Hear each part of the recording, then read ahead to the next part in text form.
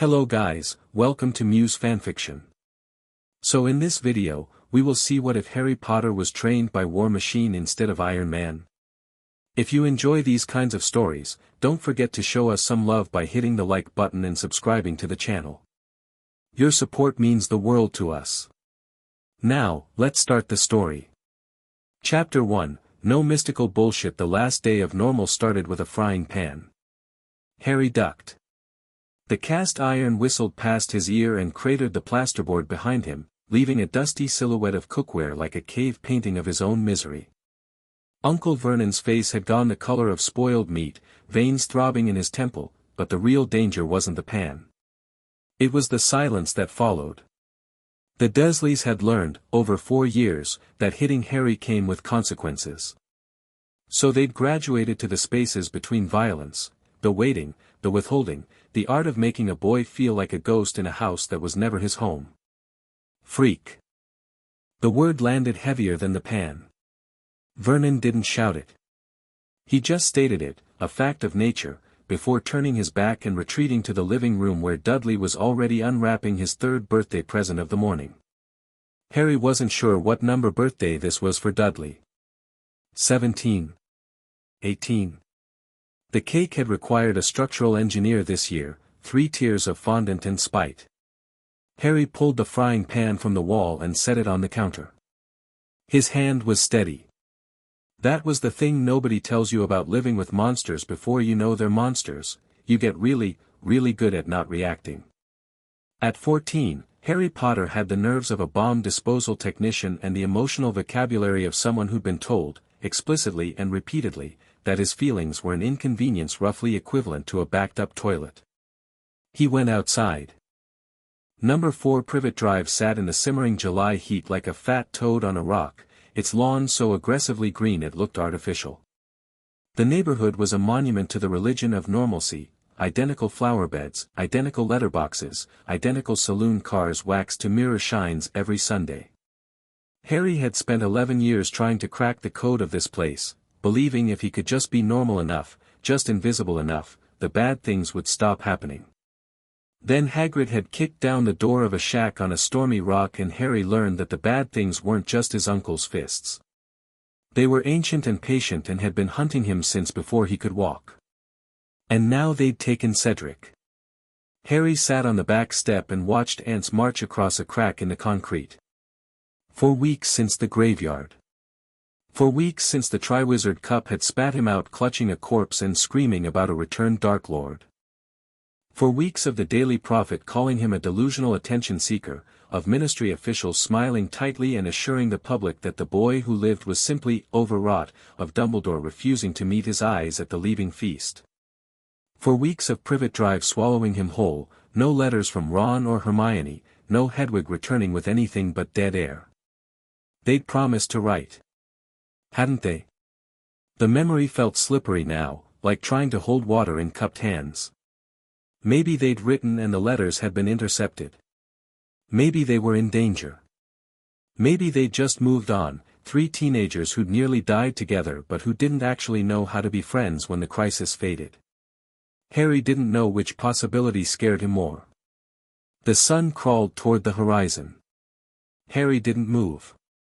Somewhere inside, Dudley was shouting about a malfunctioning games console. Petunia's voice rose in the particular pitch she reserved for soothing her son while implying the world's failures were someone else's fault. Vernon's heavy footsteps shook the floorboards. Harry waited for nightfall the way an animal waits for a storm, no plan, no strategy, just the bone-deep awareness that darkness was coming and he would have to survive it. At 2:47 a.m., the streetlights went out. Harry was awake instantly, his body trained by years of detecting the subtle shift in the Dursleys' breathing that preceded violence. But this was different. The darkness outside his window wasn't the ordinary amber-tinged dark of suburban night. It was absolute, light drinking, the kind of black that meant magic. He rolled off the bed and onto the floor, yanking his jeans on in 2 seconds flat. His wand was in his hand before he consciously reached for it, holly and phoenix feather warm against his palm. The bedroom window faced the street. Harry pressed himself against the wall beside it, breathing through his nose, and peered through the gap in the curtains. For a long moment, nothing. Then motion, wrong and fluid, at the edge of the hedge.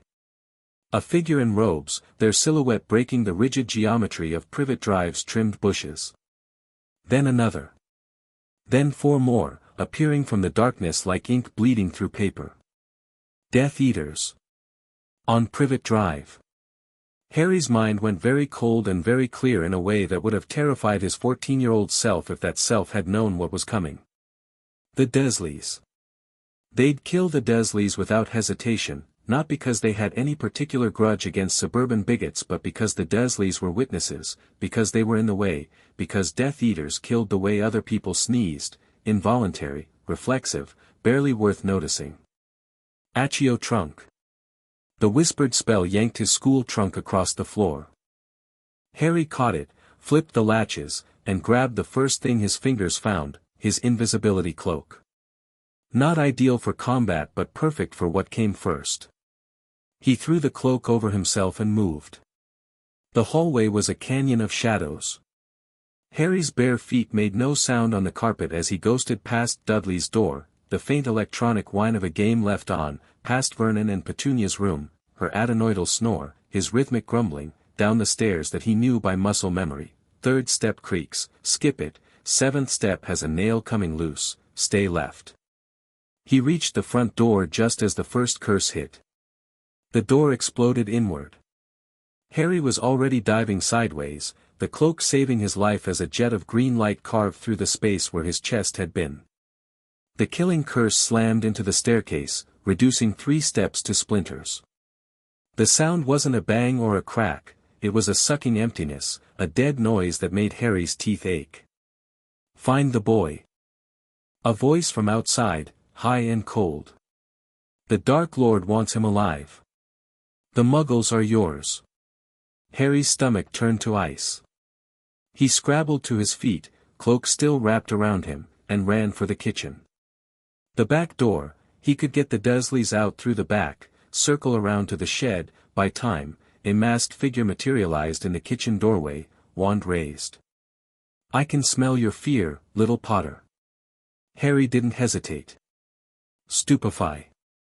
The spell caught the Death Eater square in the chest, hurling him backward through the doorframe and into the dining room table. China shattered. A chair disintegrated. The man didn't get up, but Harry knew better than to feel relief. There were at least 4 more, probably more, and he was one 14-year-old with a handful of hexes and a bad track record against professionals. He bolted back into the hallway. Vernon. Petunia. Wake up, get out, they're here, a scream from upstairs cut through the chaos, high and terrified. Dudley. Then Vernon's roar of confused fury, cut short by a flash of red light and the thump of a body hitting the floor. Petunia shrieked, a sound that was half name and half animal panic. Harry took the stairs 3 at a time, cloak flying behind him. At the landing, he found chaos, Vernon crumpled against the wall, stunned or worse, Petunia clawing at a masked Death Eater who was holding Dudley by the throat, wand pressed to the boy's temple. Dudley's face was purple, his eyes rolling white. Let him go. The Death Eater looked up. Even through the mask, Harry could see the smile. Ah! The guest of honor. Expelliarmus. The spell hit Dudley instead, the Death Eater had yanked him into the path at the last instant. Dudley flew backward through the bathroom door, unconscious but alive, and then Harry was alone on the landing facing 3 wands, 3 masks, and a hatred so dense it had texture. Your mother died here, you know, one of them said conversationally. The Dark Lord gave her the chance to step aside. She refused. So very noble. So very stupid. Harry's scar burned white-hot. He didn't remember casting. He didn't remember choosing a spell. One moment he was standing there, rage and terror and 4 weeks of silence and a dead boy's face all tangled into something too big for his body. The next moment the landing was full of light, not spell light, not any color Harry could name, but raw unfiltered magic bursting out of him like water through a cracked dam. The Death Eaters staggered. One went through the railing with a scream and crashed to the floor below. Another caught the edge of the blast and spun into the wall, mask cracking. The third, the one who'd mentioned his mother, took it full in the chest and didn't get up at all. Harry stood panting, wand smoking, scar feeling like someone was driving a hot nail into his skull. The house groaned around him.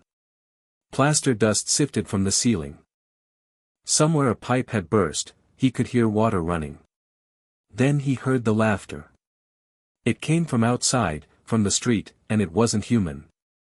It was the sound of something vast and cold and utterly certain of its victory. Harry stumbled to the shattered window and looked down. 2 more Death Eaters stood in the middle of Privet Drive. Between them, suspended in a cage of purple energy, was a muggle, Mrs. Fig, Harry realized with a lurch of horror. Her cat-lady face was slack, her breathing shallow, but she was alive. For now. And behind them, a 4th figure was raising his wand toward number 4. Not a stunning spell. Not a hex. A dome of sickly green light was building at the tip of his wand, growing and growing until it blotted out the stars. On my master's orders, the figure intoned, and Harry knew with absolute certainty that whatever was coming would level the house and everyone in it. He raised his wand. He had no plan. He had no hope. But he was Harry Potter, and if he was going to die, he was going to die casting. The green dome reached critical mass. The Death Eater opened his mouth to complete the curse. And the sky fell on him. At first, Harry thought it was thunder. A sound so loud it stopped being sound and became a physical force, a pressure wave that rattled his teeth and drove the air from his lungs. The window in front of him cracked into a spiderweb. The Death Eaters on the lawn were thrown off their feet, their spell dome collapsing in a shower of sparks. Something black and silver and moving faster than anything Harry had ever seen tore through the night, wreathed in fire and screaming with the sound of turbines. It wasn't a broomstick, it was too large, too angular, too angry. It moved like a predator, all brutal efficiency and zero wasted motion, and when it opened fire the night turned to day. Tracers. Harry had seen them in films, in the action movies Dudley watched while Harry cleaned the kitchen. Lines of bright death stitching through the darkness, and this time they were real, they were here, and they were aimed at the Death Eaters. The first masked wizard didn't even have time to apparate. The rounds caught him center mass and he went down hard, his robe smoking. The second tried to run, wand raising in a shield charm, but the flying thing adjusted its aim with mechanical precision and put a burst through the shield like it was rice paper. The Death Eater screamed and dropped. The third, the spellcaster who'd been about to destroy number 4, was already on his feet, and unlike his comrades, he had presence of mind. A swirl of black smoke enveloped him as he apparat, the crack of displaced air lost in the roar of the machine's descent. The flying figure landed in the middle of Privet Drive with an impact that cracked the tarmac. It straightened, and Harry finally got a clear look at it. It was a suit. A suit of armor, but like nothing Harry had ever seen, no polished plate or enchanted steel, but something built, something engineered. The main body was black and silver, massive and angular, with a shoulder-mounted weapon system that was still tracking targets Harry couldn't see. The helmet was a featureless faceplate, glowing at the eyes with a fierce white light. Steam or smoke vented from joints in the legs and back. The whole thing hummed, a deep thrumming note that Harry could feel in his chest like a subwoofer at a distance. In the sudden silence, the faceplate hinged open. The man inside was dark-skinned, middle-aged, with a mustache and a buzz cut and eyes that had seen things Harry couldn't begin to imagine. He looked tired in a way that had nothing to do with sleep and everything to do with the accumulated weight of decisions made in bad moments. "Kid," he said, and his voice was American, clipped and military. "You're Harry Potter, right? The one Dumbledore's people are supposed to be watching." Harry's mouth opened. Closed. Opened again. Yes. "Who are, you're a muggle. You're flying, how are you, Colonel James Rhodes, United States Air Force." The man's eyes swept the street, the downed Death Eaters, the crackling ruin of what had been Mrs. Fig's front hedge. And you're going to want to come with me, because the rest of this strike team is regrouping, and I'm not sticking around for round 2 with whatever the hell that green light was. The Desleys, Harry managed. The muggles inside, they need help, they're fine. Concussed, a couple of stunning spells, but they'll wake up with headaches and a bad story. Local authorities are already en route. The man, Rhodes, gestured toward the suit. Let's move. We've got about 90 seconds before the fire department gets here and complicates extraction. Extraction? I'm not going anywhere with, you're a muggle, you can't just show up here and, kid. Rhodes's voice was flat. I've been tracking stolen advanced weapons tech across 3 continents for the past 6 months. Tonight, my investigation led me to a suburban English neighborhood where I just watched men in bathrobes throw green lightning at a 14-year-old. I have a lot of questions, and I'm guessing you've got some, too. But the time for questions is after we're somewhere that doesn't have more of those guys incoming. You understand? Harry understood. He didn't want to understand. He wanted someone from his world, Ron, Hermione, Dumbledore, anyone, to show up and explain that this was all a terrible misunderstanding, that the cavalry had arrived, that everything was going to be fine. But nobody came. Nobody had come for 4 weeks. No letters, no rescue, no explanation for why the Dark Lord was back and he was sitting in a house in Surrey while the world pretended nothing was wrong. The street was burning. Mrs. Fig was stirring feebly in her cage of fading energy. The Desleys were unconscious in the wreckage of their perfect house. And the only person who'd actually done anything about it was a muggle in a flying tank. Fine, Harry said. But I need my trunk. And my owl. The bird? Rhodes glanced at the shed where Hedwig was secured. That's yours. She's my owl. Of course she is. Grab what you need. You've got 60 seconds. The safehouse was a converted agricultural building somewhere in the Scottish Highlands, accessible only by a flight that left Harry's stomach somewhere over the Midlands. Rhodes flew manually, hands and feet working controls Harry couldn't see, while Harry clung to the suit's back like the world's most terrified barnacle.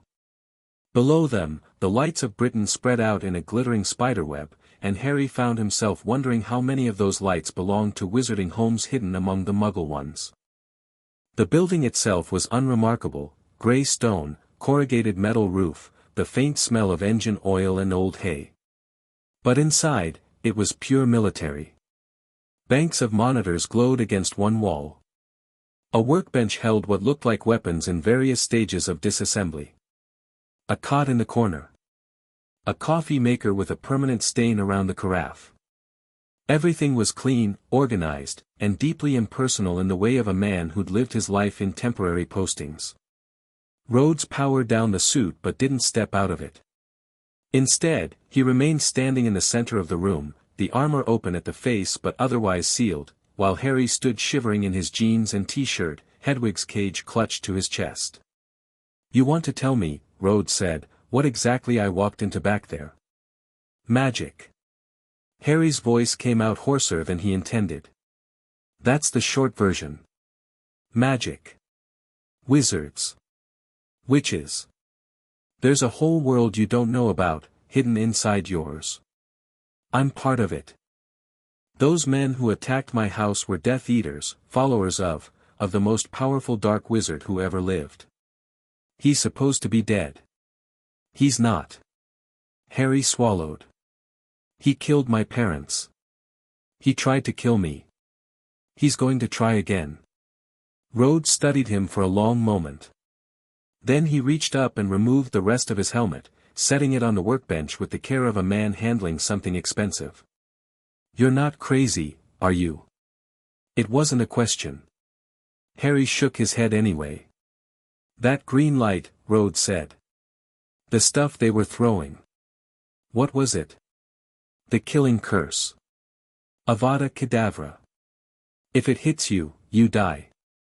No defense. No survival. Just instant, total death.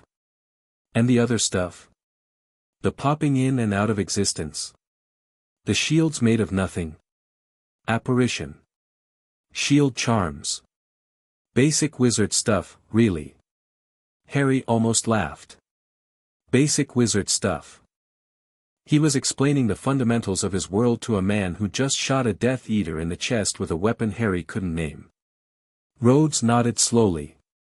He walked to the coffee maker, poured himself a mug of something that had been sitting since at least the previous day, and knocked back half of it without flinching.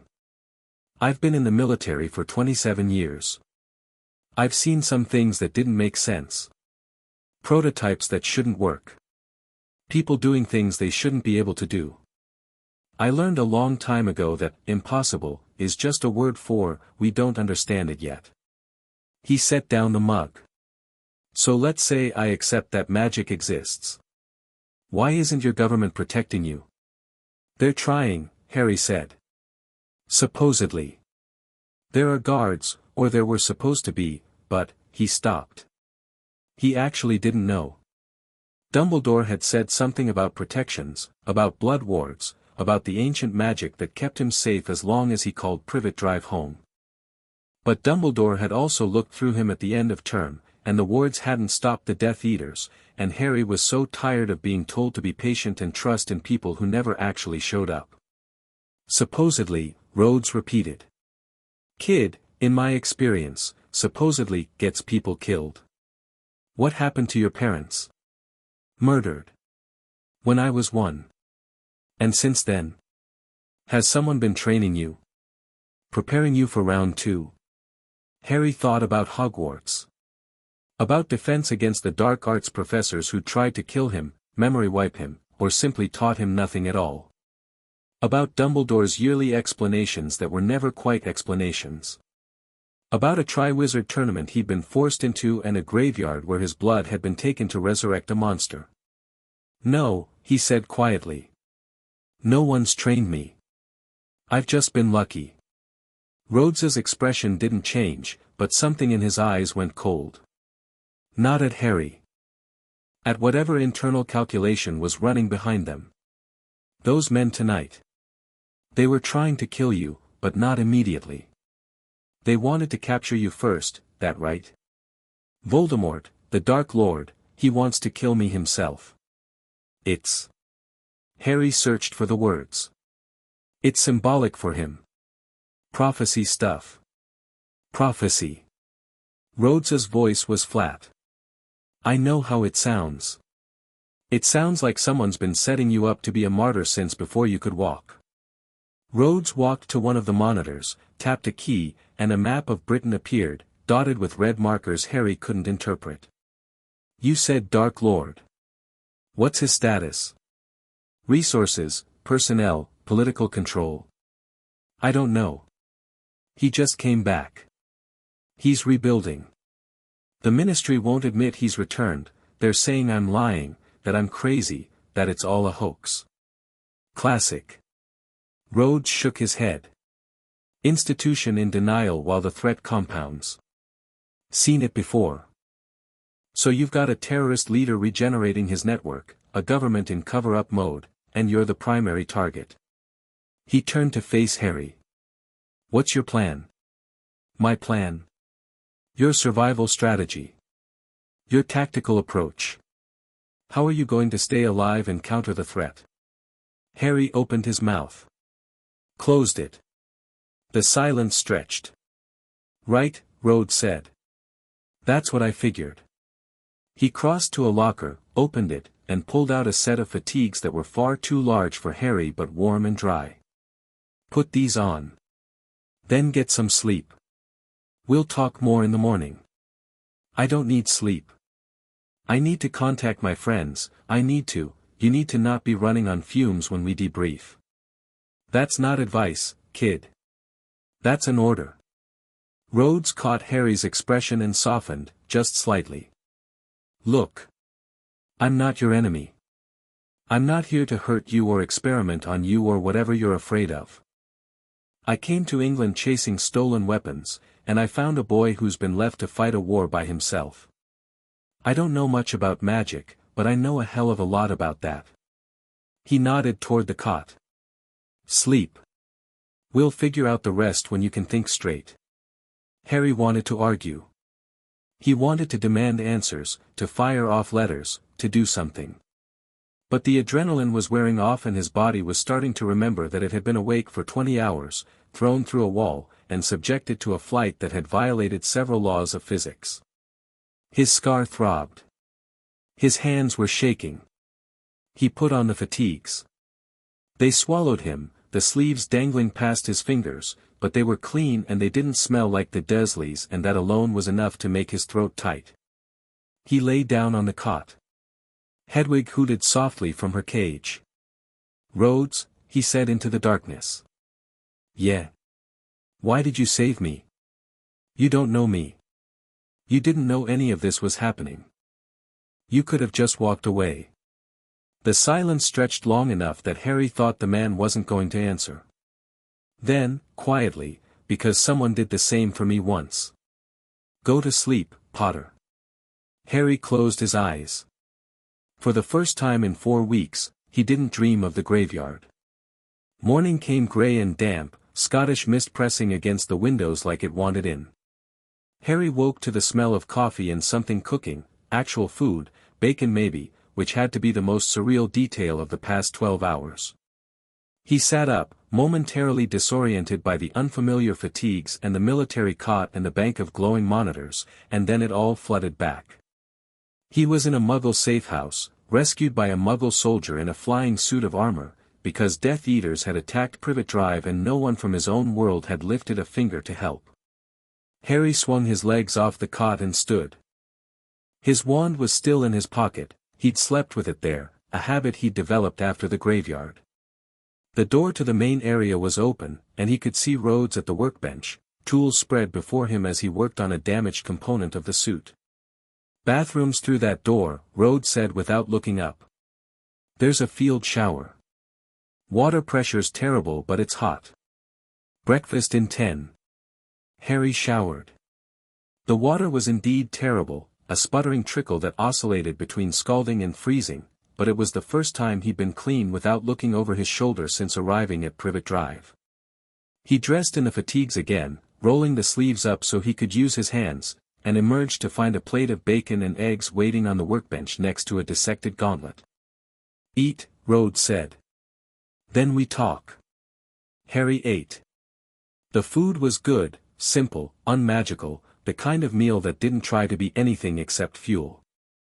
Rhodes worked in silence, his fingers deft and sure on the machinery. Watching him, Harry was struck by how different this was from the wizarding world. No wands, no incantations, no ambient magic. Just a man and his tools and the physical reality of metal and wire. You build this yourself? Harry asked, gesturing at the suit.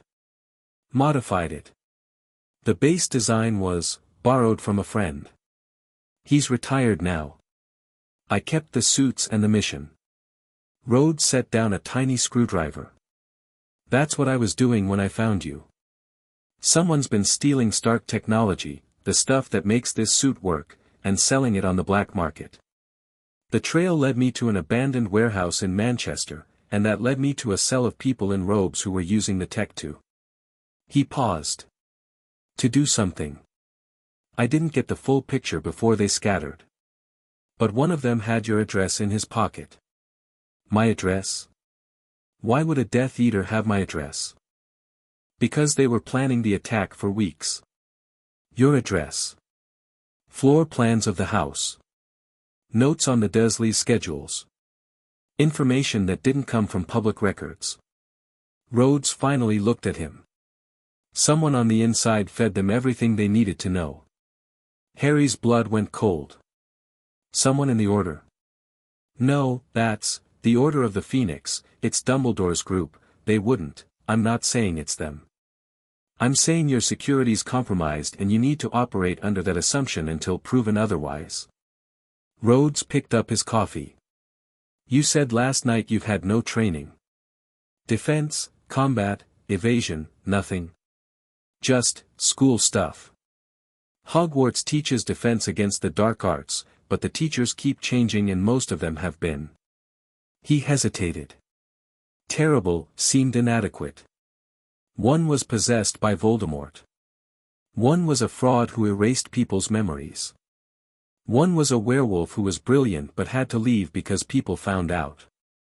One was a Death Eater in disguise. And the good ones? The werewolf and the Death Eater, ironically. Harry's laugh was hollow. The Death Eater was the best teacher we've ever had. He taught me to fight Dementors. What's a Dementor? Soul-sucking demon. They guard the wizard prison. A bunch of them tried to kiss me third year. Harry said it matter-of-factly, the way he'd learned to talk about the horrors of his life, and caught the way Rhodes's jaw tightened. Okay, Rhodes said. New topic. Show me what you can do. What, magic? Now. Unless you need a full moon or a sacrifice or something. Harry pulled out his wand. In the grey morning light, the holly would seem to glow faintly, a warmth that was just for him. He pointed at a discarded coffee mug on the workbench. Wingardium Leviosa. The mug rose smoothly into the air, rotated once, and settled back down. The featherlight charm was second nature by now, but he wanted to make it clean.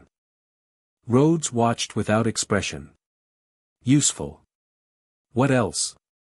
Accio spanner. The tool whipped off the workbench and into Harry's waiting hand. Expelliarmus. He aimed at a wrench, it flew across the room. Lumos. Light bloomed from the wand tip. Nox. It vanished. Stupefy. A red bolt struck a target he'd been eyeing, an empty oil drum, and sent it clanging across the floor. Offensive capabilities noted, Rhodes said. What about shields? Protego. A shimmering barrier appeared between them. Harry held it for a count of 10 before letting it drop. It stops physical and magical attacks. Mostly. The killing curse goes right through it. Of course it does. Rhodes stood and walked to a weapons locker. He returned with a pistol, checked the chamber, and handed it to Harry. Grip first. Know what this is? A gun. Harry held it awkwardly. He'd seen them in films, but the Dursleys had never owned one, and the wizarding world's disinterest in Muggle weapons was nearly absolute. Beretta M9. Standard issue sidearm for U.S. forces. It fires a 9mm round at roughly 1,200 feet per second. If I had fired this at those men last night instead of the suit's weapons, they would have died just as dead. Rhodes took the pistol back, cleared it, and set it on the workbench. Magic or no magic, the physics of a high-velocity projectile entering a human body are pretty consistent. What's your point? My point is you've been told your whole life that magic is the only tool that matters. But those Death Eaters last night? The ones who were terrified of my Muggle weapons. They'd never seen anything like what I hit them with. They didn't know how to defend against it. Their shields didn't stop it. Their apparition wasn't fast enough. Rhodes leaned against the workbench. You want to survive this war, you need to stop thinking like a wizard and start thinking like a soldier. I am a wizard. You're a 14-year-old kid who's been thrown into a fight he didn't start, against an enemy who's had decades more experience and isn't playing by any rules you recognize. You've got one advantage, Potter, and it's not your wand. It's that you're still alive. You've survived things that should have killed you. That means you're adaptable. I can work with adaptable. Harry stared at him. You want to train me? I want to give you options. Right now, your only option when a Death Eater shows up is to throw spells and hope one of them lands before you get killed. That's not a strategy. That's gambling. I'm offering you a different way. That's not how things work in my world. Wizards don't use Muggle weapons. It's not done. Yeah, well, wizards also apparently don't protect 14-year-olds from assassination attempts, so maybe, how things are done isn't the gold standard you think it is. Rhodes crossed his arms. I'm not asking you to give up magic. I'm asking you to add tools to your kit. Physical conditioning. Tactical awareness. Firearms training. Situational threat assessment. All the things that keep soldiers alive when the plan goes sideways. Harry thought about it. Really thought about it, the way he'd learned to think when lives were on the line. He thought about the graveyard, where Cedric had died because Harry hadn't been fast enough. He thought about last night, when a Muggle weapon had done what his best spells couldn't. He thought about Dumbledore, who'd looked away at the end of term, and Ron and Hermione, who hadn't written, and the sick certainty that Voldemort was out there gathering power while everyone who was supposed to protect Harry pretended nothing was wrong. He was tired of being protected. He was tired of being a symbol. He wanted to be a weapon. If I do this, Harry said slowly, I'm not giving up being a wizard. I'm not abandoning my friends or my world. But I need to be stronger. I need to be able to fight back when the next attack comes. And I don't know when Dumbledore's people are going to show up, or if they're going to show up at all. Fair enough. So, what? You teach me to shoot a gun. How long will that take? Rhodes's smile was thin and not particularly warm. Kid, learning to shoot is day one. I'm talking about something bigger. I'm talking about rebuilding how you think. How you move. How you handle fear and pain and the moment when everything goes wrong and you have to make a choice in half a second that you'll live with for the rest of your life. That's not a weekend course. That's a commitment. How long? As long as it takes. I've got leave banked and a mission that just got a lot more complicated. Someone's arming your Dark Lord with my technology, and until I find out who and stop them, I'm not going anywhere. Rhodes extended his hand. You want to learn how to fight? I'll teach you. No chosen one crap. No prophecies. Just training. Harry looked at the hand. Dark skin, calloused fingers, the hand of a man who'd built and rebuilt the same machines until they were extensions of his own body. A Muggle hand, his father would have said. But his father was dead, murdered by the thing this man had fought last night without hesitation. Harry took it. The grip was firm, brief, and utterly without ceremony. Rhodes nodded once and released him. Good. First lesson starts now. Follow me. He led Harry outside into the misty Scottish morning. The safehouse was surrounded by hills, green and grey and empty, with no sign of habitation in any direction. A dirt track led to a gravel parking area where the war machine suit stood silent, morning dew beating on its armor plate. First thing you need to understand, Rhodes said, is that fear is a liar. I'm not afraid. Yeah, you are. You've been afraid since the moment I met you. You're afraid of Voldemort, afraid for your friends, afraid you're not good enough, afraid that everyone who's supposed to help you is going to let you down. And here's the thing, that fear is real. It's based on genuine threats. But what the fear tells you to do? That's the lie. Fear tells you to hide, to freeze, to wait for someone else to solve the problem. Fear tells you you're alone. Fear tells you the fight's already lost and you're just the last one to figure it out. Rhodes stopped in front of the suit. Every one of those statements is wrong. You're not alone. The fight isn't lost. And freezing will get you killed faster than any spell. So what do I do? You learn to hear the fear without listening to it. You treat it like data. Enemy contact at 2 o'clock. That fear spike tells you to move. Ambush detected. That fear tells you to find cover. The fear itself isn't the enemy. The paralysis is. Rhodes rapped his knuckles against the suit's chest plate. This thing. It's not courage. It's a tool. Real courage is the decision to move when every instinct is screaming at you to stay still. I can't teach you that in a day. But I can teach you the physical skills that make the decision easier. When your body knows what to do, your mind has room to think. So what's the first physical skill? Running. Rhodes pointed at a distant hill, its peak shrouded in mist. See that cairn? You're going to run to it and back. Then you're going to do it again. Then you're going to do push-ups until you can't feel your arms, and then you're going to do more push-ups. Harry stared at the hill. It was at least 2 miles away.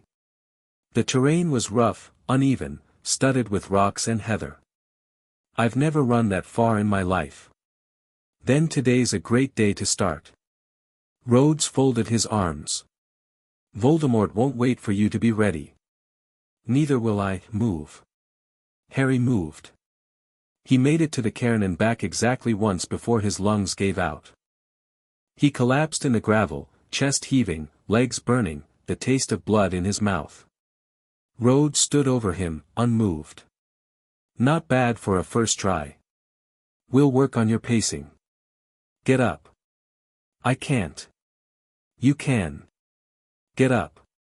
Harry's body screamed as he pushed himself to his feet. His legs were jelly. His vision swam. He'd fought a basilisk with less physical discomfort than this. Push-ups, Rhodes said. As many as you can do. Harry dropped to the ground. He managed 12 before his arms buckled. Rhodes didn't comment, just said, again. 7. Again. 5. Again. 3. Again. Harry got 2 and collapsed, face down in the Scottish mud, every muscle in his body filing individual complaints with his central nervous system. He'd never been this exhausted. Not after Quidditch matches. Not after running from werewolves. This was a different category of tired, a bone-deep depletion that made him want to cry. Good, Rhodes said. That's your baseline. Tomorrow we'll try to beat it. Tomorrow? Harry's voice was muffled by dirt. Every day. Until you can do that run without stopping, and 50 push-ups without breaking form. Then we add weight. Then we add complexity. Then we add weapons. Rhodes crouched beside him. This is the part most people quit. Not the fighting. Not the danger. This. The boring, painful, repetitive work of building a body that can survive the fight. You quit here, and everything else is just theory. Harry turned his head. One eye peered up at the American colonel through a mask of mud. I'm not quitting. I know you're not. That's why I'm still here. Rhodes straightened. Shower's cold by now. You'll live. We'll do classroom work this afternoon. Threat assessment, basic tactics, an overview of the weapons we'll be using. Your friends will be looking for you by now, we need to decide what to tell them and when. Friends, Harry repeated. The word tasted strange in his mouth. I don't know if they're even looking. I haven't heard from them all summer. Then we'll find out why. Rhodes offered his hand. Harry took it, and was hauled to his feet with surprising strength. One step at a time, Potter. First, you get strong. Then you get smart. Then you get even. They walked back toward the safehouse, Harry limping, Rhodes steady as a metronome. The mist was burning off now, revealing the full sweep of the highlands, and somewhere in the distance a bird Harry couldn't identify was singing. The world felt enormous and strange and full of things he didn't understand. But for the first time in 4 weeks, he wasn't waiting. He was moving. And that, he decided, was enough for now. The afternoon session took place in the safehouse's main room, which Rhodes had converted into an improvised classroom. Whiteboards had materialized from somewhere, covered in diagrams Harry didn't recognize, formations, sight lines, the anatomy of a room-clearing operation. Rhodes stood at the front, a laser pointer in hand, while Harry sat on a stool with a notebook open in his lap. Threat assessment, Rhodes said. Rule 1, know your enemy. What can you tell me about Voldemort's operational capacity? Harry blinked. Operational, what? Numbers. Weapons. Supply lines. Command structure. Where does he get his money? Where does he recruit? How does he communicate with his forces? I don't know. He has Death Eaters. They're mostly old pure-blood families. They use magic to communicate, dark marks on their arms, things like that. The dark mark. That's the tattoo thing. The one that summons them. You know about that? One of the men last night had it. I took photographs before the authorities arrived. Rhodes pulled up an image on one of the monitors, a skull with a snake emerging from its mouth, stark black against pale forearm. This is their identifier. Their calling card. It's how Voldemort summons them. Burning the mark calls them to him.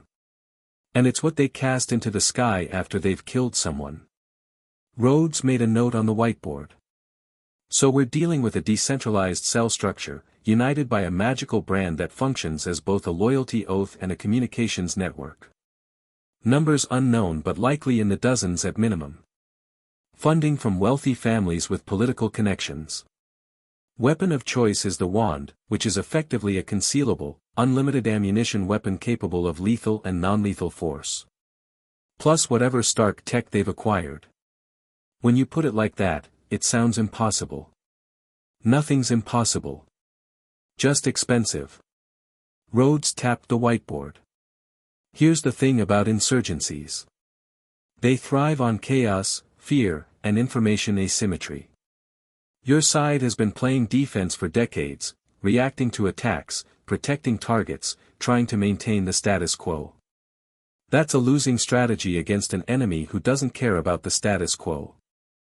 So what do? We change the game.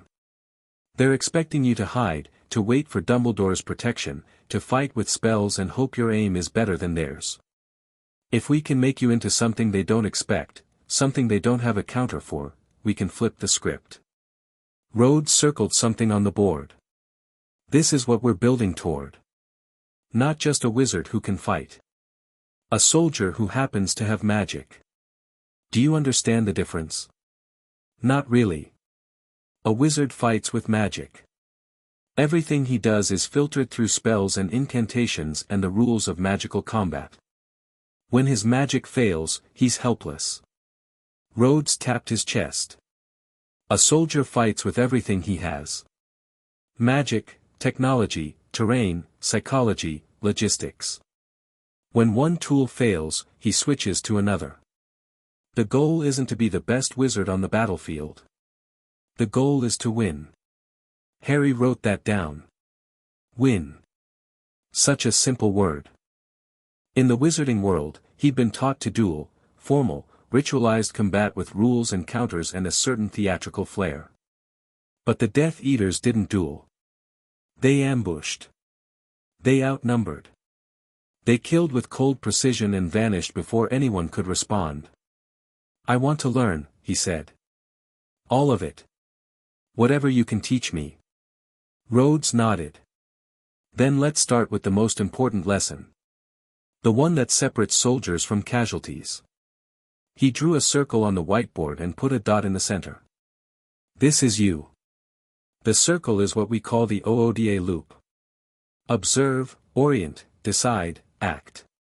It's the decision cycle that governs every combat engagement. The faster you complete this loop, the more likely you are to survive. He wrote the words next to the circle. Observe, take in information. What do you see, hear, smell? Where's the enemy? What are they doing? What's the terrain? Where's your cover? He moved to the next word. Orient, make sense of the information. What does it mean? What's the threat level? What are your options? Next word. Decide, pick a course of action. Not the perfect course of action, you don't have time for perfect.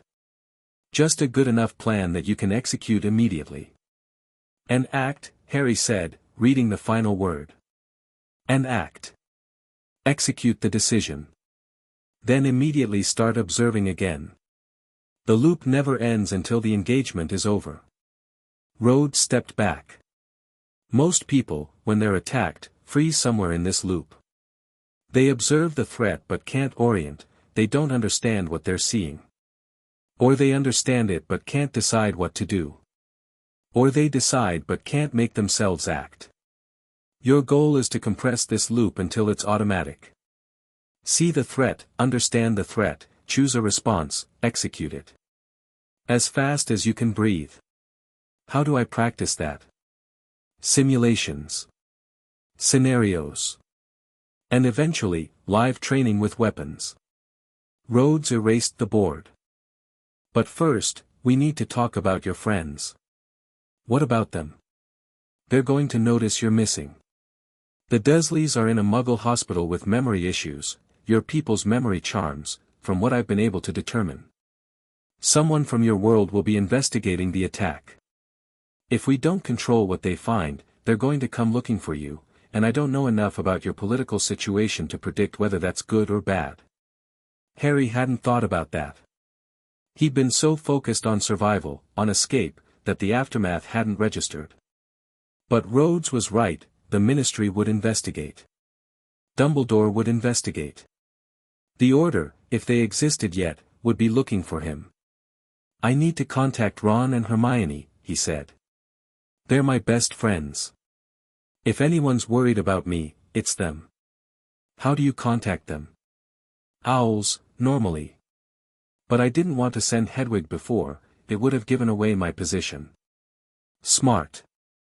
What about other methods? Magic cell phones?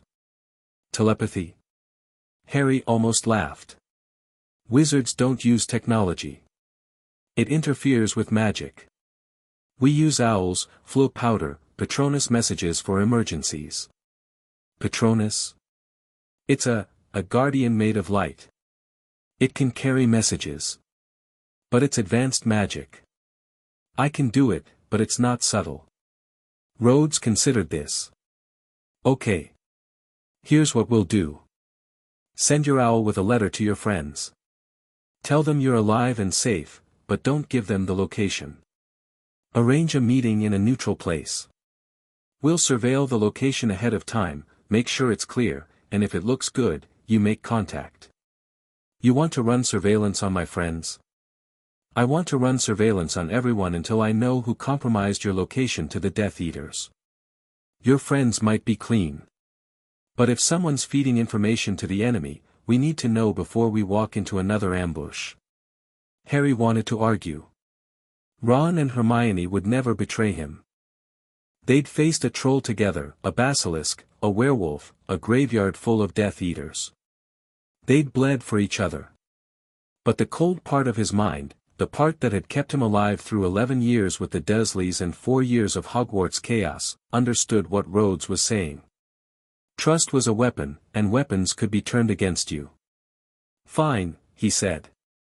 I'll write the letter. But I'm telling them the truth.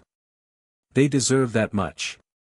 The truth is you're training with a Muggle soldier. Are they ready for that? Harry thought about Ron's casual dismissal of Muggles, the way he sometimes forgot that Hermione's parents were dentists and not something more exotic. He thought about Hermione's fierce pride in the magical world, the way she'd thrown herself into wizard culture to escape the ordinary. Neither of them would understand this at first. They'd be confused, maybe angry, maybe afraid. They'll have to be, Harry said. They're my friends. They'll deal with it. Rhodes nodded, and something in his expression shifted, not quite approval, but something adjacent to it. Then write your letter. We'll send it tonight. The letter took Harry 3 tries. The first was too angry, a scream on parchment about abandonment and silence and 4 weeks of waiting for a word that never came. The second was too desperate, a plea for help that made him sound like the scared child he was trying not to be. The third, finally, struck the balance he wanted. Ron and Hermione, I'm alive. I'm safe. The Dursleys' house was attacked by Death Eaters 2 nights ago. I got out. I'm with someone who helped me, and I'm learning things I should have been taught years ago. I can't tell you where I am yet, it's not that I don't trust you, it's that I don't know who might read this before you do. Meet me in Diagon Alley, at the Leaky Cauldron, August 3, noon. Come alone if you can. I'll explain everything. I've missed you. I hope you're both okay. Harry he sealed it, tied it to Hedwig's leg, and watched her disappear into the darkening sky. The sense of release was physical, the first contact with his world since the graveyard, the first message sent on his own terms. Rhodes was at the workbench, reassembling the gauntlet he'd been working on earlier. You think they'll come? They'll come. And if they don't? Harry didn't answer. He didn't have one that didn't hurt. The days that followed were unlike anything Harry had ever experienced. He woke each morning at dawn, ran until his lungs burned and his legs screamed, collapsed in the gravel, and got up to do it again. Rhodes was relentless but not cruel. He never asked Harry to do anything he hadn't done himself, and he paced the training with a precision that spoke of decades of experience. Your body is a weapon system, he said during a water break on the third day. Same as the suit, same as your wand. You have to maintain it. You have to know its limits and how to push past them. You can't do that sitting in a classroom. By day 4, Harry could complete the run without stopping. By day 6, he was doing it twice. The push-ups came slower, his arms were still the weakest part of him, but the number crept upward. 18. 22. 27. Between physical sessions, Rhodes drilled him on tactics. How to clear a room. How to read terrain. The difference between cover and concealment.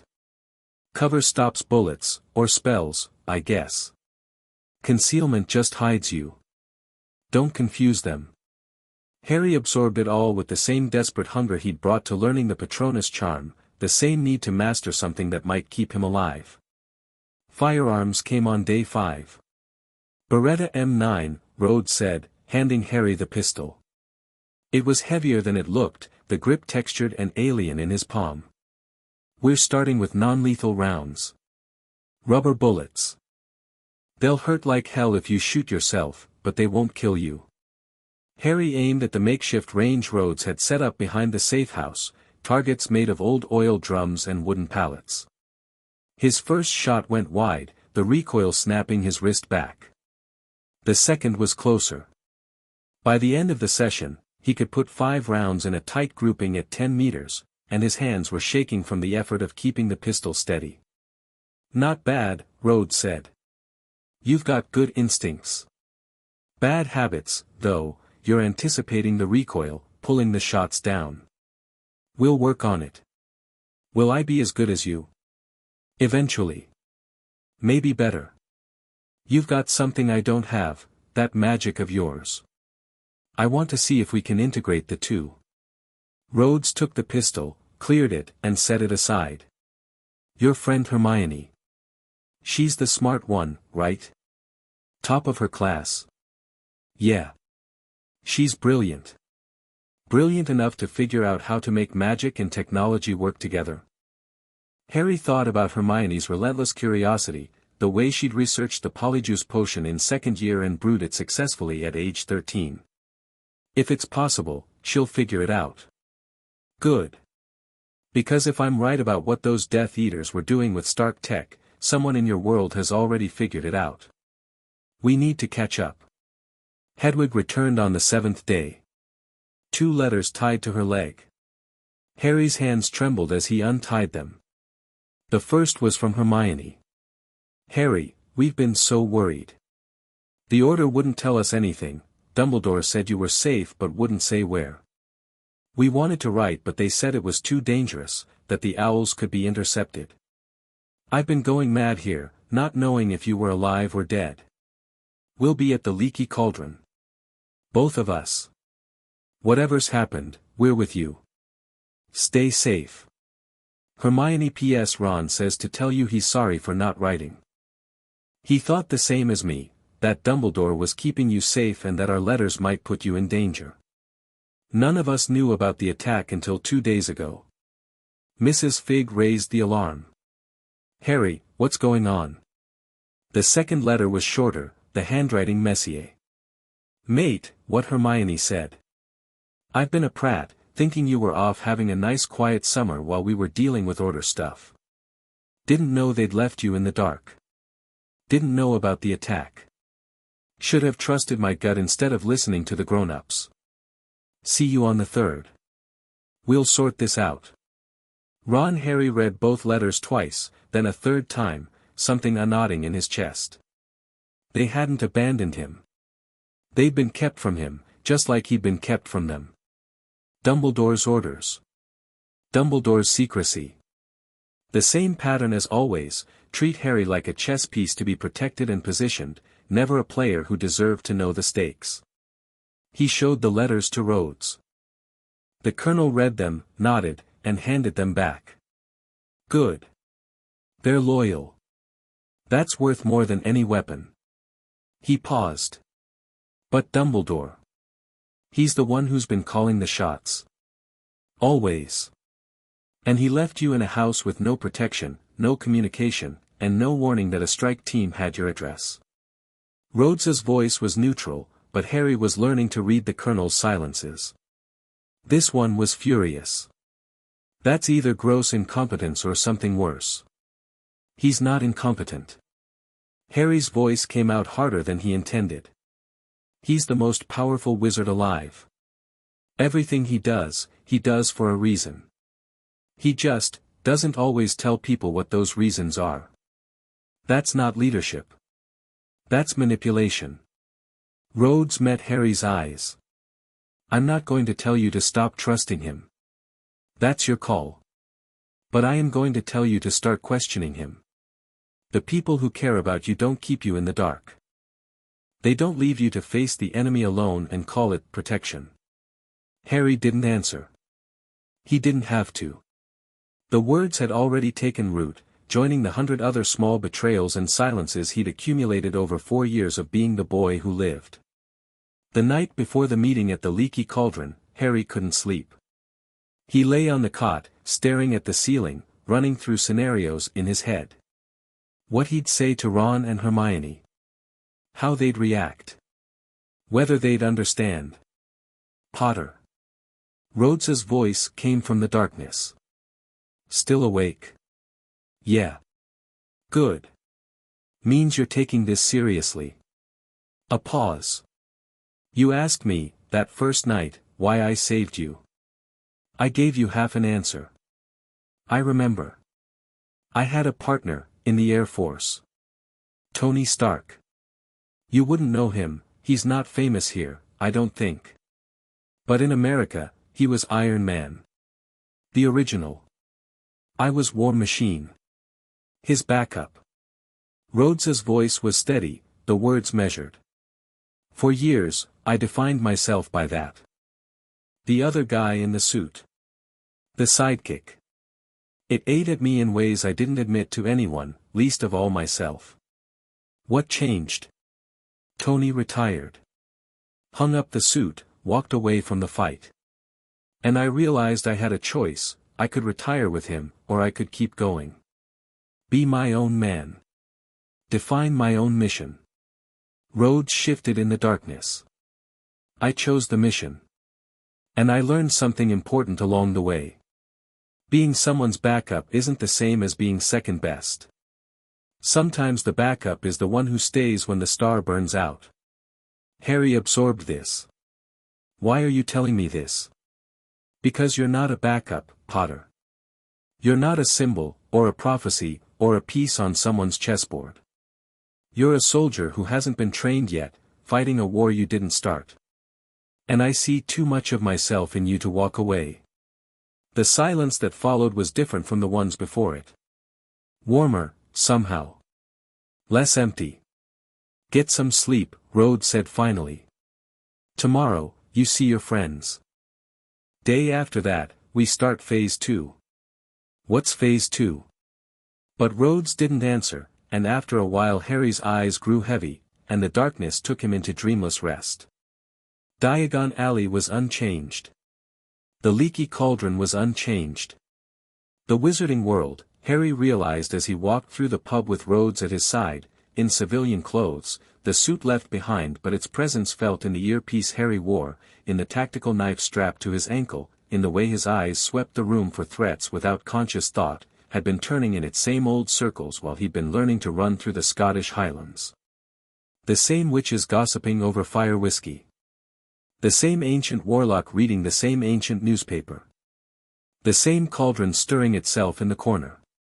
None of them knew. None of them wanted to know.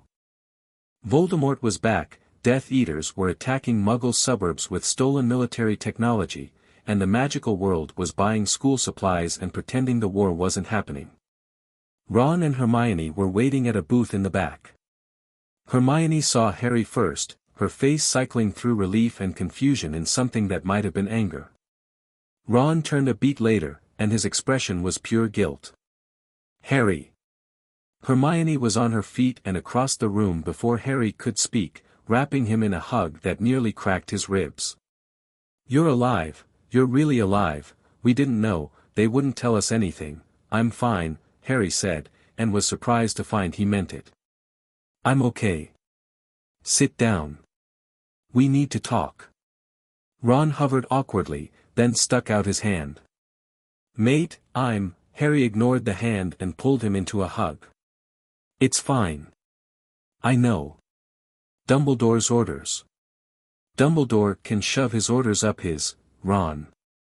Hermione's voice was sharp, but her eyes were wet. Let him explain. They sat.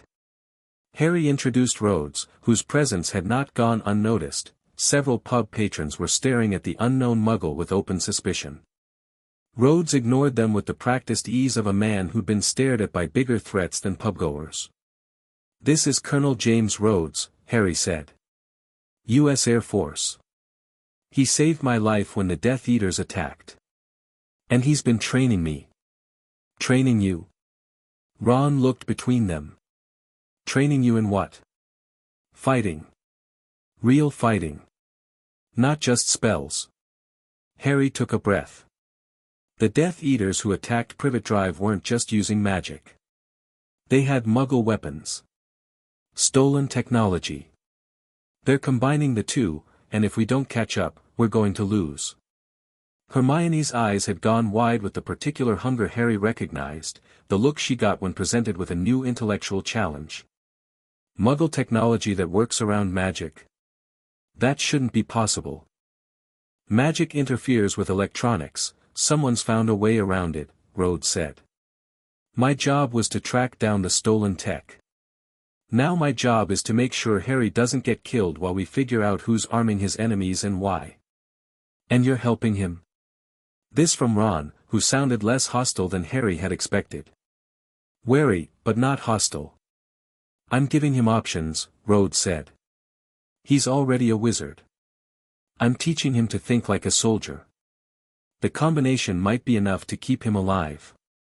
Harry watched his friends process this. Hermione, he could see, was already running equations in her head, cataloging possibilities and cross-referencing them with everything she knew about magical theory. Ron was slower, his expression cycling through skepticism and curiosity and something that looked almost like hope. You're really doing this, Ron said finally. Learning Muggle stuff. Guns and things. Among other things. Harry leaned forward. Look. I know this is weird. I know it's not how things are supposed to work. But the way things are supposed to work almost got me killed. Multiple times. The way things are supposed to work left me alone in a house with no way to call for help while Death Eaters kicked down the door. He met Ron's eyes. I'm done with supposed to. I'm going to learn everything I can from anyone who'll teach me. And if you two want to be part of that, I want you there. Both of you. But I'm not asking permission anymore. The silence at the table was heavy. Then Ron reached for his butterbeer, took a long swallow, and set it down with a decisive thunk. All right then. What do we do first? Harry felt something loosen in his chest. He looked at Hermione, who was already pulling a quill and parchment from her bag, and at Rhodes, who was watching the exchange with something that might have been pride. First, Harry said, we figure out who gave the Death Eaters my address. Then we find out what they're doing with the Stark tech. And then we stop them. Hermione, Rhodes said, Harry tells me you're the smartest witch in your year. How do you feel about impossible problems? Hermione's smile was small and fierce. I specialize in them. Good. Because I've got scans of the devices those Death Eaters were carrying, and I can't make heads or tails of half of it. It's like someone merged a circuit board with a curse. Show me, Hermione said, and just like that, the war room expanded. Harry sat back and watched his two worlds collide, the magical and the military, his oldest friends and his newest ally, fear and hope twisting together into something that felt almost like a plan. Outside the leaky cauldron, Diagon Alley bustled on in blissful ignorance. But in the back booth, a new kind of order was forming. And Voldemort, in whatever dark place he was rebuilding his body and his army, had no idea what was coming. The first chapter was done. The real fight was just beginning. Chapter 2, Run till you puke, then run some more. The safe house smelled like wet wool and cordite. Harry woke before dawn, his internal clock already reset to the rhythm Rhodes had beaten into him over the past week. No alarm. No gentle stirring. Just eyes snapping open in the grey pre-light, body swinging off the cot before his mind had finished cataloguing threats. His feet hit cold concrete. His hand found his wand, wedged between the mattress and the frame. His ears sorted silence, Rhodes breathing in the next room, wind scraping across the highland heather outside, the faint electrical hum of the monitors that never slept. He dressed in the dark. The fatigues fit better now, or maybe he'd just gotten used to the weight of them. He laced his boots with the double knot Rhodes had taught him, you don't want these coming undone when you're running for your life, and stepped outside into air that bit like broken glass. Scotland in July wasn't summer in any sense Harry had grown up understanding. The mist clung to the hills like a living thing, cold and damp and faintly metallic on the tongue. The sky was the color of old pewter, pressing down on the peaks with the weight of a held breath.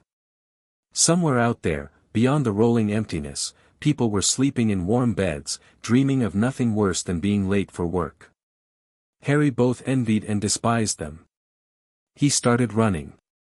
The gravel crunched under his boots, a steady rhythm that matched his heartbeat. Past the parking area where the war machine suit stood silent and dripping with condensation, its shoulder-mounted cannon ghostly in the half-light. Past the makeshift firing range with its shot-up oil drums. Up the first hill, legs already burning, lungs already protesting, but his form was better now. Rhodes had spent 3 days just correcting his stride. Heel strike was wasting energy. Mid-foot landing, shorter steps, arms driving back instead of crossing his chest. The man had broken down running like it was a spell with components to master. Harry crested the first hill and kept going. The cairn was visible now, a pile of ancient stones that Rhodes used as a waypoint. 2 miles out, 2 miles back. He'd done it without stopping 4 times now. Today would be 5. The physical exhaustion had stopped being the enemy somewhere around day 4. Now it was almost meditative, the burn in his calves, the rasp of his breath, the way his thoughts went loose and liquid when his body was pushed past comfort. He understood, finally, why Rhodes pushed so hard. It wasn't just about conditioning. It was about teaching his brain to function when everything was screaming at it to stop. Observe. Orient. Decide. Act. He saw the terrain ahead, a dip in the path, loose stones, a patch of boggy ground to the left. He adjusted his route without breaking stride, choosing the right flank where the footing was firmer. He hadn't even had to think about it. The OODA loop was becoming instinct. The cairn loomed out of the mist. Harry touched it, Rhodes's rule, you had to make physical contact with the objective, and turned back. The return was harder, always harder, the downhill sections punishing his knees and the flats demanding more speed than he wanted to give. He pushed anyway. Voldemort wouldn't wait for him to catch his breath.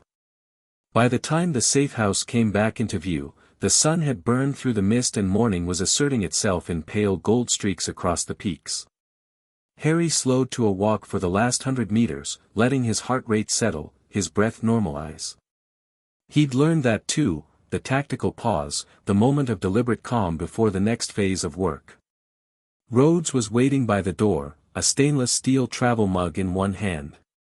Time: 34 minutes. That's 90 seconds faster than yesterday. I found a better line on the second ridge. Rhodes nodded, his expression unchanged, but Harry was learning to read the colonel's micro-expressions. That particular set of his jaw was approval. Hydrate.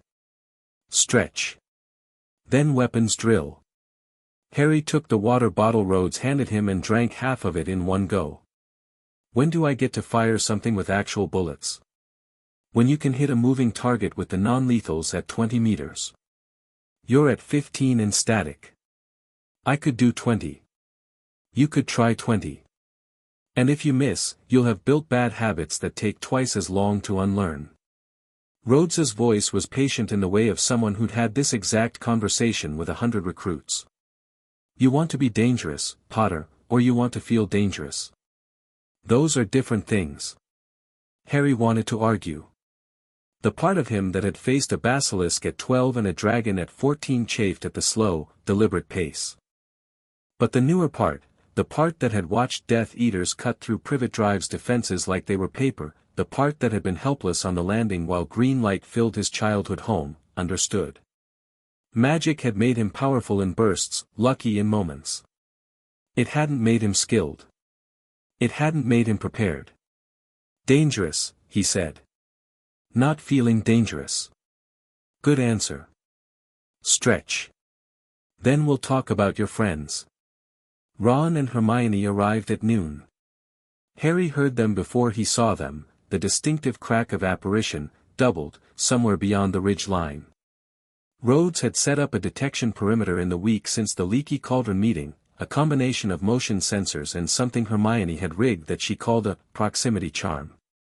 The two technologies didn't play nicely together, but they covered each other's blind spots. Harry was at the firing range, working through the pistol drills Rhodes had assigned. 5 rounds, reload, 5 rounds, reload. The Beretta was becoming familiar in his hands, the weight less alien, the recoil less surprising. He'd graduated from oil drums to paper targets, human silhouettes with scoring rings that tracked his consistency. His groupings were tight now, though still drifting left when he got tired. He holstered the pistol, Rhodes's rule, always holster before turning to greet people, and walked around to the front of the safehouse. They emerged from the heather like explorers discovering civilization, Ron swatting at midges and Hermione clutching a beaded bag that clanked with more contents than its size should allow. They both stopped when they saw him. "Blimey," Ron said. Harry looked down at himself. He was in full fatigues now, the sleeves rolled to his elbows, his forearms showing the first hints of muscle definition from a week of relentless training. His hair was longer than it had been at Hogwarts, tied back with a strip of cloth to keep it out of his eyes. The wand holster Rhodes had fabricated for him was strapped to his right thigh, quick draw position. The knife was on his left ankle, hidden but accessible. "You look." Hermione trailed off. "Different. I feel different." Harry crossed to them, accepting Hermione's hug and Ron's shoulder clasp with genuine warmth. "Thanks for coming. Both of you." "Course we came," Ron said. "You've been off playing soldier in the mountains while we're stuck at headquarters with Mum fretting about whether you've got enough to eat." He paused. "Have you got enough to eat?" "Rhodes cooks. He's not bad. That's the Muggle, right? The one with the flying armor?" Ron's voice was carefully neutral. Too carefully. Harry heard the effort in it. "Colonel Rhodes, yeah. He's inside. He wants to meet you properly." Hermione was already scanning the building, her eyes cataloging the sensor arrays, the reinforced door, the subtle hardening that made this more than just an agricultural shed. "This is a military installation. Safehouse. Temporary. We'll be moving soon." "Moving where?" "Wherever we need to be." Rhodes says staying in one place too long is asking for trouble. Harry led them toward the door. He's got a lot of rules. Most of them make sense. The inside of the safehouse had changed since Harry's first night. The monitors now showed feed from the perimeter sensors, overlaid with what Hermione would soon learn was a tactical operations display. The workbench had been expanded, one end dedicated to Rhodes's suit maintenance and the other cleared for what Harry had started thinking of as the magical side of the house. His trunk sat in the corner, open, his schoolbook stacked beside a growing collection of Rhodes's military manuals. Rhodes was at the coffee maker, his back to the door. He turned as they entered, mug in hand, and assessed the newcomers with the same flat expression he'd worn when first meeting Harry. Weasley. Granger. He nodded at each in turn. Coffee? Is it instant? Hermione asked. Is there another kind? I'll have tea, if you have it. There's a kettle somewhere. Potter, sort your guests out. Rhodes leaned against the workbench, arms crossed, and addressed Ron directly. Harry says you're good at chess. Ron blinked. Decent, yeah. Decent means competent. I asked if you're good. I'm good. Good. We'll play later. Chess tells me more about someone's tactical thinking than 100 written tests. Rhodes's attention shifted to Hermione. You're the one who figured out how to get around the magical interference problem. I don't know if I'd say I figured it out, Hermione said, but her chin lifted slightly. I've been working on it since Harry wrote to us. The Protean Charm, it's a Newt-level spell that links objects so changes to one appear in all the others. I think it could be adapted to interface with electronic systems if we solve the power fluctuation issue. Show me what you've got. Hermione pulled a roll of parchment from her beaded bag and spread it across the workbench. It was covered in diagrams, circuit patterns drawn in silver ink, arithmancy equations running alongside electrical schematics, notes in her tiny precise handwriting that filled every margin. The problem isn't that magic and electricity are incompatible. It's that they operate on different frequencies. Magic is essentially a manipulation of quantum probability fields. Don't look at me like that, Ron, I've done the reading, while electricity is a flow of electrons through a conductor. When they intersect, the magical field induces random fluctuations in the electron flow, which is what causes electronics to fail. And you found a way around that? I've found a theoretical framework for a way around it. The Protean Charm already creates a stable magical link between objects. If I can get it to interface with a transistor circuit instead of another magical artifact, we might be able to create a two-way bridge. She pulled out another parchment. But there's a power problem. The charm consumes more energy than most electronic components can handle. We'd need a buffer of some kind, something that can absorb the excess magical energy without burning out. Like what? I don't know yet. I was hoping to examine some of the Stark technology. If I can see how your enemies merged it with their curses, I might be able to reverse engineer the principle. Rhodes looked at Harry. She's as smart as you said. Smarting, Ron muttered. She made that up on the train. She's been working on it for a week. You've been working on it for a week, Hermione shot back. I've been thinking about it since third year when I first noticed my watch kept stopping in charms class. The bickering was so familiar that Harry felt something unclench in his chest. These were his friends. This was the rhythm he'd been missing, the push and pull of Hermione's intensity and Ron's deflection, the way they sharpened each other without meaning to. All right, Rhodes said. Granger, you're on research. Weasley, you're with me for Sims. Potter, you're running the course again, this time with company. What company? Ron asked warily. Rhodes smiled. It wasn't entirely reassuring. War Machine. The simulation room was actually a cleared section of the main bay, marked out with tape on the floor and rigged with holographic projectors that Rhodes had salvaged from the suit's spare parts.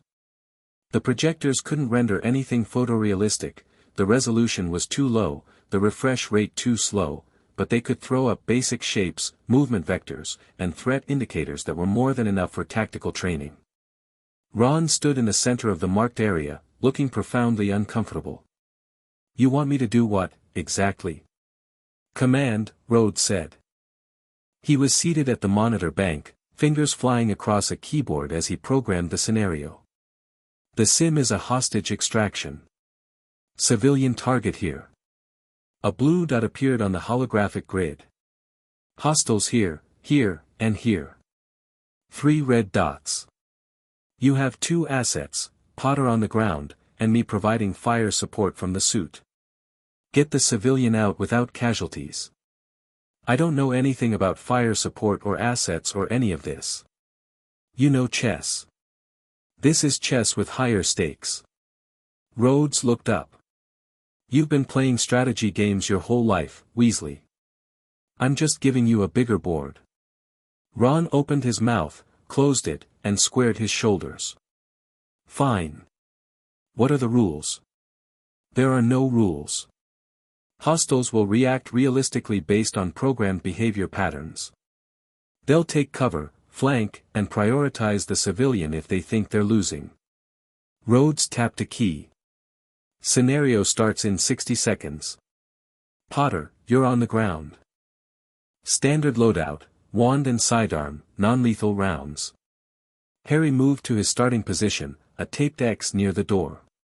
He'd run this sim twice before, both times under Rhodes's direction, both times failing to extract the civilian without taking simulated casualties. The scenarios were designed to be unwinnable at first. Rhodes believed in learning through failure. "Ron," Harry said, catching his friend's eye. "You can do this. Just think out loud so I know what you're seeing." "Right. Think out loud." "Got it." Ron's voice was steadying now, the initial panic giving way to focus. "All right. Harry, what can you see from your position?" "Main corridor. Clear. Door to the objective room is at the far end, closed. Hostiles' positions unknown." "Rhodes, Colonel, can you get a thermal read on the building?" "Negative. The walls are shielded. I can give you exterior overwatch, but I won't know what's inside until someone makes entry." "So we're going in blind." Ron's eyes flicked across the empty air as if he were seeing the board, the pieces, the possibilities. "Okay. Harry, don't go through the door. That's what they'll expect. Is there another way in?" "Window on the south wall. It's high, but I can levitate up to it." "Do it. Quietly. Rhodes, I want you to make some noise on the north side, draw their attention while Harry gets in position." Rhodes raised an eyebrow. "Feint and flank. Not bad." "Chess," Ron said simply. "The knight doesn't charge up the middle." The simulation ran. Harry moved to the south wall, cast a silent levitation charm, and rose to the window. Inside the simulated room, the holographic hostiles were shifting toward the north wall, reacting to the sound of the war machine suit's thrusters. The civilian, a blue dot shaped vaguely like a person, was huddled in the corner. "I'm at the window," Harry reported. 2 hostiles in the room, both facing north. Civilian in the southwest corner. "Can you take them both without hitting the civilian?" "If I drop the one on the left first, yes. The second will have a clear line of fire though." "Rhodes, the moment Harry fires, I want you to breach the north wall.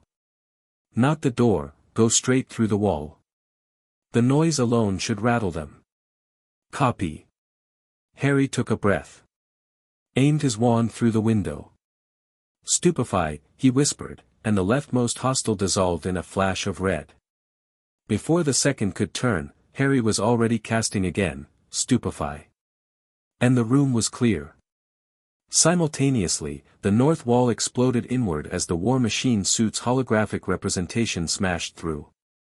Harry dropped through the window, landed in a roll the way Rhodes had drilled him, and was at the civilian side in 3 seconds. "Civilian secured," Ron announced. Harry, get them out through the window. Rhodes, cover the corridor in case there's a third hostile. Third hostile was in the east room, Rhodes said. He's moving toward you now. Harry, how fast can you get the civilian through that window? 30 seconds if I levitate them. Too slow. New plan, Rhodes, can you suppress the corridor? Just keep the hostile's head down. Easily.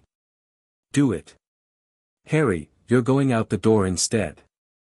Civilian goes first, you cover the rear. Move as soon as Rhodes starts firing. The simulation ended 30 seconds later with the civilian extracted and all hostiles neutralized. Harry was breathing hard, his heart pounding, but the adrenaline was the good kind, the clarity of a plan that had worked. Rhodes leaned back from the monitors. Well, Weasley. I've run that scenario with trained operators who took twice as long to crack it. Ron's ears went pink. It was just chess, really. They were defending the obvious entry point and leaving their flanks weak. Once you see the pattern, it's just a matter of exploiting it. That instinct. The ability to see patterns in combat situations. That's not something I can teach. You've got it naturally. Ron looked like he didn't quite believe what he was hearing. Harry knew the feeling. For years, Ron had been the one who wasn't the chosen one, wasn't the brightest witch, wasn't anything except the loyal friend who sometimes got overshadowed. Now a Muggle soldier was telling him he had something valuable, something rare. What about me? Hermione asked from the workbench, where she'd been half watching the simulation while paging through a Stark Industries technical manual. I want to try. Different sim for you, Rhodes said. You're not a field commander. You're our tech specialist. I want to see how you handle an equipment failure under pressure. I don't know anything about your equipment. No, but you know magic, and you know how to solve problems fast. Same principle. Rhodes started programming a new scenario. Potter, take a break. Hydrate. You're done for the morning. Harry grabbed his water bottle and sat on the cot, watching as Rhodes walked Hermione through a simulated malfunction. Something in her suit, hypothetical suit, but based on real war machine specs, had failed mid-flight, and she had to figure out repairs before the simulated altitude ran out. Ron came and sat beside him. For a moment, neither of them spoke. I was angry at you, Ron said quietly. When you didn't come to the burrow. When we heard you were off with some Muggle instead of with us. I know. I thought you'd chosen something else. Someone else. Like we weren't important anymore. Ron, I know. I get it now. Ron gestured at the room, the monitors, the suit standing silent in the corner. This isn't you leaving. This is you getting ready. And you wanted us here. You just needed us to come to you. Harry looked at his friend. At the freckles and the too long nose and the expression that was trying so hard to be mature about something that had clearly hurt. You're my best mate, he said. That didn't change just because I'm learning to shoot a gun. Does it feel weird? The Muggle stuff? Everything about my life is weird. This is just a new kind of weird. Harry took a drink of water. It's not that different from magic, really. It's just tools. Ways of solving problems. Rhodes says the goal isn't to replace my wand. It's to make sure I have options when my wand isn't enough. Has that happened? Your wand not being enough? 4th year. The graveyard. My wand wasn't enough then. The words hung in the air, heavy and sharp. Ron didn't flinch from them.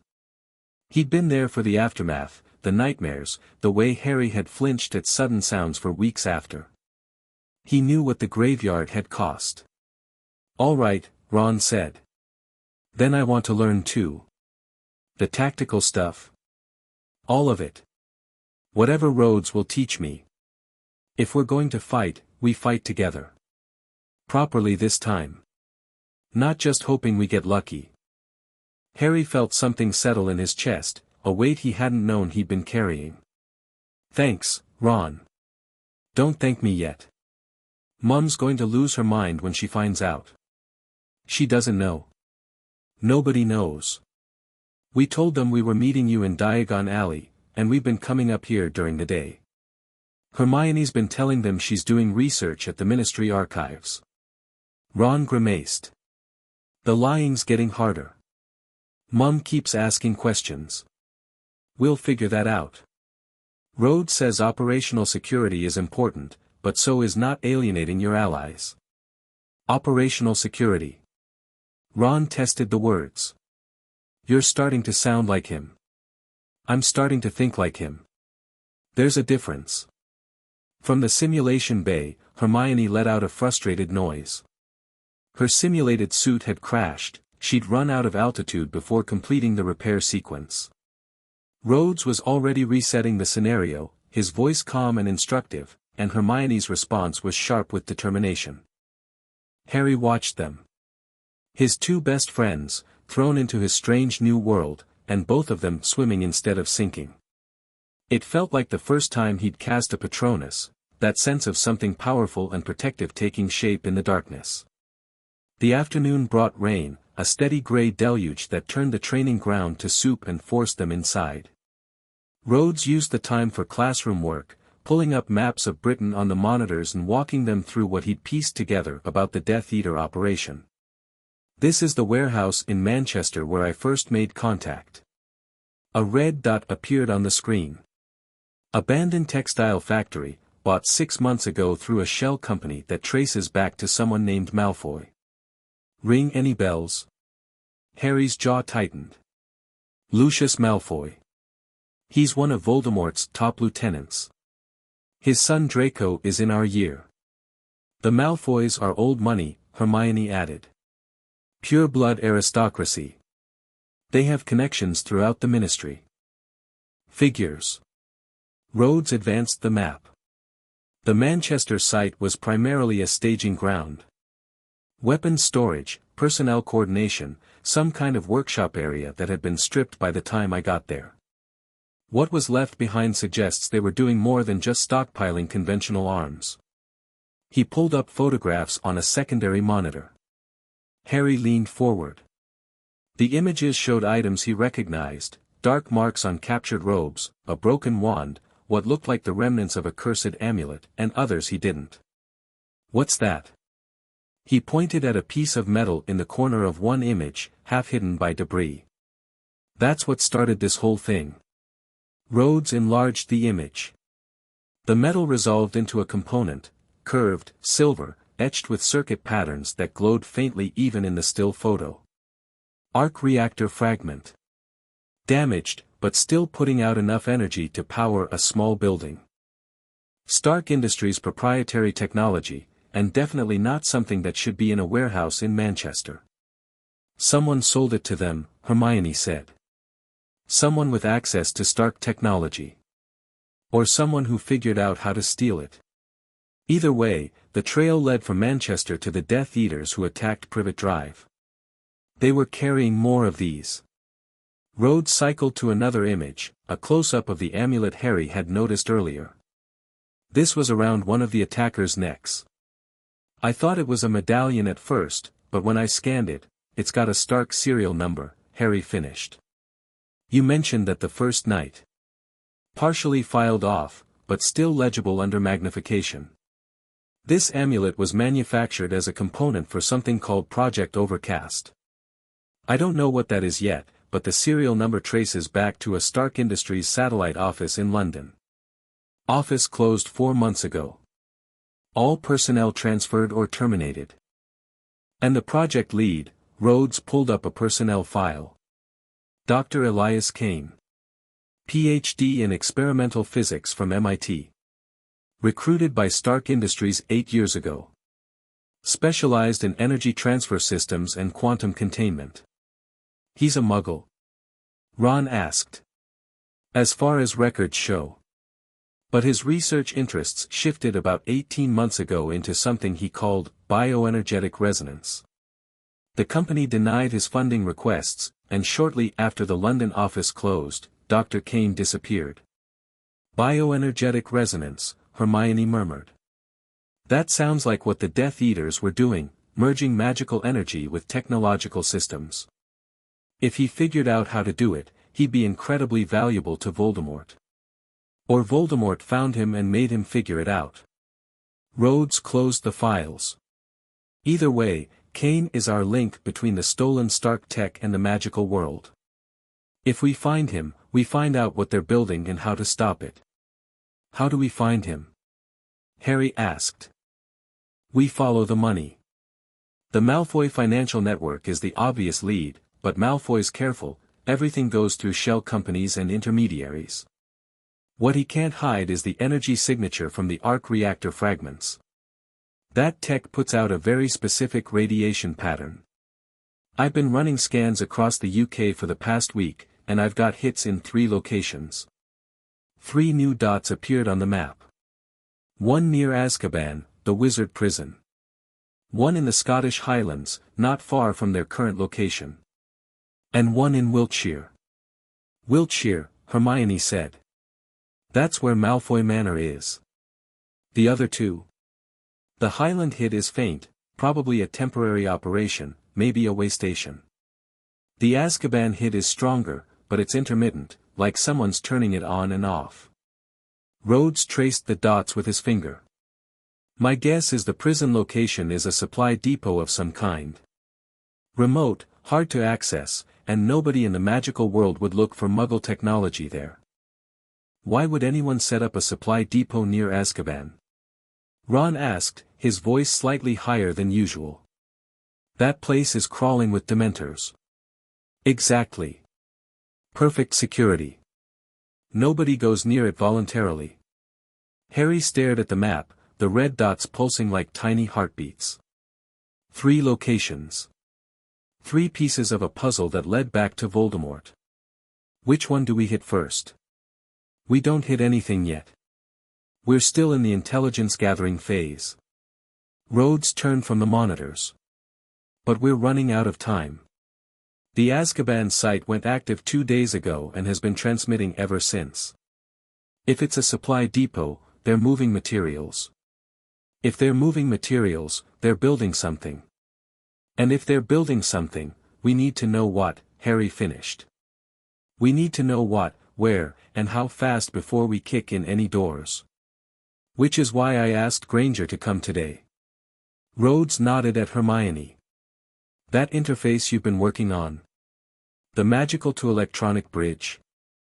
I want to test it on a live piece of Stark tech. You have Stark tech here. I've got the amulet fragment I recovered from the warehouse. It's damaged, but the core circuitry is intact. If you can get a read on it without frying my equipment, we might be able to trace the energy signature more precisely. Hermione's eyes lit up with the particular hunger that meant a new problem to solve. I'll need access to your diagnostic equipment, some silver wire, and about 3 hours uninterrupted. You've got 2. We move location at nightfall. We're leaving. Operational security. We've been here 10 days. That's the maximum I'm comfortable staying in one place. Rhodes looked at Harry. You're going to learn how to break camp and move without leaving traces. It's not glamorous, but it'll keep you alive. The next 2 hours were chaos, the organized kind.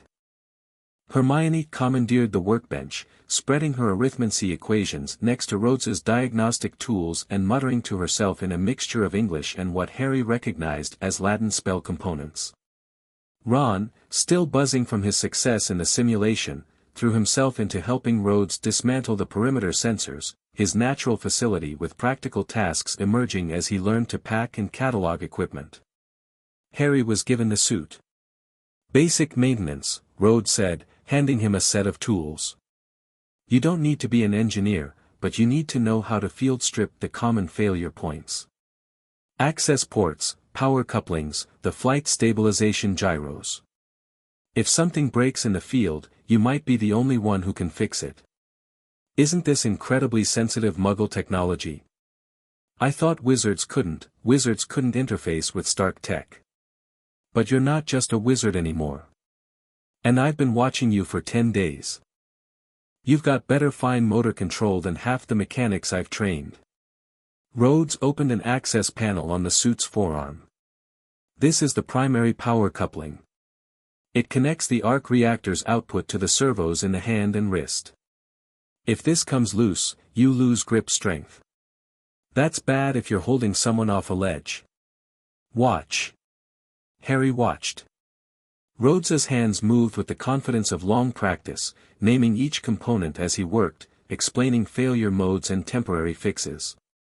The suit was astonishingly complex, layers of servos and circuitry and what Rhodes called kinetic feedback systems that translated the pilot's movements into mechanical action. Your friend Stark built this from scratch? Harry asked. Tony built the first one from a box of scraps in a cave. This is the 4th generation. Lighter, faster, better weapons integration. But the core concept hasn't changed. Rhodes tapped the chest piece, where the arc reactor glowed behind armored glass. Power source that fits in your hand, generates enough energy to run a small city. That's what makes the suit possible. Everything else is just engineering. And the Death Eaters have fragments of this technology. Fragments, yeah. But enough to be dangerous. If they've got a full reactor, Rhodes shook his head. Let's just say I've seen what one of these can do when it's weaponized. Multiply that by magic, and we're talking about a threat level I don't have a classification for. They worked in companionable silence for a while, Harry handing tools and peering into the suit's innards with the same intense focus he'd applied to learning new spells. It was strange, this mechanical world. No incantations, no wand movements, no ancient words of power.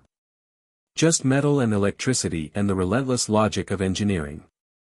But there was a beauty to it, a precision that reminded Harry of Snape's description of potion making, the subtle science and exact art. You're good at this, Rhodes said eventually. I had to learn to fix things. The Dursleys gave me chores. Repairs were part of it. They give you training in that? They gave me a list and a threat of what would happen if I didn't finish it. Harry fitted a coupling back into place. I learned fast. Rhodes was quiet for a moment. Those people. The Dursleys. They're your family. My aunt, her husband, their son. My mum's sister. Harry kept his voice level. They took me in when my parents died. They didn't want to. How bad was it? Harry considered lying. The instinct was old and deep: deny, deflect, protect the secret of number 4's cupboard under the stairs. But Rhodes had seen the house. He'd extracted Harry from the wreckage while the Dursleys lay stunned and useless. He already knew. Bad enough. Nothing I couldn't handle. That's not an answer. It's the only one I've got. Harry closed the access panel. I survived. I got out every chance I could. Hogwarts was. It was the first place that ever felt like home. And now I'm not sure it feels like home anymore. Not after everything. Rhodes set down his tools. I grew up in Philadelphia. My dad worked in a steel mill. My mom cleaned houses. They were good people, but they were tired all the time, and sometimes tired people make mistakes. I got through it by telling myself the future would be different. I'd be different. He looked at Harry. You're already different. You just don't know it yet. Different how? You're not angry. You should be furious, at the Dursleys, at Dumbledore, at the whole system that set you up to be a sacrifice. And maybe some part of you is. But you're not letting it control you. You're channeling it into something productive. Do you know how rare that is? Harry thought about the graveyard. The rage he'd felt when Cedric fell, when Voldemort rose, when the Death Eaters circled and laughed. He'd wanted to destroy them, to burn them all, to tear down the world that had let this happen. But he'd run instead. He'd grabbed Cedric's body and the cup and he'd run, because dying in a blaze of fury wouldn't have saved anyone. I've been angry my whole life, he said quietly. At my relatives, at the kids who bullied me, at the adults who kept secrets. I'm tired of being angry. I want to be effective. That's soldier thinking. Is that a good thing? It's the thing that keeps people alive. Rhodes stood. Finished the Euro calibration. We're pulling out in an hour. Hermione's breakthrough came 45 minutes before departure. I've got it. Her shout echoed through the safehouse, followed by the sound of sparks and a yelp. That was supposed to work. Harry and Ron found her at the workbench, her hair more explosive than usual from what appeared to be a minor electrical discharge. The amulet fragment sat in a cradle of silver wire and copper clips, connected to a laptop that was displaying a stream of data Harry couldn't interpret. What happened? Ron asked. It worked for about 3 seconds. Hermione was already resetting the connections, her fingers quick and precise despite the scorch marks on her sleeve. The protean charm established a stable link between the amulet circuitry and the diagnostic software. I got a read on the energy signature. It's definitely arc reactor technology, modified with some kind of binding enchantment I've never seen before. But the power draw is enormous. The charm burned out the buffer I was using. So we need a bigger buffer. We need a buffer that can handle magical energy. Traditional electronics can't, the current fluctuates too wildly. It's like trying to pour the ocean through a drinking straw. But if we had something that was already designed to handle high-energy magical flows. Hermione's eyes went distant, the way they did when she was chasing a chain of logic. A wand core. Unicorn hair wouldn't work, too gentle. Dragon heartstring might, but it's unstable. Phoenix feather could do it. It's already attuned to channeling enormous magical power without degrading. Harry pulled out his wand. You want to use my wand as a buffer? Not your wand. Merlin, no. But a phoenix feather. You said Fawkes gave 2 feathers for wands, yours and, oh. Her eyes met Harry's. Voldemort's. The cores are brothers, Harry said slowly. Same phoenix, same feathers. If we could get a third, we don't need a third. We just need a feather that's already been used in wandcraft. Something that's already attuned to channeling magic through a structured focus. Hermione began pacing. Ollivander. If anyone has phoenix feather reserves, it's him. He's been making wands for decades. Ollivander's in Diagon Alley. We can't exactly walk in and ask for a phoenix feather without raising questions. Then we break in, Ron said, and the casual way he said it made Harry realize how much his friend had changed in just a few hours. The old Ron would have flinched at the idea of breaking into a shop. This Ron had just commanded a hostage rescue simulation and was apparently ready for the next mission. We're not breaking into Ollivander's, Hermione said. At least, not yet. I can rig a temporary interface using a cheaper core. Unicorn hair might work for short bursts. It won't last long, but it'll let us run a diagnostic on whatever the Death Eaters are storing near Azkaban. That's our next target. Azkaban. Ron's voice cracked slightly. Near Azkaban, not in it. There's a supply depot on one of the outer islands. Rhodes thinks it's where they're stockpiling the technomantic components. Hermione looked at Harry. If we can get a clean read on the energy signature from the amulet, we can trace it to whatever they're building. Possibly even disable it remotely. Remotely? The protean charm works both ways. If their technology is linked to their magical artifacts, and the Manchester evidence suggests it is, then we can use that link to introduce feedback. Like a magical EMP. Harry absorbed this. His mind, reshaped by 10 days of Rhodes's tactical training, was already running scenarios. What's the range on this thing? I won't know until I test it. A few miles, maybe more if I can boost the signal. And the risk to us? Minimal. The charm burns out, we lose the link. But it'll also alert whoever's on the other end that someone's poking around their equipment. So we get one shot. Harry nodded. One shot is better than none. Do it. The final hour was a controlled frenzy. Hermione assembled her prototype while Rhodes supervised the packing of the safehouse. Ron, who had somehow become the group's unofficial logistics coordinator, checked and double-checked the inventory, making sure nothing was left behind that could identify them. Harry finished the suit maintenance and then did something he'd never done before. He helped his friends prepare for a mission that wasn't sanctioned by any adult wizard, wasn't approved by Dumbledore, and wasn't part of any curriculum. It felt like growing up. Nightfall came grey and damp, the Scottish summer offering no drama in its sunsets. They moved in convoy, Rhodes in the suit, carrying the heavy equipment, while Harry, Ron, and Hermione followed on foot with the lighter supplies.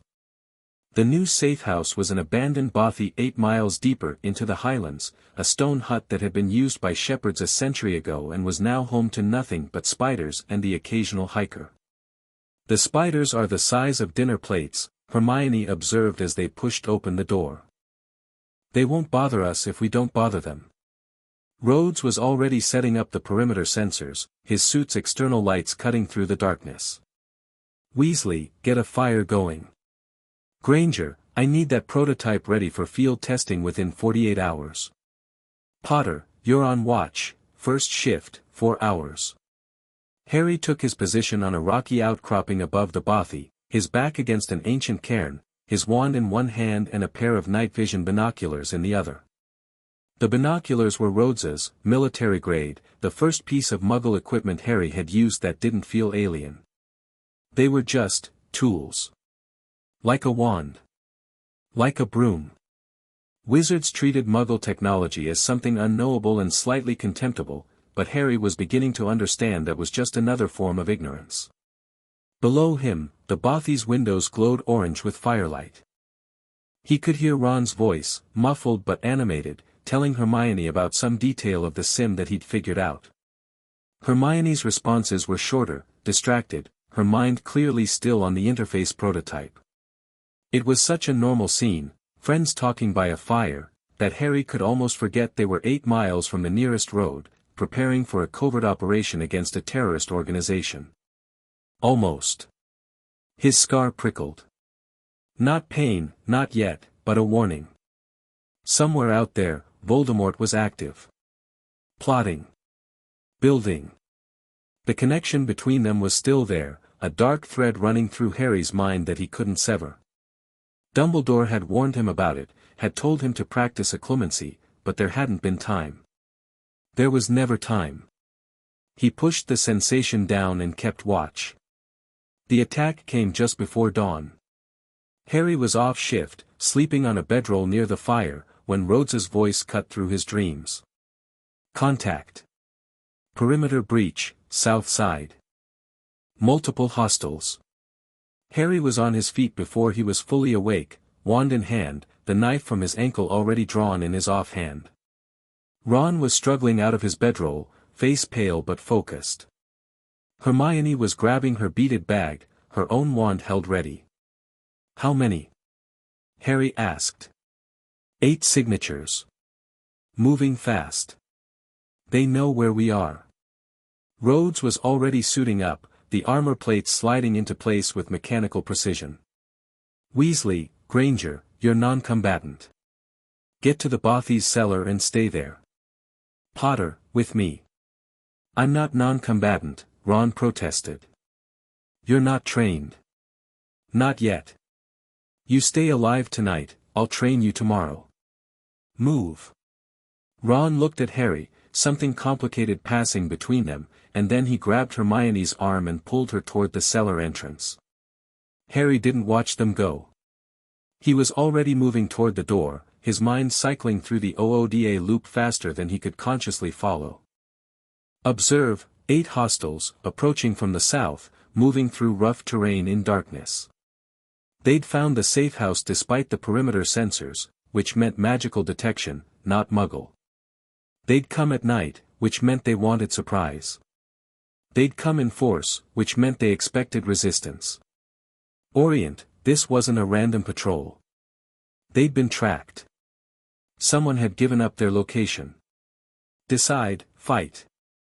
There was no running from this, not with Ron and Hermione in the cellar. The suit was their heaviest weapon, but it took time to power up fully. Harry needed to buy that time. Act. He was out the door before Rhodes could stop him. The night was cold and black, the mist thicker than it had been at the previous safehouse. Harry dropped into a crouch beside the bothy's stone wall, letting his eyes adjust. The night vision binoculars were inside, but he didn't need them. His wand was enough. Lumos Minima. A tiny spark of light, barely brighter than a match. He sent it drifting forward, a decoy, while he slipped sideways into the shadows. The first Death Eater came through the mist like a ghost, robes billowing, wand raised. Harry hit him with a stunner before he could register the decoy. The red bolt caught the man in the chest and he crumpled without a sound. One down. The second and third came together, flanking, their spellfire lighting up the mist in green and purple flashes. Harry dove behind a rock as a killing curse sizzled past his ear. His heart was pounding, but his hands were steady. Observe, orient, decide, act. He rolled out from behind the rock and fired 2 stunners in rapid succession. The first missed. The second caught the leftmost Death Eater in the shoulder, spinning him around. His partner snarled and raised his wand for another killing curse, and the war machine suit opened fire. The sound was apocalyptic, a roar of miniguns that turned the mist into a light show. The remaining Death Eaters scattered, their formation broken, and Harry used the chaos to advance. He was moving without thinking now, the OODA loop compressing to pure instinct. Cover to cover. Scan for threats. Engage targets of opportunity. Keep moving, always moving. He caught up with the third Death Eater behind a boulder, the man's wand coming up too slow, his eyes wide with the shock of facing Muggle weaponry. Harry's stunner took him at point-blank range. Potter, status. Rhodes's voice came through the earpiece. 3 down. 5 remaining. They're falling back toward a curse hit the ground 6 inches from Harry's foot, and the world exploded. He was thrown sideways, his shoulder slamming into a rock, his wand flying from his hand. The Death Eater who'd cast it was almost on top of him, his mask somehow dislodged, revealing a face Harry recognized from the Daily Prophet. Avery. One of the inner circle. Potter, Avery breathed, his wand aimed at Harry's chest. The Dark Lord will reward me for this. Harry's hand found the knife at his ankle. He didn't think. He acted. One motion, draw, lunge, drive the blade into the meat of Avery's thigh. The Death Eater screamed, his curse going wide, and Harry was already moving, scrambling for his wand, grabbing it, rolling onto his back and firing a stunner that caught Avery in the throat. The man dropped. Potter. Rhodes was closer now, his suit's thrusters roaring as he swept the area. Talk to me. I'm up. I'm fine. Harry's voice was shaky, but his body was still moving, still scanning, the knife bloody in his off hand and his wand tight in the other. Avery's down. 4 remaining. They're retreating. I've got 2 on thermals heading south, the other 2. Rhodes paused. The other 2 are gone. Apparat. Harry stood. His shoulder was screaming, probably dislocated, but the adrenaline was keeping the worst of it at bay. Around him, the battlefield was a scar on the Highland Peace, scorch marks on the rocks, spent shell casings glittering in the dawnlight, 3 unconscious Death Eaters sprawled in the heather. Ron and Hermione emerged from the bothy, wands out, faces pale. Harry. Hermione ran toward him, her eyes taking in the blood on his knife, the way he was holding his shoulder. You're hurt, it's not my blood. Well, the shoulder might be. I can't tell yet. He looked at Rhodes, who had touched down nearby and was running a sensor sweep of the area. They found us. They found us, Rhodes agreed. Which means we've got a bigger problem than I thought. What problem? Rhodes's faceplate hinged open. His expression was the coldest Harry had ever seen it. They had an arc reactor signature in their gear. I picked it up on the scan. That's how they tracked us. They've got a way to detect my suit's energy output. So they can find us anywhere. Anywhere I power up the suit, yes. Which means we're not just fighting Death Eaters anymore. We're fighting Death Eaters with Stark tracking technology. Rhodes turned to Hermione. That interface of yours. How fast can you make it work? Soon. I need materials. The unicorn hair, we don't have time for materials. We've got captured prisoners, a compromised location, and an enemy who can find us every time I use the suit. We need that interface now. Rhodes looked at Harry. You said your wand core is Phoenix Feather. Yes. Same Phoenix as Voldemort's wand? Yes. Could your wand work as a temporary bridge? Not a permanent installation, just long enough to trace the Azkaban signal. Harry's hand tightened on his wand. The Hollywood was warm against his palm, familiar as his own heartbeat. The idea of using it in an experiment, of risking it for something it wasn't designed to do, made something primal in him recoil. But the Death Eaters had their location. Voldemort's forces could track the suit. And somewhere near Azkaban, something was being built that could change the war. Do it, he said. But you'd better not break it. Hermione's smile was watery but determined. I won't. I promise. They dragged the unconscious Death Eaters inside and secured them with magical bindings. Rhodes interrogated Avery while Hermione set up the interface, her prototype now modified to accept Harry's wand as the core bridge. The process was delicate. Hermione wrapped silver wire around the wand's handle, careful not to touch the core directly, and connected the wires to a laptop that Rhodes had hardened against magical interference. The protean charm shimmered into place, a web of magical energy that linked the wand's Phoenix Feather core to the diagnostic software. Ready, Hermione said. Harry, you need to maintain the charm. It'll draw power through your wand, which means through you. If you feel it draining too much, I'll tell you. Harry gripped his wand, feeling the familiar warmth of the Phoenix Feather responding to him. Do it. The charm activated. Harry felt it immediately, a pull, like something was drawing magic out of him through the wand. Not painfully, but steadily, a current that flowed from his core through the holly wood and into the silver wire. The laptop screen flickered, stabilized, and began displaying data. I'm getting the signal, Hermione said, her voice rising with excitement. It's stronger than I thought, much stronger. The Azkaban site isn't a supply depot, it's, oh no. What? It's a transmission hub. They're routing the arc reactor signal through multiple relays, masking its true origin point. But the volume of data they're pushing through, this isn't just communication. They're running some kind of distributed network. A network of what? Stark technology. Pieces of it, anyway, all linked together through the Azkaban relay. It's like a nervous system. A technological nervous system designed to interface with. Hermione's voice trailed off, her face going pale. Harry, the signal has a magical signature woven into it. I recognize the pattern. What pattern?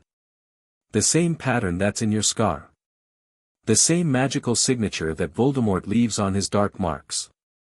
He's not just using the Stark tech, he's binding himself to it. His magic, his consciousness, it's all threaded through this network. The weight of it hit Harry like a physical blow. Voldemort wasn't just arming himself with Muggle technology. He was becoming it.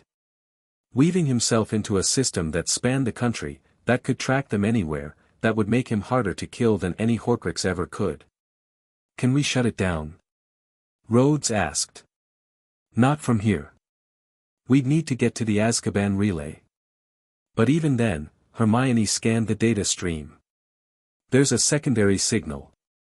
Something else in the network, something I can't identify. It's like a ghost in the machine. A ghost? A presence. Something that's in the network but not part of it. Watching. She looked up at Harry, her eyes wide. Someone else has access to this system. Someone who's been hiding in it. Rhodes and Harry exchanged a glance. Kane, Rhodes said. The rogue scientist. He's not working for Voldemort, he's using him. Using the network for something else. What? I don't know. But if we can trace that ghost signal, we might find out. The trace took another hour, during which Avery regained consciousness and provided exactly 0 useful information. The other Death Eaters were lower-ranking, junior recruits who'd been promised glory in given tracking devices. None of them knew who'd tipped off their location, or how the Death Eaters had gotten access to Stark technology. They were foot soldiers, nothing more. But the ghost signal, that was interesting. It's coming from Wiltshire, Hermione announced, her voice hoarse from concentration. The same location we identified earlier. Malfoy Manor. But it's not transmitting from the manor itself, it's originating from something underneath it. A laboratory, maybe. Somewhere heavily shielded. What's it transmitting? Data. Enormous amounts of data. Schematics, energy readings, biological scans. Harry, I think they're building something. Something big. The arc reactor fragments, the biological interfaces, the distributed network, it's all feeding into a single project. The body, Harry said, remembering the intercepted transmission from the leaky cauldron. Voldemort's technomantic body. He said he'd have it in 3 days. That was a week ago. Then we're already behind schedule. Rhodes stood. We need to move. Azkaban first, if we can disrupt the relay, we can blind them. Then Malfoy Manor. That's insane, Ron said. Azkaban is heavily guarded. Malfoy Manor is a fortress. We don't have a choice. They can track the suit, which means they can track us. The only way to regain the initiative is to hit them where it hurts. Rhodes looked at Harry. This is what I was training you for. Not just to survive. To strike. Are you ready? Harry thought about the graveyard. About Cedric's body. About 4 weeks of silence and a summer of sweat and pain and learning to run until he couldn't stand. He thought about his wand, still warm in his hand, and the knife strapped to his ankle, and the 2 friends who'd followed him into the mountains without hesitation. I'm ready, he said. Let's end this. They broke camp at noon, leaving the bothy empty and the prisoners bound for the order to collect. Rhodes had sent a coded message through channels Harry didn't ask about. The next move would take them east, toward the coast, toward the prison island that had haunted wizarding nightmares for centuries. Harry stood on the rocky outcropping one last time, watching the mist roll through the glen. His shoulder ached from where Hermione had popped it back into place. His muscles were sore from the fight. His wand hummed with residual energy from the interface experiment. But he felt, for the first time in his life, like he was exactly where he was supposed to be. Not the chosen one. Not the boy who lived. Just a soldier with a mission and a team he trusted. Potter. Rhodes called from below. Move out. Harry turned his back on the bothy and walked down the hill. The War Machine suit gleamed in the grey light. Ron was checking their supplies, his expression set in the focused lines of someone who'd found his role.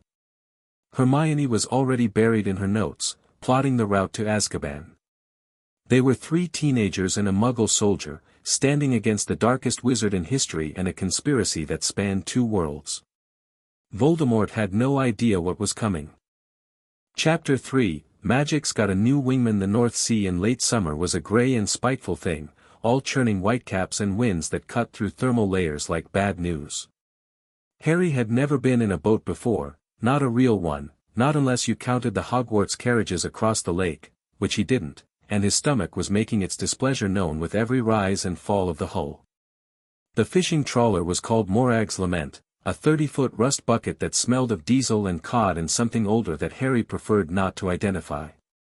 Her captain was a grizzled Scottish squib named McTavish who'd been doing favors for the Order of the Phoenix since before Harry was born and who asked precisely 0 questions when Rhodes had shown up at his Wick Harbor berth with 3 teenagers and a military-grade weapons system in a shipping crate.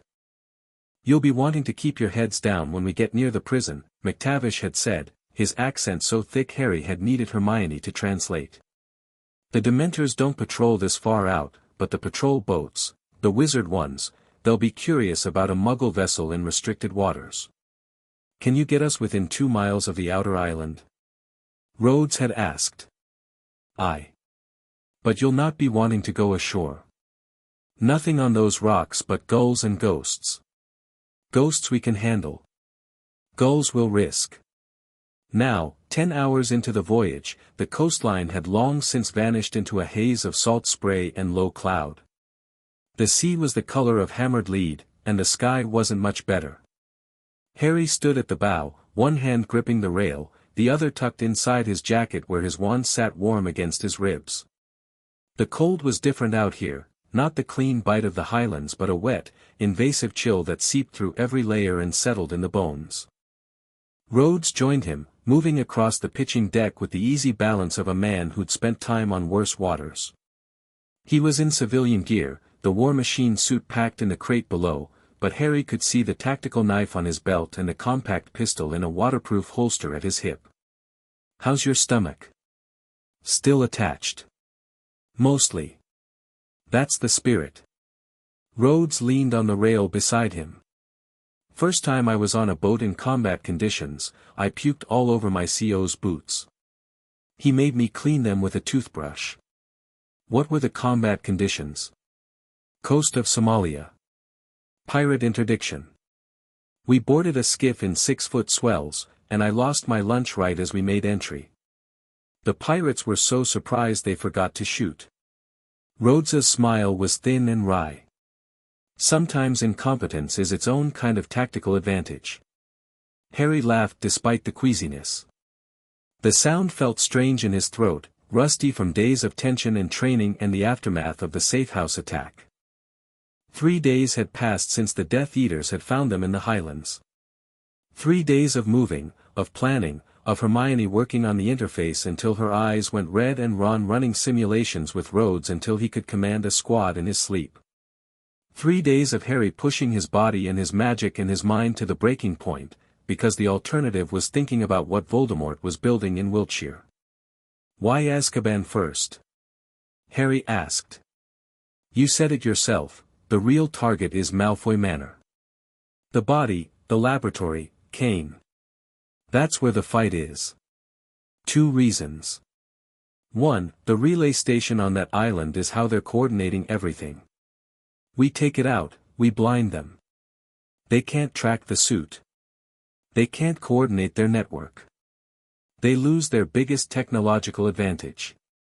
Rhodes paused. 2, it's what they won't expect. Malfoy Manor is fortified. They're waiting for us there. But nobody expects a strike on Azkaban's doorstep. Nobody's crazy enough to try it. And we are. We're not crazy. We're desperate. There's a difference, but the tactical effect is the same.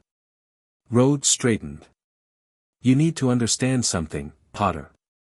This mission tomorrow, it's going to be ugly. Small island, limited cover, unknown enemy strength, hostile environmental conditions. If we do everything right, we might still take casualties." "I know. Do you? Have you ever been in a fight where the plan fell apart before you hit the ground?" Harry thought about the Department of Mysteries. That hadn't happened yet, or maybe it had, in some other version of his life. He thought about the graveyard instead, where the plan had been escape, and the reality had been Cedric's body and Voldemort's laugh. Once or twice. Rhodes studied him, those dark eyes reading things Harry wasn't sure he wanted read. "All right. Then you know what I'm going to say next. When it goes wrong, and it will go wrong, you don't freeze. You don't panic. You fall back on your training and you trust your team. Understood? Understood. Good. Get some sleep. We make landfall at dawn. The outer island had no name on any chart Harry could find. It was just a speck of rock and guano and wind-stunted grass, barely a mile across, its only notable feature a crumbling stone tower that had once been a lighthouse and was now home to something that pulsed with a sickly blue light even in the grey morning mist. They came ashore in an inflatable raft, the trawler holding position 2 miles out. Rhodes in the suit, Harry with his wand and the compact Beretta Rhodes had finally cleared him to carry with live ammunition, Ron and Hermione in the rear with the portable equipment Hermione had assembled for the signal trace. The sea was calmer here, sheltered by the island's bulk, but the wind still screamed across the rocks and made every footstep treacherous. Thermal scan shows 5 hostiles in the tower, Rhodes reported, his voice filtered through the suit's external speakers. 3 on the ground floor, 2 in the upper level. The relay equipment is in the basement, below ground. No civilians. No prisoners. 5 Death Eaters. Ron's voice was tight but steady. We can handle 5. We can handle 5 quietly. That's the key. If any of them get a signal off before we secure the relay, every Death Eater in Britain will know we're here. Rhodes turned to Hermione. You're sure the jamming charm will work? It's not a jamming charm, exactly. It's a containment field based on a modified muffliato. It'll prevent any sound from leaving the tower, including magical communications. But it won't stop dark marks. If one of them summons Voldemort, we're done. Then we make sure nobody summons anything. Rhodes's faceplate hinged open so he could meet Harry's eyes directly. Your point on entry. I'll breach and suppress. Weasley, you're on overwatch, anyone tries to run, you stop them. Granger, you stay mobile until the ground floor is clear, then get to the relay. Why am I always non-combatant? Hermione demanded. Because you're the only one who can shut down the relay. If you go down, the mission fails. Rhodes's voice was firm but not unkind. Everyone has a job. Yours is the one nobody else can do. Hermione's jaw set, but she nodded. They moved. The approach to the tower was a nightmare of loose rock and sudden drop-offs, the ground so uneven that Harry had to watch every foot placement. The Death Eaters had chosen well, any conventional assault would have been spotted miles out, and the island's natural defenses made stealth almost impossible. But they weren't conventional, and Harry had an invisibility cloak. He'd retrieved it from his trunk before they'd left the Highlands, the silvery fabric as strange and wonderful as ever. Now he moved under its protection, 10 feet ahead of the others, his footsteps silenced by a charm Hermione had taught him. The tower loomed closer, its stone walls slick with sea spray and spotted with lichen the color of old bone. A Death Eater stood guard at the entrance, his back to the weather, his wand held loosely in one hand. He was bored. Harry could see it in his posture, the way he leaned against the doorframe, the way his head tilted back as he stifled a yawn. Guarding a secret installation on an uninhabited rock in the middle of the North Sea was, apparently, not the glamorous assignment he'd hoped for. Harry didn't give him time to regret it. Stupefy, he breathed, and the red bolt caught the man square in the face. He dropped without a sound. Guard down, Harry reported through the earpiece. Moving up. The suit came over the rocks with uncanny silence, its noise dampeners engaged. Rhodes had explained the stealth systems during the voyage: sound suppression, thermal masking, radar-absorbent coating. The war machine wasn't built for stealth the way some of Stark's later suits were, but it could manage short bursts of near invisibility to sensors, and that was enough. Doors warded, Rhodes observed, scanning the entrance. Magical lock of some kind. Harry looked at the door. The ward shimmered faintly to his magical senses, a web of dark energy that would probably alert its caster if triggered. I can disable it, but it'll take a minute. Do it. Harry knelt, his wand tracing the edges of the ward. This was old magic, dark magic, the kind of thing he'd learned to recognize from 4 years of fighting people who wanted him dead. The ward was keyed to blood, probably the blood of the Death Eaters inside, and it would admit them freely while rejecting anyone else. He found the weak point after 30 seconds of searching, a gap in the weave where the caster had gotten lazy. A careful pulse of magic, a whispered counterspell, and the ward dissolved like morning frost. Clear. They moved inside. The tower's ground floor had been converted into a barracks of sorts. Camp beds, a table covered in playing cards, a cauldron bubbling with something that smelled like burnt herbs. 2 Death Eaters sat at the table, their masks off, their wands on the surface beside their cards. They looked up when the door opened, and their expressions went from surprise to terror in the space of a heartbeat. Rhodes's repulsors fired before they could reach for their wands. Blue-white energy slammed into both men, hurling them against the far wall, and they crumpled without a sound. 2 down, Rhodes reported. Clear. Stairs, Harry said, already moving. The upper level, a curse seared past his head and cratered the stone wall behind him. The 2 Death Eaters from the upper level were coming down the spiral staircase, wands blazing, and they were not surprised. They were furious. Harry dove behind an overturned table, splinters flying as another curse hit it. Contact. Stairwell. Rhodes returned fire, the suit's shoulder-mounted cannon tracking the targets automatically. The confined space made the cannon impractical, too much risk of bringing down the tower, so he switched to wrist-mounted repulsors, blue-white bolts that forced the Death Eaters back up the stairs. They're retreating, Harry said. They're regrouping. There's only one way out of here, and they know it. Rhodes moved toward the stairs. Cover me. Harry followed, wand ready. The staircase was narrow, ancient stone worn smooth by centuries of footsteps, and it spiraled upward into darkness. Somewhere above, the 2 remaining Death Eaters were preparing an ambush. Harry could feel their magic, dark and angry, pulsing through the stones. Flash bang, Rhodes said, and a small cylinder arced up the stairs. Harry closed his eyes a beat before the detonation, the burst of light and sound still intense enough to leave spots in his vision. The Death Eaters shouted, their spellfire going wild, and then Rhodes was up the stairs with Harry right behind him. The upper room was a control center, monitors and magical devices and a central console that glowed with the same sickly blue light they'd seen from outside. 1 Death Eater was staggering, blinded by the flashbang. The other was on his feet, wand raised, a curse already forming on his lips. Expelliarmus. Harry's spell caught the man's wand and sent it spinning into the darkness.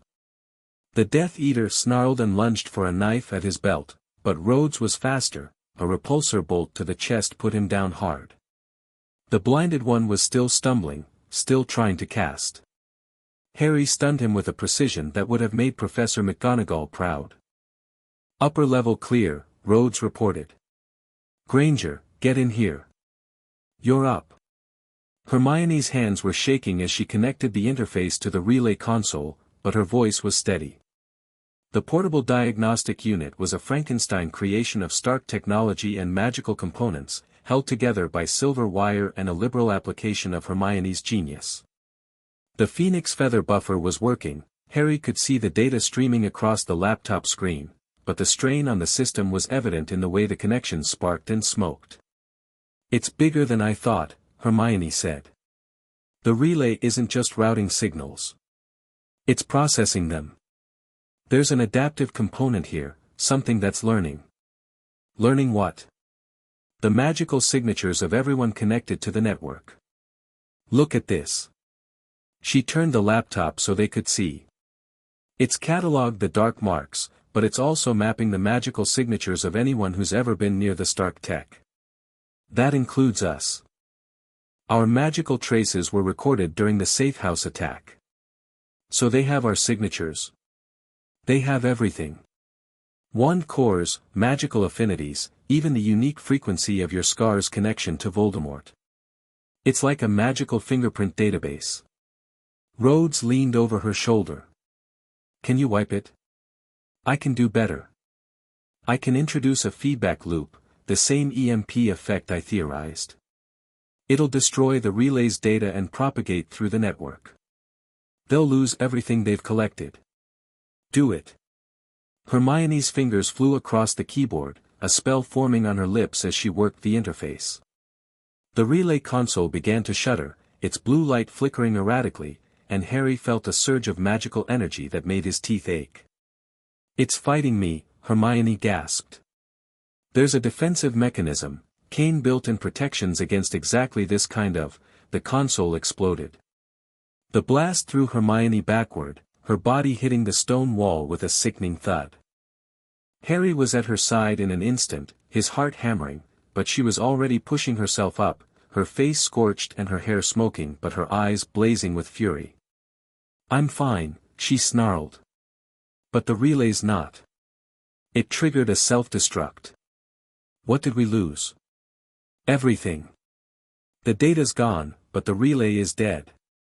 The network is fragmenting, I can see it on the diagnostic. Without this hub, the other nodes can't synchronize. Hermione's smile was fierce despite the burns. They're blind, Harry. As of right now, Voldemort's technomantic network is in pieces. Rhodes helped her to her feet. You're sure? Look at the readings yourself. The signal strength has dropped to almost nothing. The Azkaban node is offline, and the remaining nodes are isolated. They can't track us anymore. Harry felt something unclench in his chest, a tension he'd been carrying since the Death Eaters had found them in the Highlands. The suit was safe. They could move freely. They had taken something from Voldemort, something he'd thought was secure, and the taste of that victory was sweet. We need to move, Rhodes said. That explosion will have been noticed. The Dementors will be curious, and I don't want to test the suit's defenses against soul-sucking demons. What about the prisoners? Ron asked. He'd been on guard duty outside, but the explosion had brought him running. The 4 we stunned downstairs. Leave them for the patrol boats. We're not murderers. But they'll tell Voldemort we were here. Let them. Rhodes's voice was cold. I want him to know. I want him to wonder how a bunch of teenagers and a muggle in a tin suit dismantled his secret network in a single morning. Fear is a weapon, Weasley. Let's use it. They retreated to the trawler under a sky that had decided to open up, rain slanting down in silver sheets that turned the sea to hammered pewter. McTavish was waiting with a flask of tea and a raised eyebrow, but he asked no questions. Squibs who did favors for the order learned early that some answers weren't worth the danger. Harry huddled in the trawler's cramped cabin, a blanket around his shoulders, watching Hermione tend to her burns with a jar of essence of Dittany. The skin was already healing, the angry red fading to pink, but she'd carry the memory of the explosion for a while yet. That was reckless, she said quietly. I should have anticipated the self-destruct. You shut down their network. In a week of work, you figured out something that probably took Kane months to build. I didn't figure it all out. I just... She trailed off, her expression distant. There was something else in the relay, Harry. Something I didn't mention back there. What kind of something? A secondary signal. Very faint, buried under the network traffic. It wasn't part of Voldemort's system, I'm almost certain of that. It was something separate. Something that had been woven into the network from the outside. The ghost signal you found before. Stronger this time. And it wasn't just watching. It was, cataloging. Processing. Learning, the same way the network was learning. But it wasn't connected to the Death Eater's equipment. It was connected to us. Harry's blood went cold. What do you mean, us? When I was tracing the signal, I found fragments of data that had been tagged with our magical signatures. Yours, mine, Ron's, even Colonel Rhodes's. It wasn't just the Death Eaters who were being monitored. Someone else was using the network to watch us. Kane. Maybe. Or something else entirely. Hermione looked up at him, and her eyes were frightened in a way Harry rarely saw. There's something we're missing, Harry. Something about this whole Stark technology angle that doesn't add up. Why would a Muggle scientist help Voldemort build a technomantic body? What's in it for him? Money? Power? The same things any Death Eater wants. Kane was one of the most brilliant physicists in the world. He could have had money and power without throwing in with a dark wizard. There has to be something else. She bit her lip. When we went into the tower, I thought I understood what we were dealing with. Now I'm not sure. Harry sat with that for a moment, the trawler rolling beneath them, the rain drumming on the deck. Outside, Rhodes was talking with McTavish about their next heading, south, back toward the mainland, toward a new safehouse and the next phase of planning. Ron was in the stern, keeping watch, his wand never leaving his hand. They'd become soldiers without meaning to, without wanting to, and now there was no going back. We'll figure it out, Harry said. Whatever Kane's game is, we'll figure it out and we'll stop it. That's what we do. Is it? We're 3 teenagers and a Muggle colonel. We just attacked a Death Eater installation on the doorstep of the most feared prison in the wizarding world. We almost died. Again. Hermione's voice cracked. How long before our luck runs out? It's not luck. What is it, then? Harry thought about Rhodes on the first day, standing in the mist and telling him that fear was a liar. He thought about the OODA loop, observe orient decide act, compressing the panic into something usable. He thought about Ron's voice on the comms during the simulation, calm and sharp, seeing the board when everyone else saw chaos. Training, he said. Preparation. And each other. Hermione looked at him for a long moment. Then she capped the essence of dittany and tucked it back into her beaded bag. All right, she said. Then let's prepare. The new safehouse was a Ministry of Magic archive building in Perth, a nondescript stone structure that looked like 1,000 other government buildings and smelled of old parchment and silverfish. Arthur Weasley had arranged it, his expression a complicated mixture of worry and pride when he'd met them at the docks. The Order's been looking for you, he said, directing his words at Harry but his eyes flicking to Rhodes. Dumbledore wants a meeting. He's not happy. Dumbledore hasn't been happy with me since the Triwizard Tournament, Harry said. He can join the queue. Harry, Mr. Weasley, I appreciate everything you've done. I do. But I spent 4 weeks in the dark while Death Eaters were planning to kill me, and the only person who actually showed up was Colonel Rhodes. Harry's voice was harder than he intended, but he couldn't soften it. I'm not going back to waiting for protection that never arrives. Arthur's face flickered through several emotions before settling on something like resignation. I understand. I don't agree with all of it, but I understand. Whatever you need, I'll help. Just, be careful. All of you. The Ministry is not your friend right now. What do you mean? Fudge is still denying the Dark Lord's return. He's pouring resources into discrediting you. And some of those resources, Arthur lowered his voice, glancing around the empty archive as if the walls might have ears. There are unspeakables involved. Ministry wizards who work on classified research. I've seen paperwork that doesn't make sense. Equipment requisitions for Muggle artifacts. Reports filed under names I don't recognize. Something is happening inside the Ministry, and I don't think it's good. Rhodes stepped forward. Can you get us access to those reports? I can try. But it'll take time, and I'll need to be careful. If anyone finds out I'm helping you, we won't let that happen.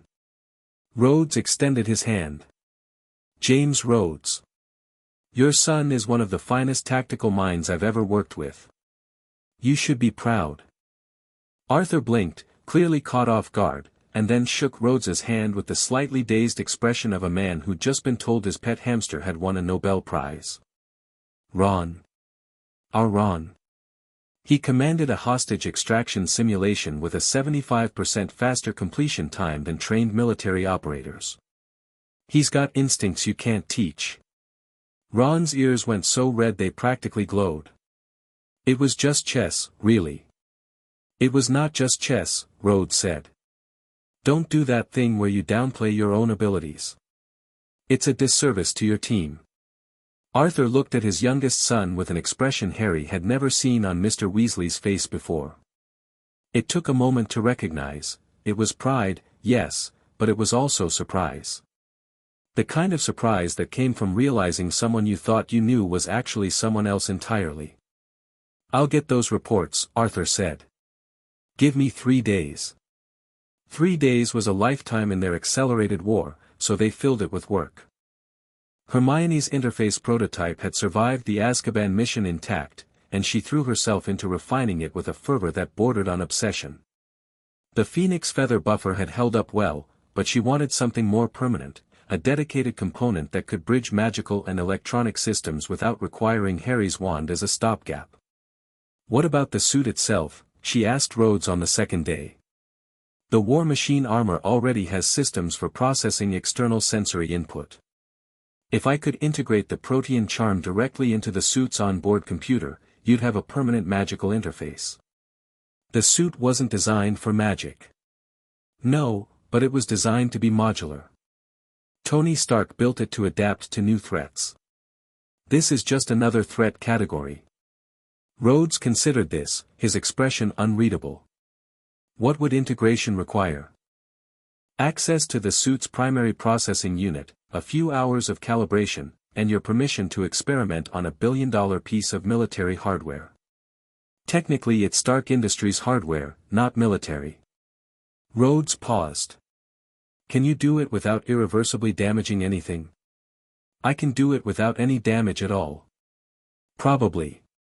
In theory. That's not reassuring. Would you rather have a suit that can detect magical threats, shield against basic curses, and interface with wizarding communication networks? Or would you rather keep flying blind every time a Death Eater raises a wand? Harry watched the exchange from his position at the workbench, where he was field stripping his Beretta for the 4th time that day.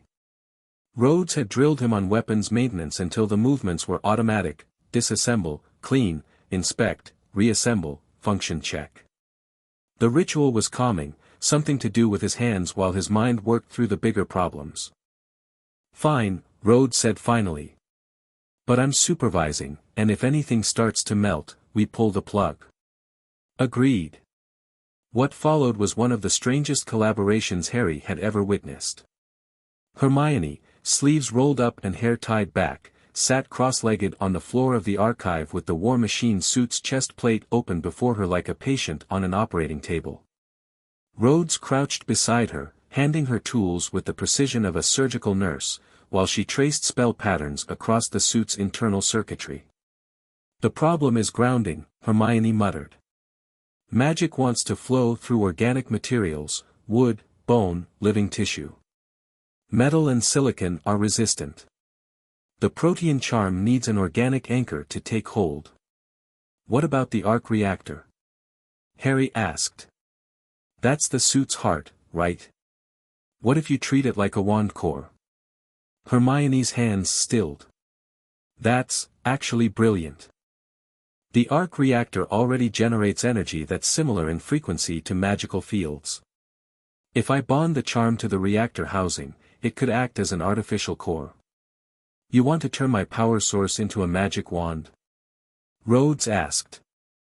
I want to turn it into a bridge. The reactor generates power, the charm channels magic, and the suit's systems integrate both. It's not a wand, it's a wand interface. A spell link. The name stuck. It took 4 hours to calibrate. Hermione's first attempt produced a shower of blue sparks and a smell like burnt treacle. Her second attempt held for 30 seconds before the suit's diagnostic system threw an error code and shut down. Her third attempt, after a break for tea and a spirited argument with Ron about arithmancy variables, worked. The interface engaged with a hum that Harry could feel in his molars. The arc reactor's light shifted from cold blue to a warmer gold, and the suit's HUD lit up with new data streams that Hermione had programmed to recognize magical signatures. "Diagnostics are clean," Rhodes reported, his voice tinged with something that might have been awe. "I'm seeing. I don't know what I'm seeing. It's like the suit has a new sensory organ." "That's the spell link mapping your surroundings through magical resonance," Hermione said. "Any active spell within 100 meters should show up on your HUD. Hostile magic in red, friendly in green, unknown in yellow." "Can it cast spells?" "Not autonomously. But if a wizard interfaces with the suit directly," Hermione looked at Harry. "That's where your wand comes in. The Phoenix Feather core is already compatible. If you're in physical contact with the suit and you cast through your wand, the spell link can amplify the effect. Range extension. Power boost. Possibly new spell interactions we haven't tested yet." Harry crossed to the suit. The chest plate was still open, the arc reactor glowing gold, and he could feel the magic pulsing from it, warm and familiar, like his wand but somehow larger. He placed his palm against the housing and drew his wand with his other hand. "Lumos," he said. Light bloomed, not just from his wand tip, but from every external port on the suit. The helmet's eyes blazed white. The repulsor nodes in the palms glowed. Even the shoulder-mounted weapon system lit up like it was celebrating some technological Christmas. "Okay," Rhodes said. "That's new." Harry laughed, the sound surprised out of him. The magic flowing through the suit felt different from normal casting, amplified, yes, but also grounded. The suit's systems were feeding him information, positioning data and threat vectors and power levels, all transmitted through the wand like a second language. "This is incredible," he breathed. "It's like the suit is an extension of the wand. Or the wand is an extension of the suit." Hermione was scribbling notes so fast her quill was in danger of catching fire. "The feedback loop works both ways. The suit can read your magical output, but you can read its technological input. It's true symbiosis. We need to test it in combat conditions," Rhodes said. "Controlled environment first, then we'll see about field deployment." Ron, who'd been watching from the corner with the expression of someone who'd just seen a car learn to fly, raised his hand. "Can I try?" "Your wand core is unicorn hair," Hermione said. "Different resonance. It might not interface as cleanly." "I want to try anyway." Hermione hesitated, then nodded. Ron approached the suit with the caution of a man approaching a sleeping dragon. He placed his hand next to Harry's and raised his wand. "Lumos." The light flickered, not the steady blaze Harry had produced, but a wavering glow that pulsed erratically. Ron's brow furrowed, and Harry could see him struggling to maintain the connection. "It's fighting me," Ron said. "The suit, I mean. It doesn't feel like magic. It feels like..." "Like what?" "Like learning a new language. One where you know the words but not the grammar." Ron lowered his wand, and the light died. "I think it works, but not as well as with a phoenix feather. You two are compatible, I guess." "The wand cores match the arc reactor's frequency," Hermione said, her quill still flying. "That's fascinating. It means different cores might interface at different efficiency levels, and we can test wand compatibility later," Rhodes interrupted. "Right now, I want to know if this thing works in a fight." The controlled test took place in the Archive's underground vault, a cavernous stone chamber that had once stored ministry records and was now empty except for dust and echoes. Rhodes had rigged it with training targets, conjured dummies that moved on random patterns, spell-resistant shields that flickered at different frequencies, environmental obstacles that simulated urban combat.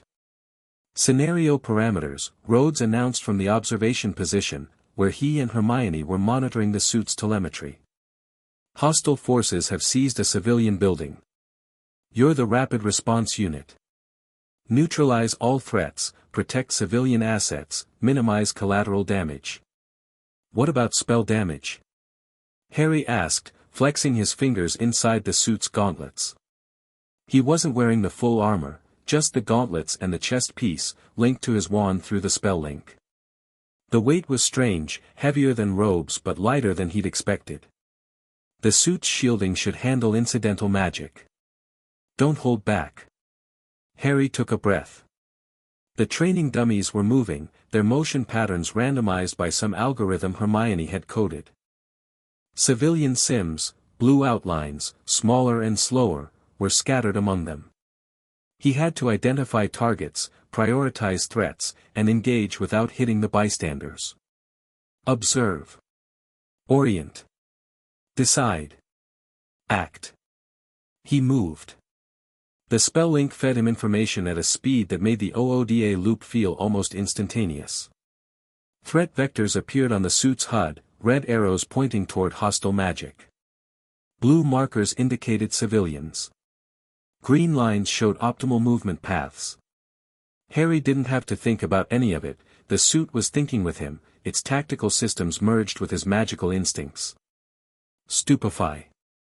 The spell left his wand with a force that surprised him, amplified by the arc reactor's power. The red bolt was thicker than normal, brighter, and it hit the first dummy with enough kinetic energy to send it flying across the chamber. Power output at 140% of baseline, Hermione reported. That's a significant amplification. Too much for a stunner, Rhodes added. Dial it back. We want precision, not brute force. Harry adjusted. He couldn't explain how, it was like learning to moderate his own strength, feeling the suit's power as an extension of his own magic rather than a separate force. The next stunner was tighter, more controlled, dropping a dummy without the excessive theatrics. He moved through the chamber like water, flowing from cover to cover, engaging targets as they appeared. The suit's sensors warned him of a hostile behind a pillar before he could see it. He cast a shield charm that intercepted an incoming hex from a dummy on the upper level and returned fire with a disarming charm that ripped the target's wand away and sent it clattering across the stones. 60 seconds to clear the room, Rhodes said. Not bad for a first run. I can do faster. Then do faster. They ran the scenario 6 more times. Harry's time dropped from 60 seconds to 45, then 38, then 34. The spell link was becoming intuitive, the feedback between wand and suit so seamless that he stopped noticing it. Casting through the interface felt natural, like wearing a second skin that happened to be made of advanced weapons technology. But it was the 7th run that changed everything. Same scenario, Rhodes said, but this time Ron's in the field with you. He's got the spare gauntlets, let's see how the interface handles 2 wizards. Ron's expression was a mixture of excitement and terror. You want me to fight in that thing? I want you to coordinate with Harry. You're not the primary combatant, you're the tactical controller. Call targets, direct movement, watch his blind spots. How do I do that? Use the comms. The spell link should let you see what Harry sees. Talk to him. They took their positions. Harry in the suit interface, wand ready. Ron at the chamber's edge, the spare gauntlets on his hands, his own wand out but held low. The scenario started. Contact, 2 o'clock high, Ron's voice came through the earpiece, steadier than Harry expected. Civilians in the northwest corner. You've got a clear path if you take the left flank. Harry moved without questioning, trusting Ron's eyes. The dummy at 2 o'clock went down to a stunner. Another appeared from behind a barrier, but Ron saw it before Harry did. Contact, 6 o'clock, low. He's casting, Protego. The shield charm came not from Harry's wand but from Ron's, amplified through the spell link and projected across the chamber. Harry felt it pass through him like a warm wind, settling between him and the incoming curse. The spell shattered against Ron's shield, and Harry had the opening he needed. Stupefy. Target down. 2 remaining hostiles, both on the upper level. They've got the civilians pinned. Can you levitate up there? Not without leaving the civilians exposed. What about a distraction? Something big enough to draw their fire. Like what? I don't know, a Patronus? Something bright and loud? Harry smiled. Loud, I can do. He raised his wand and cast not a spell but pure magical force, channeled through the spell link and out through the suit's external speakers. The sound that erupted was a hybrid of a phoenix's cry and a repulsor's whine, a shriek of mingled magic and technology that echoed through the chamber like the voice of something that shouldn't exist. The dummies on the upper level turned toward the sound, their programmed threat responses prioritizing the new stimulus. Harry was already moving, Ron's voice in his ear directing his path, and he took both hostiles down with 2 precisely aimed stunners before they could reacquire the civilians. All targets neutralized, Ron reported. Civilians secure. Time. 26 seconds, Rhodes said, and there was something in his voice that Harry had never heard before. Satisfaction, yes, but also something deeper. Something like hope. Bloody hell, Ron breathed. That was brilliant. That was teamwork, Rhodes said. Potter on the ground, Weasley in command, Granger on the tech. This is what I've been building toward. Not just a trained wizard. A trained team. Harry pulled off the gauntlets, his hands shaking slightly from the adrenaline.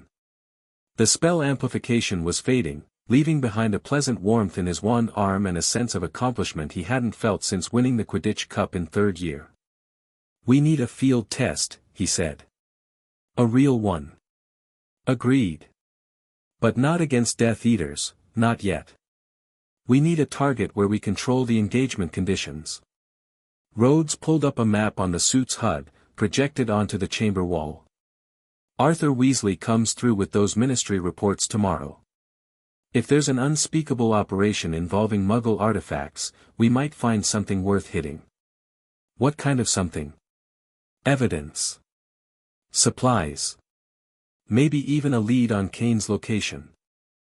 The Malfoy Manor facility is still our primary objective, but we can't hit it blind. We need reconnaissance first. Rhodes closed the map. Everyone get some rest. Tomorrow, we plan a real mission.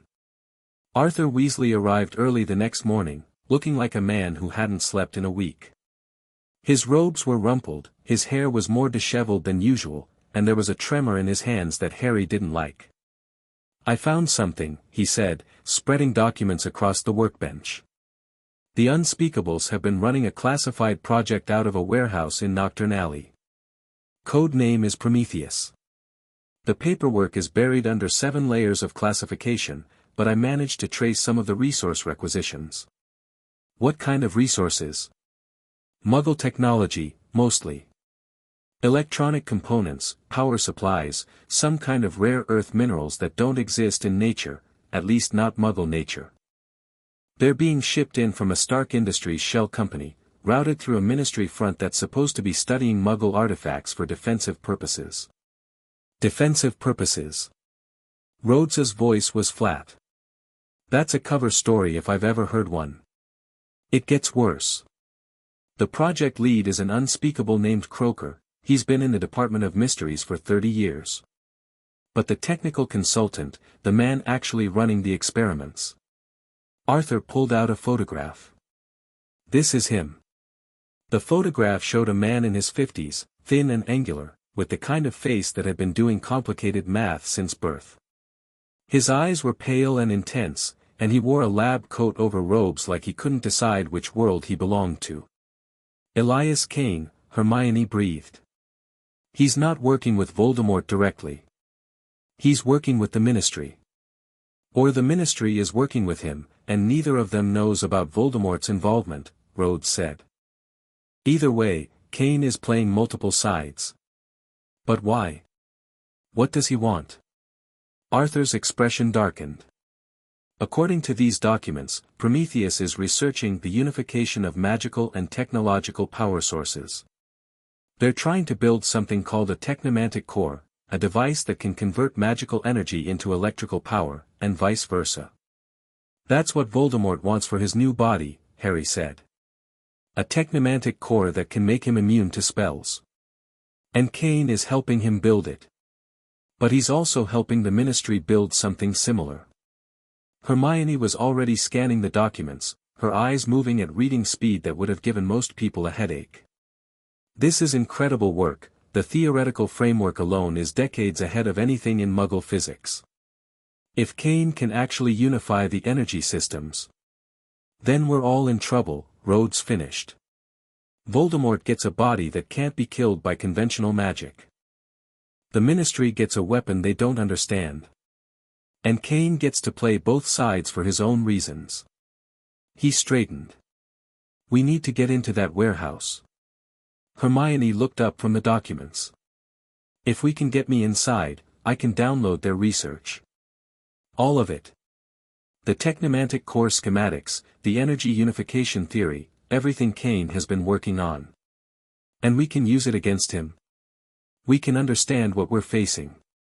Right now, we're fighting blind.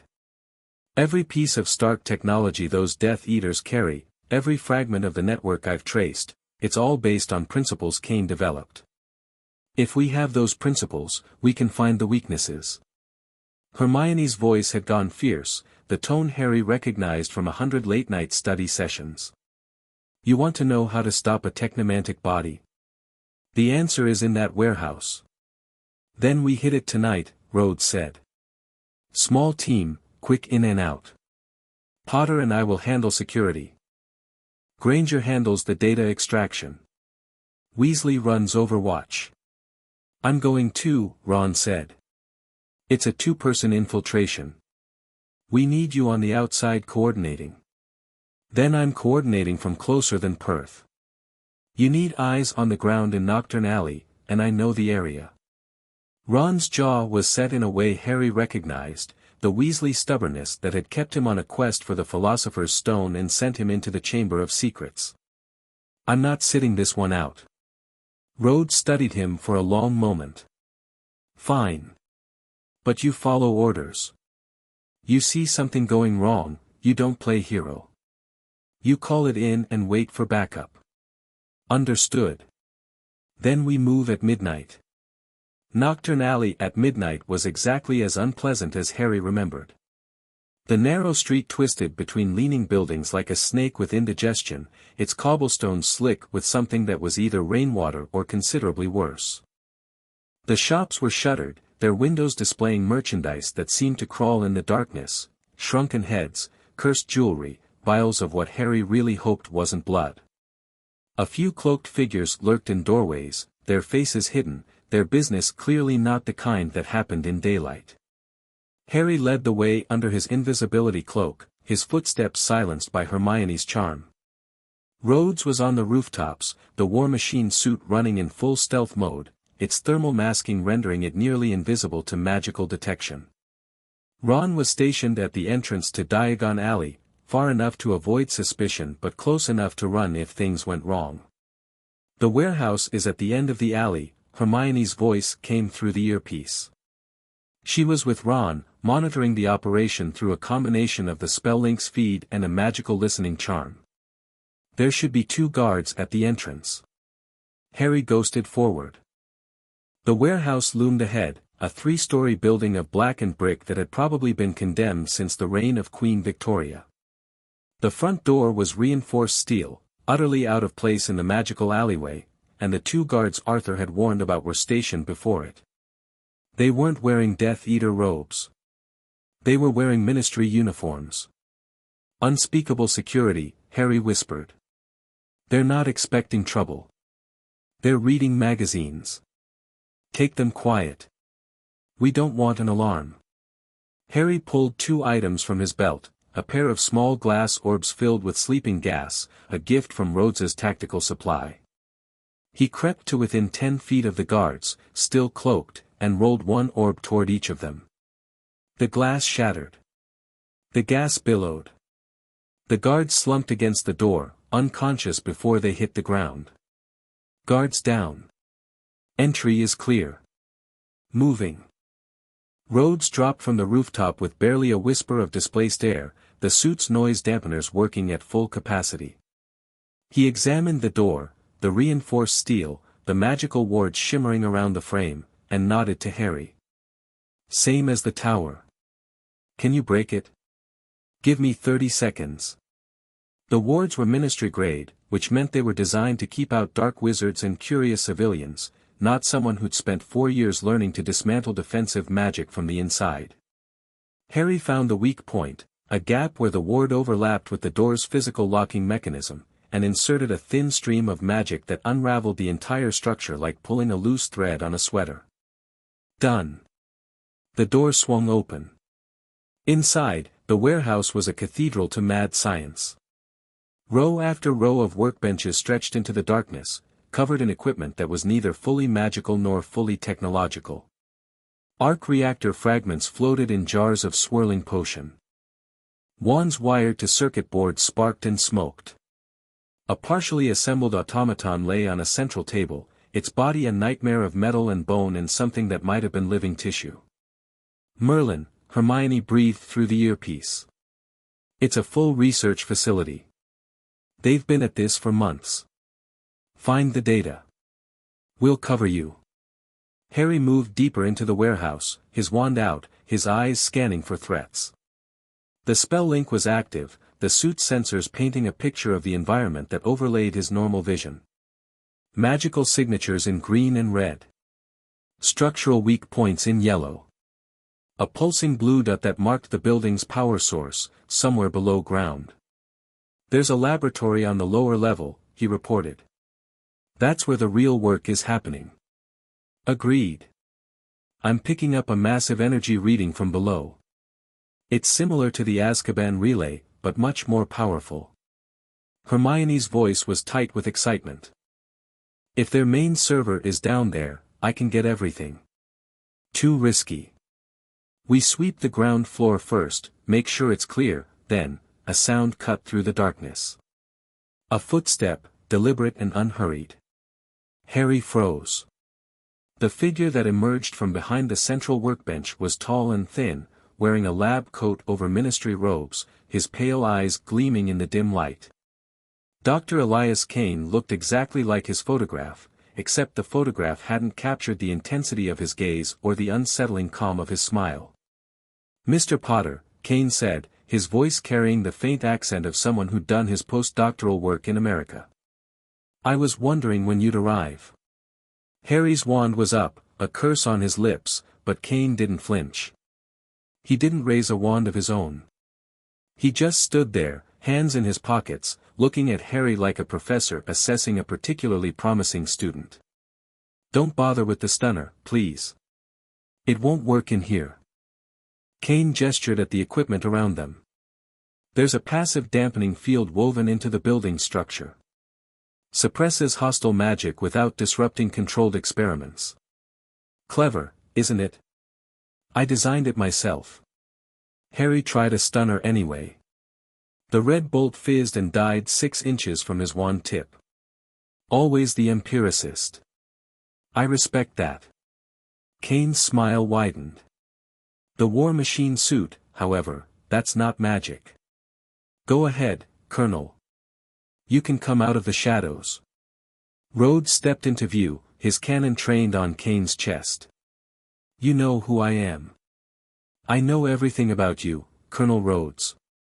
I've been tracking your investigation since you first picked up the Stark technology trail in Manchester.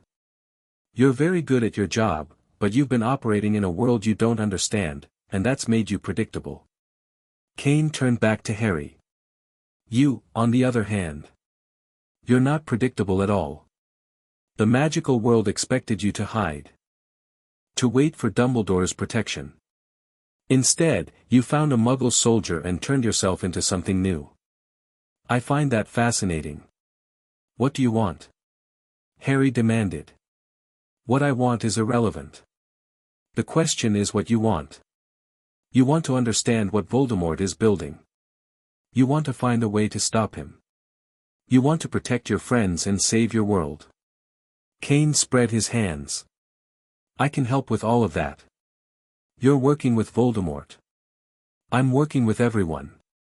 The Dark Lord, the Ministry, Stark Industries, they're all means to an end. The real work, Mr. Potter, is far bigger than any of them realize. What real work?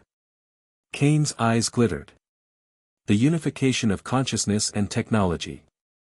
Magic and science aren't opposing forces, they're two expressions of the same underlying reality. I've spent 30 years proving that. The technomantic body I'm building for Voldemort is revolutionary, yes, but it's just a prototype. The final product will be so much more. You're planning to betray him. I'm planning to transcend him. Voldemort thinks he's using me. The Ministry thinks they're funding their own weapons program. But every scrap of data I collect, every experiment I run, every piece of Stark technology one reverse engineer, it all feeds into my real project. Kane's voice dropped to a conspiratorial whisper. I'm building a bridge between worlds, Mr. Potter. A permanent, stable interface between magic and technology that will change everything. No more wizards hiding from muggles. No more muggles ignorant of magic. A unified reality. That's insane. That's progress. Every revolutionary idea sounds insane at first. Kane tilted his head, studying Harry with that unnerving intensity. Your proof of concept, you know. A wizard trained like a soldier. Magic and military discipline, working together. You're the first successful hybrid, and you don't even realize how important you are. I'm not your experiment. Of course you are. We're all experiments. The universe is testing hypotheses through us every moment we exist. Kane checked his watch, a gleaming silver device that was definitely not magical. I have approximately 4 minutes before the security system resets and the dampening field drops. When it does, you'll be able to use your magic again, and I'll be gone.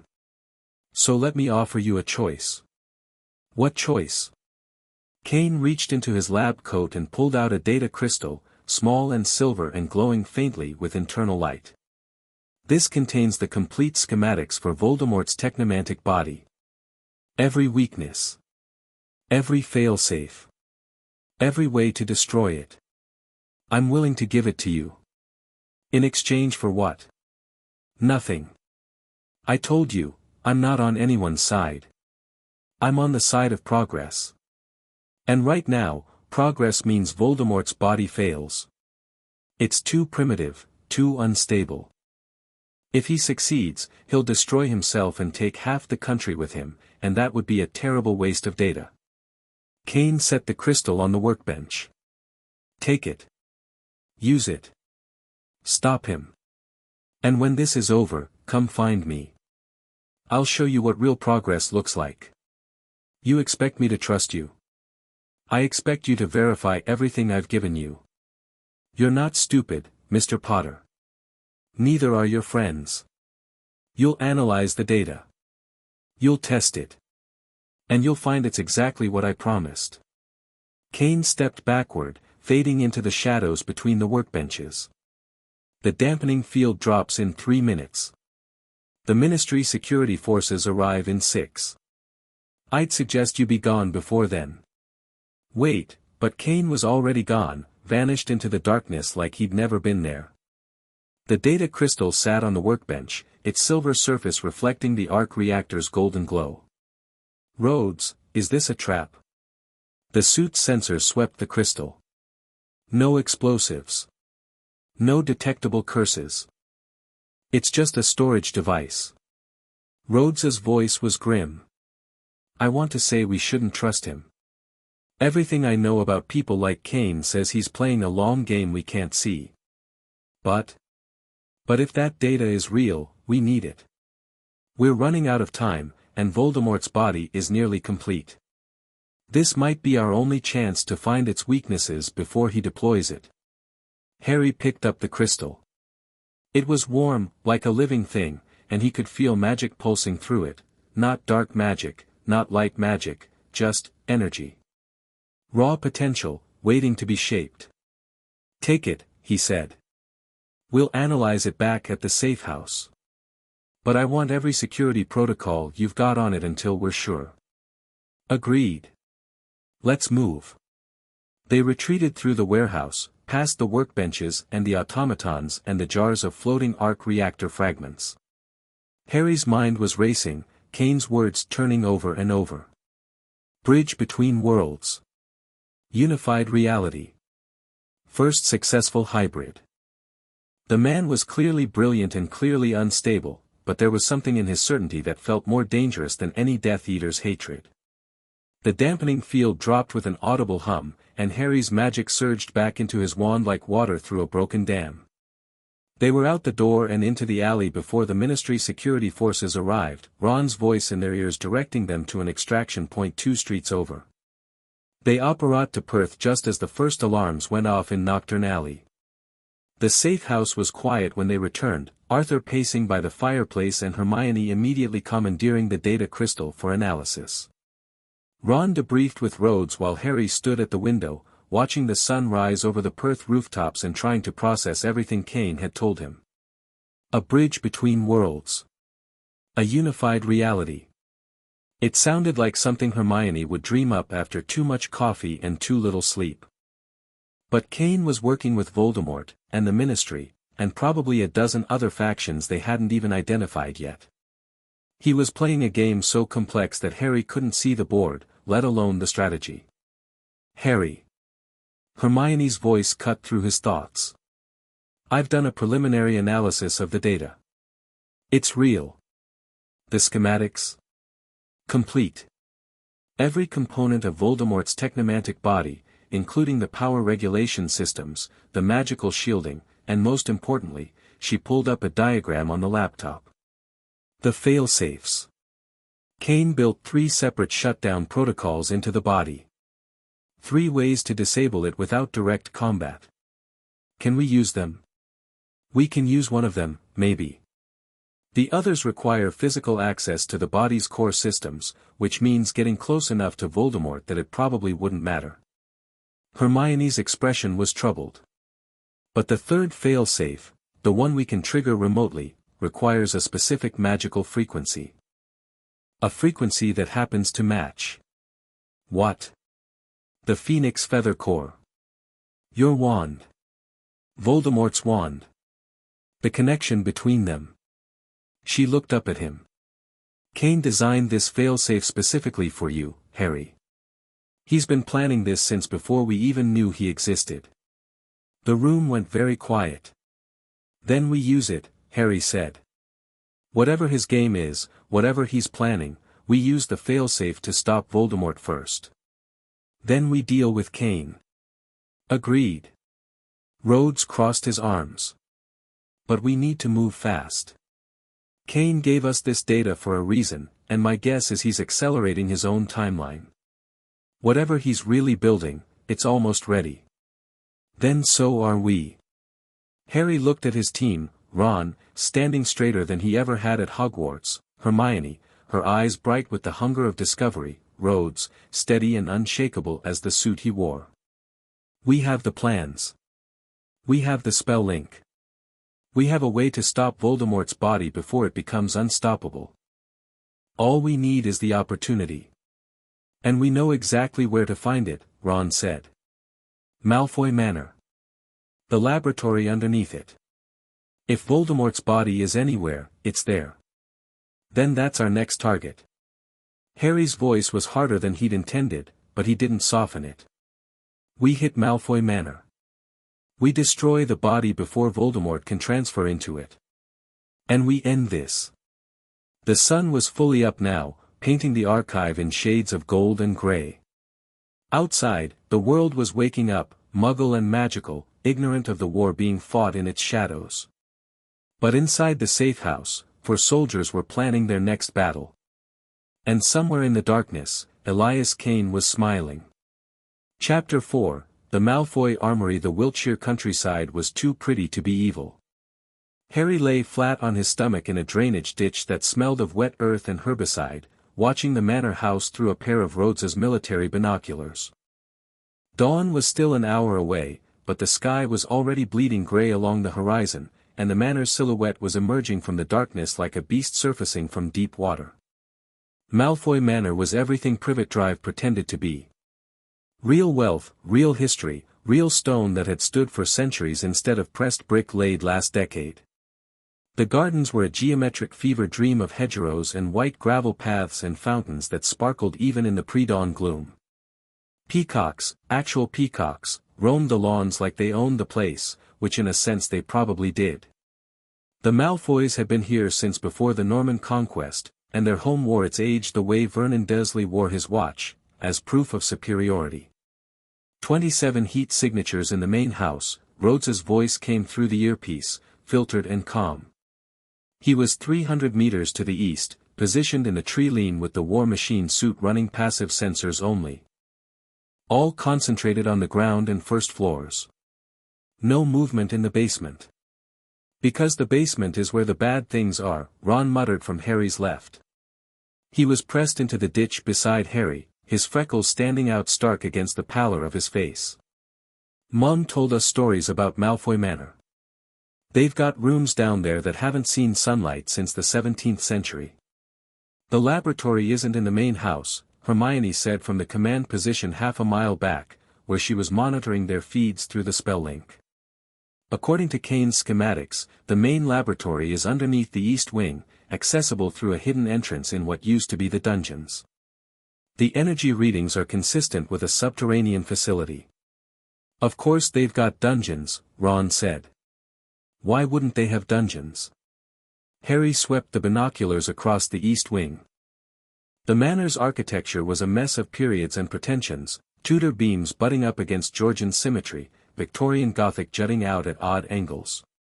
The east wing was the oldest section, a squat stone structure that looked like it had been built by Normans with a grudge. If there was a hidden entrance to an underground laboratory, it would be there. Perimeter defenses, he asked. Standard pureblood paranoia, Hermione replied. Anti-apparition wards across the entire estate. Intruder detection charms on the garden walls. Something nastier along the tree lean. I'm reading traces of dark magic, probably a blood ward or a fear curse. The peacocks are clean though. The peacocks? As far as I can tell, they're just peacocks. Very inbred peacocks, but still peacocks.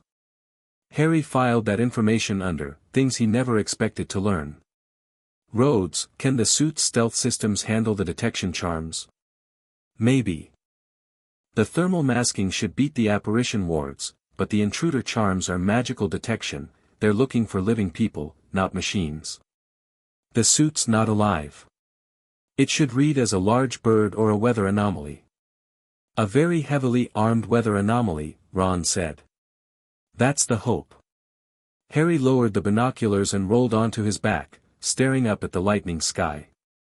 The drainage ditch was cold and wet and deeply uncomfortable, but it was also the only cover within 500 meters of the manor that wouldn't get them killed. The plan was simple on paper: infiltrate the east wing, find the laboratory, destroy Voldemort's technomantic body, and get out before anyone knew they'd been there. In practice, simple plans had a way of becoming complicated the moment reality got involved. Let's run it again, he said. From the top. We've run it 6 times. And we'll run it a 7th. I want everyone's timing down to the second.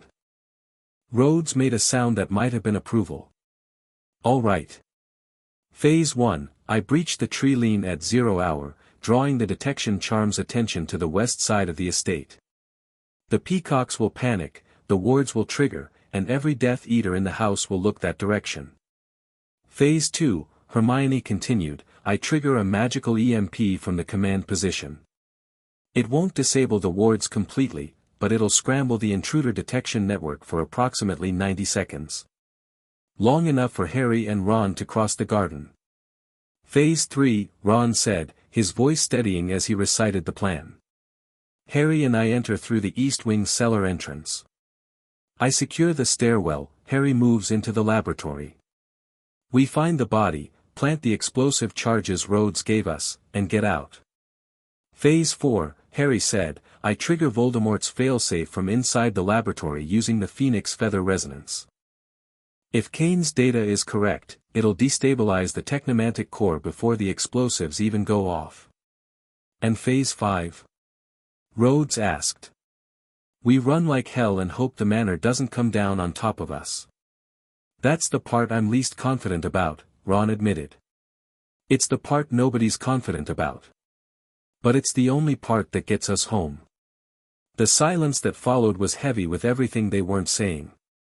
That the laboratory might be guarded. That the failsafe might not work.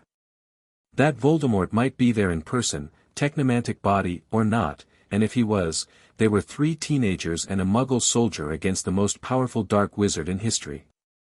All right, Harry said, and pushed himself up into a crouch. Check your gear. We move in 20. The gear check was ritual now, a sequence of touches Harry had learned from Rhodes and made his own. Wand, holstered on his right thigh. Knife, strapped to his left ankle. Invisibility cloak, folded into his belt pouch. Explosive charges, 4 of them, each the size of a pack of playing cards and capable of bringing down a building. Rhodes had spent 2 hours teaching him how to set them, how to arm them, how to run the detonation timer, and how very badly things would go if he got the sequence wrong. His Beretta was in a waterproof holster under his left arm, loaded with live rounds for the first time. Rhodes had finally cleared him for lethal ammunition after the Azkaban mission, and Harry was still getting used to the weight of it. Not the physical weight, that was familiar by now. The moral weight. The knowledge that if he drew this weapon, he was committing to an outcome that couldn't be taken back. 5 minutes, Rhodes said through the earpiece. Weasley, you're quiet. Talk to me. I'm fine. You're breathing fast. I can hear it. That's okay, fast breathing is your body getting ready. It's not panic. It's preparation. I said I'm fine. And I said that's okay. You want to know how many times I puked before my first combat drop? 4. 4 times in the latrine, then once more on the tarmac. My CO told me it was good luck. Was it? We all came back alive. So yeah, I'd say it was. A pause.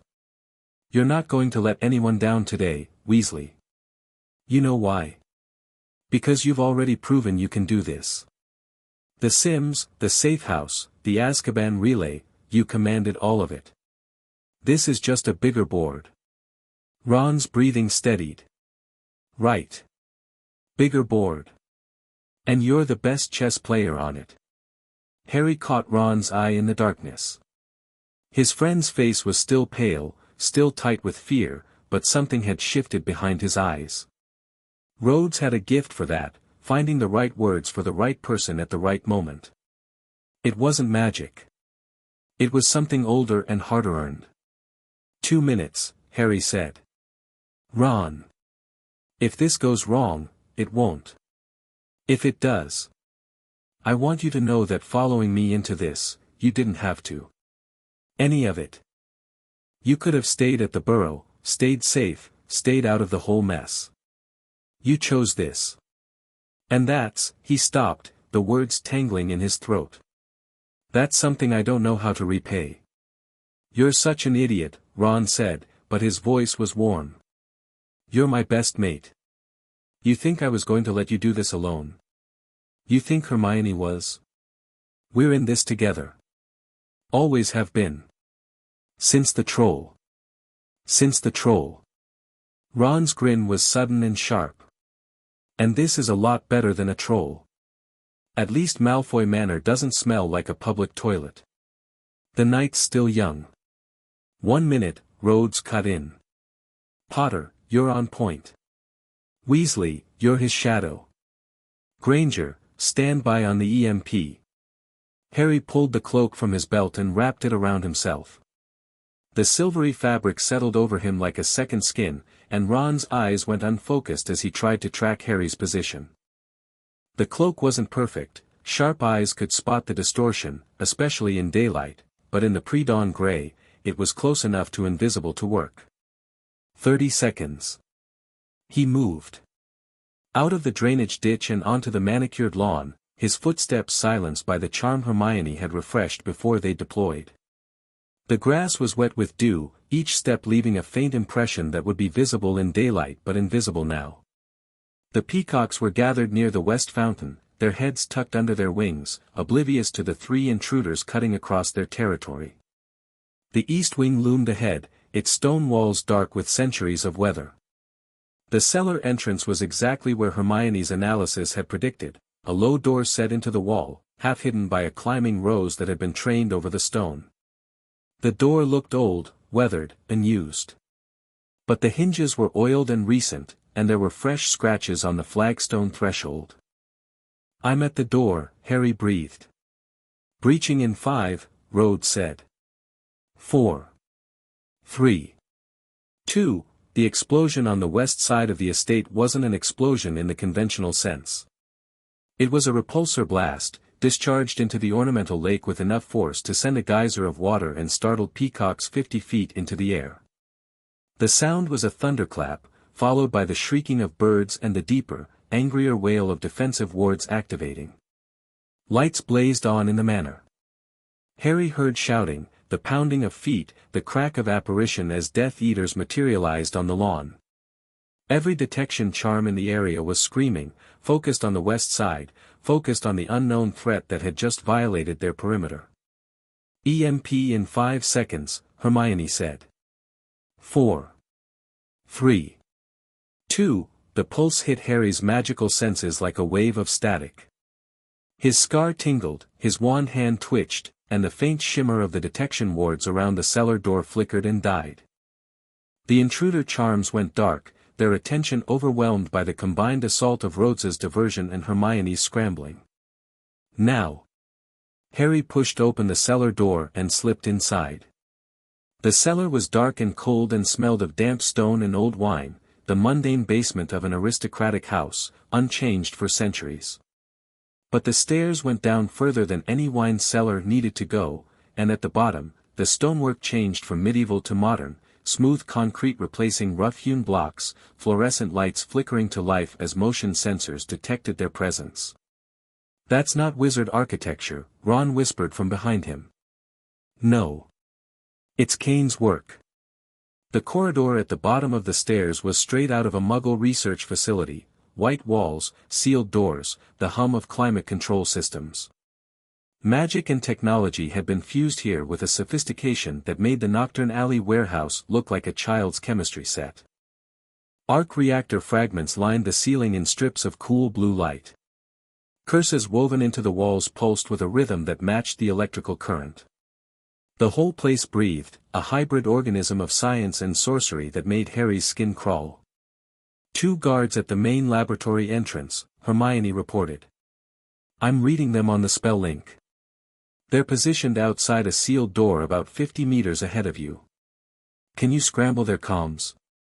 "Already doing it. They won't be able to call for backup." Harry crept forward, still under the cloak, Ron at his heels. The corridor turned left, then right, then opened into a wider chamber that had once been the manor's dungeons, stone cells with iron bars, now retrofitted with glass walls and sterile workstations.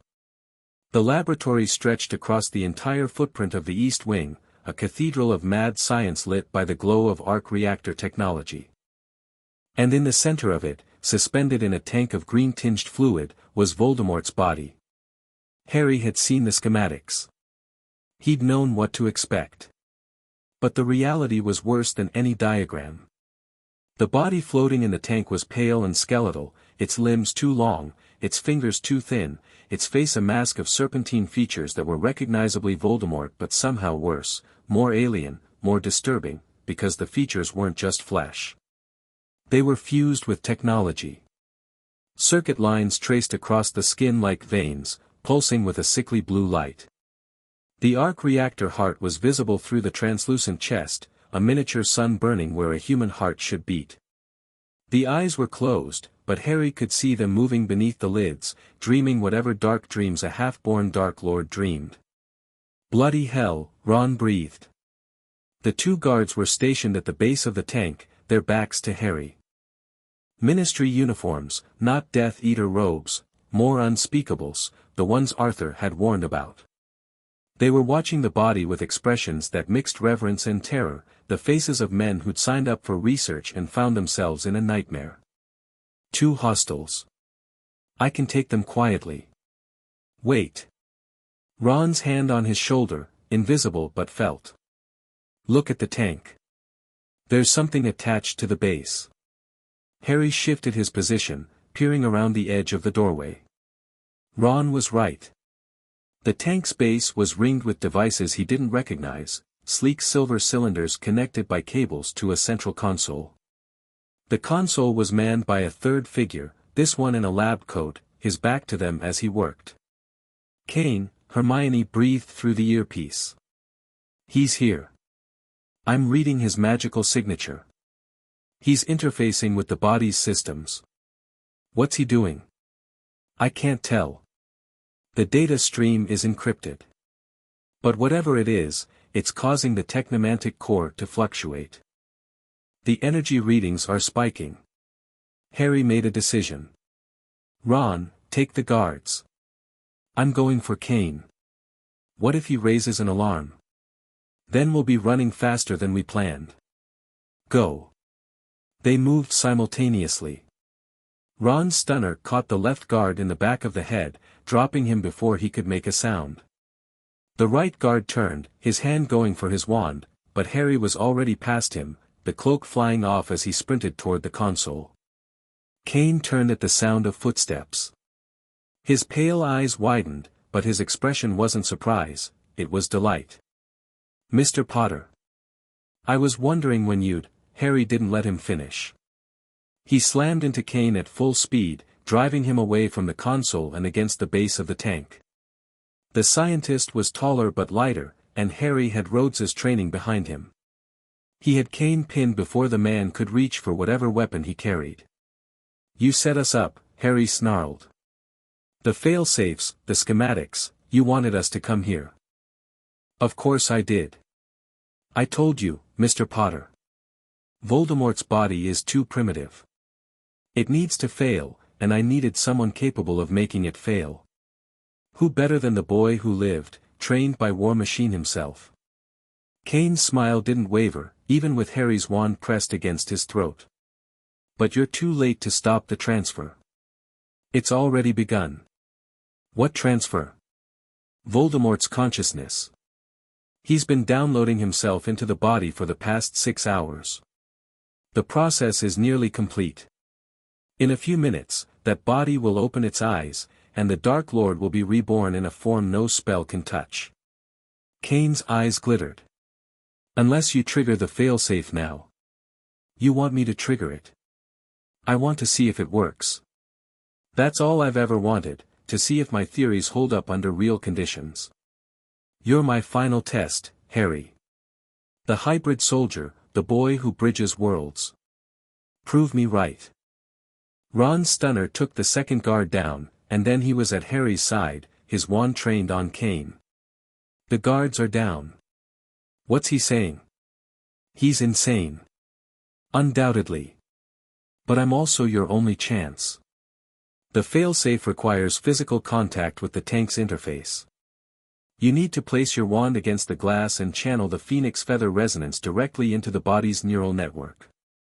I've already primed the system, all it needs is your magical signature.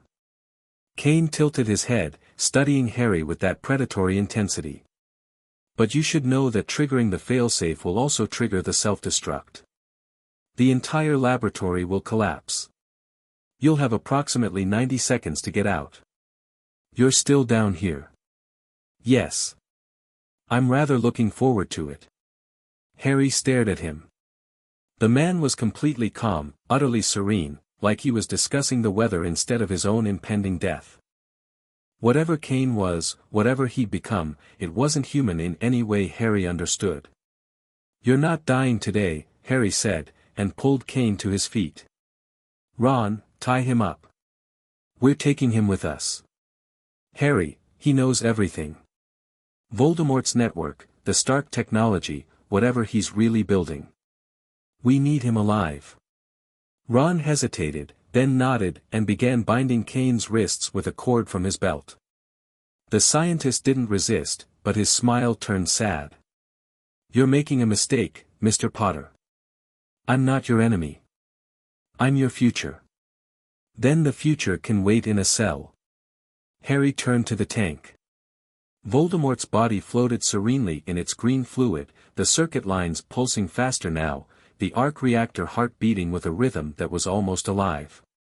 The transfer was nearly complete. Harry could feel it, the dark presence pressing against the edges of his scar, the awareness of something vast and malevolent trying to push its way into the world. He placed his wand against the glass. The failsafe activated instantly.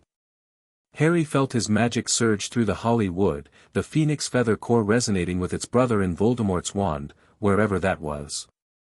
The connection between them, the scar, the shared blood, the prophecy that had bound them together since before Harry could walk, became a channel, and through that channel Harry poured every ounce of magical power he possessed. The body in the tank convulsed. The circuit lines flared bright, too bright, the arc reactor heart stuttering. The green fluid began to boil, and the serpentine features twisted into an expression of rage and pain and something that might have been terror. And then Voldemort's eyes opened. Harry felt the scream before he heard it.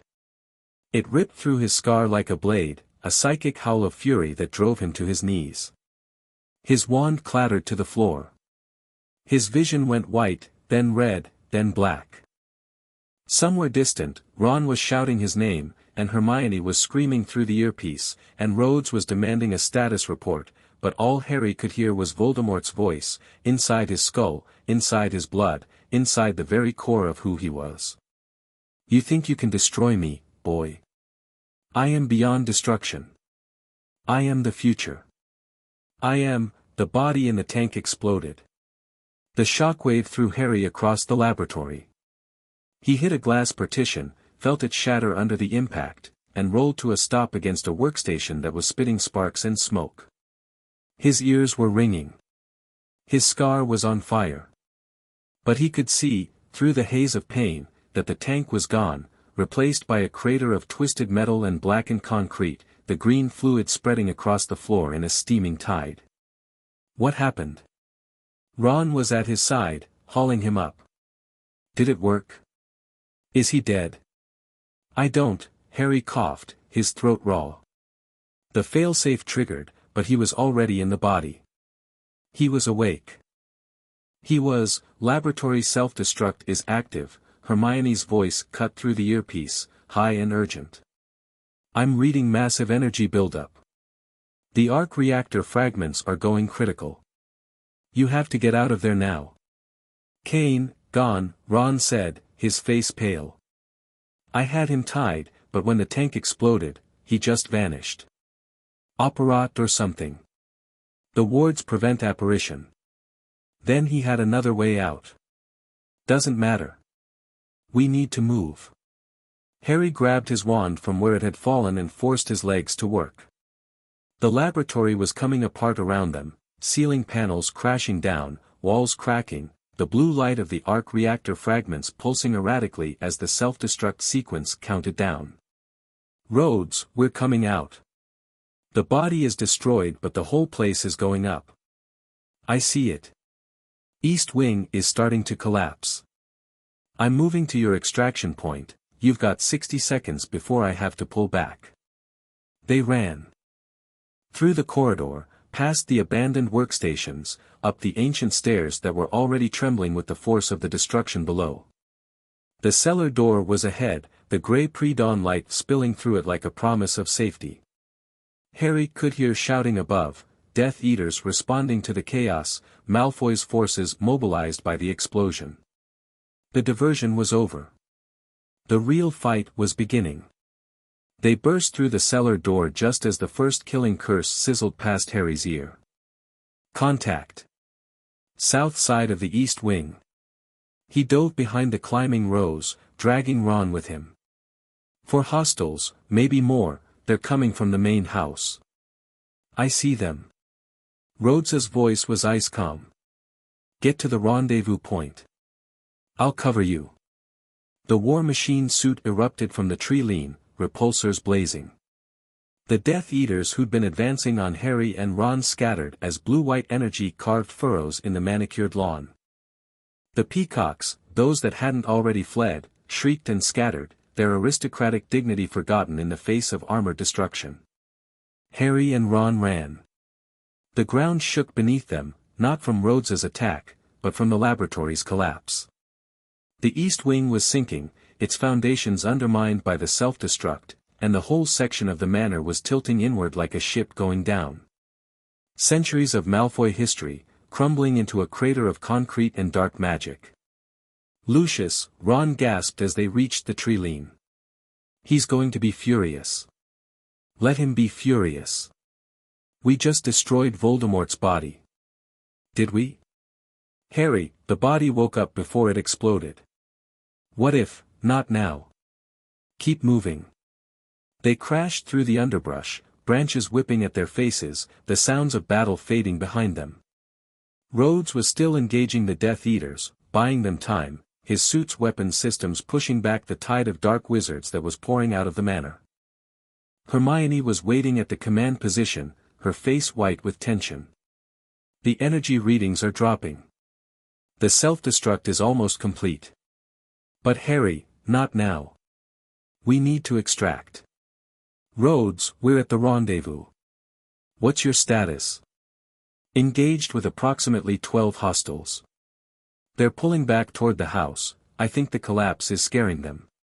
Give me 30 seconds and I'll be overhead. The 30 seconds stretched like hours. Hermione was scanning her equipment, her expression growing more troubled by the moment. Ron was catching his breath, his wand still out, his eyes scanning the tree-line for pursuit. Harry stood at the edge of the clearing, watching the manor collapse into itself, and felt nothing but exhaustion. The War Machine suit dropped through the canopy with a roar of thrusters, its armor scored and smoking from multiple curse impacts. Rhodes's faceplate hinged open, and his expression was the grim satisfaction of a soldier who'd completed his mission and lived to tell about it. Bodies destroyed, he said. Laboratories gone. Malfoy's going to need a new East Wing. He paused, reading something in Harry's face. What? Harry told him. The Perth archive was quiet when they limped back in, the sun fully risen now, painting the dusty shelves in shades of gold and regret. Arthur Weasley was waiting with bandages and tea and the particular tense silence of a man who had 100 questions and didn't know how to ask any of them. Harry sat on a crate, letting Hermione tend to the cuts on his face from the shattered glass, and tried to piece together what had happened. The failsafe worked, Hermione said, her voice clinical in the way she got when she was processing trauma. I reviewed the data streams. The technomantic core destabilized exactly as Kane predicted. The body was destroyed beyond any possibility of repair. But Voldemort was in it, Ron said. He was awake. He screamed. The consciousness transfer was at least partially complete. But the body's destruction should have. Hermione hesitated. It should have destroyed the consciousness too. That's what the failsafe was designed to do.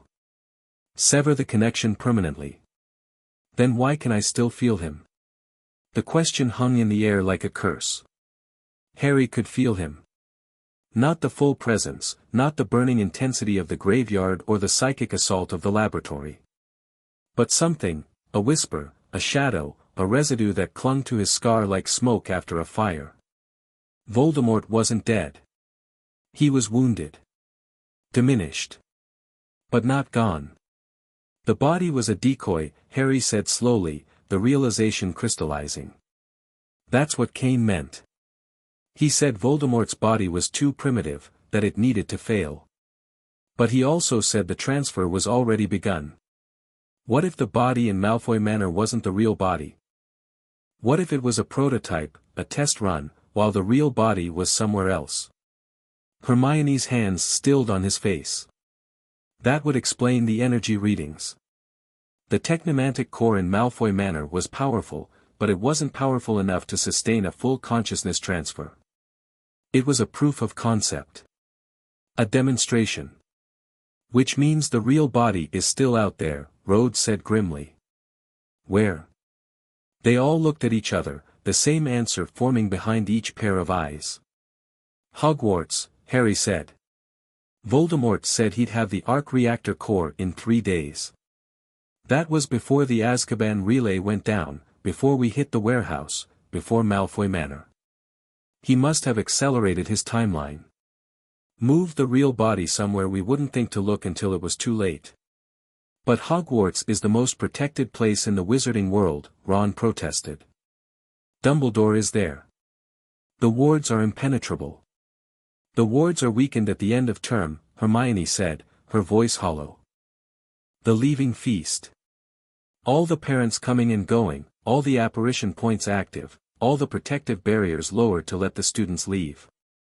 It's the one night of the year Hogwarts is vulnerable. And the feast is tomorrow, Harry said. The silence that followed was the heaviest yet. Mobilize everything, Rhodes said. Every contact you have, every ally you trust. We need to warn Dumbledore, reinforce the castle, evacuate the younger students. Dumbledore won't listen, Harry said. He's been shutting me out since the graveyard. If I show up at Hogwarts claiming Voldemort is about to attack, he stopped. He'll have to listen. If we have proof. Hermione, the data from Malfoy Manor. The energy readings, the transfer logs, everything Kane's system recorded. Can you compile it into something we can show Dumbledore? I can try. But Harry, even if we convince him, tomorrow night is only hours away. How do we prepare for a siege in hours? We don't, Rhodes said. We prepare for a fight. We get whoever we can, position them wherever they'll do the most good, and we hold the line until Voldemort is stopped or we're dead. He looked at Harry. This is what I've been training you for. Not just to fight. To lead. When we get to Hogwarts, these students, they're going to look to you. Not Dumbledore. Not the professors. You. The boy who lived, standing against the Dark Lord again. You need to be ready for that. Harry thought about the simulations. The hostage rescues, the room clearings, the split-second decisions that Ron had called and he'd executed. He thought about Rhodes on the first day, standing in the mist, telling him that courage was the decision to move when every instinct screamed at him to stay still. I'm ready, he said. Or I will be. Whatever it takes. Then let's move. Rhodes turned to Arthur, who had been listening with an expression of dawning horror. Mr. Weasley. I need you to contact the Order of the Phoenix. Everyone you can reach. Tell them to converge on Hogsmeade by nightfall tomorrow. Tell them the war starts at Hogwarts. Arthur nodded, his face set in lines of grim determination. I'll do what I can. Ron, Hermione. Harry stood, his body aching from the fight but his mind clearer than it had been in days. We need to get to Hogwarts before the feast. Warn whoever we can.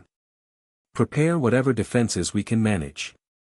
And if Dumbledore throws us out? Ron asked. He won't. Because we're not asking permission anymore. Harry met his friend's eyes. We're done asking permission. We're done waiting for adults to solve our problems. This is our fight now. Our school. Our people. Our war, Hermione said quietly. Our war, Harry agreed. And we're going to win it. They worked through the night. Hermione compiled the data, her fingers flying across the laptop keyboard with desperate precision. Ron coordinated with Arthur, sending messages through channels Harry didn't ask about to people whose names he didn't recognize. Rhodes repaired the suit, the damage from Malfoy Manor extensive but not crippling, his hands moving through the maintenance rituals with the speed of long practice. Harry stood at the window, watching the sun set over Perth, and tried to prepare himself for what was coming. Hogwarts. The first place that had ever felt like home. Tomorrow night, it would become a battlefield. Students he'd known for 4 years, Neville, Ginny, Luna, the Creevy brothers, the Quidditch team, would be caught in the crossfire of a war they hadn't chosen. And somewhere in the chaos, Voldemort would be waiting, in a body that couldn't be killed by conventional magic, with an army that had been preparing for this moment for months. "You should sleep," Hermione said from behind him. "So should you. I'll sleep when this is over." Harry turned. Hermione looked exhausted, dark circles under her eyes, her hair more explosive than ever from the combination of stress and static discharge. But her gaze was steady, and her voice was firm, and she was the most remarkable person Harry had ever known. "We're going to win," he said. "I don't know how. But we're going to win. I know. I ran the probability models." Her smile was watery but real. "They're not good. But they're better than they were before we met Colonel Rhodes. Before the spell link. Before all of this. You made the spell link. You made all of this possible. We made it possible. Together." She stepped closer, her expression softening. "Harry. Whatever happens tomorrow. I want you to know that I don't regret any of it. Following you into this. Learning to fight. Breaking into ministry warehouses and nearly getting blown up. I'd do it all again. Even the getting blown up part. Especially the getting blown up part.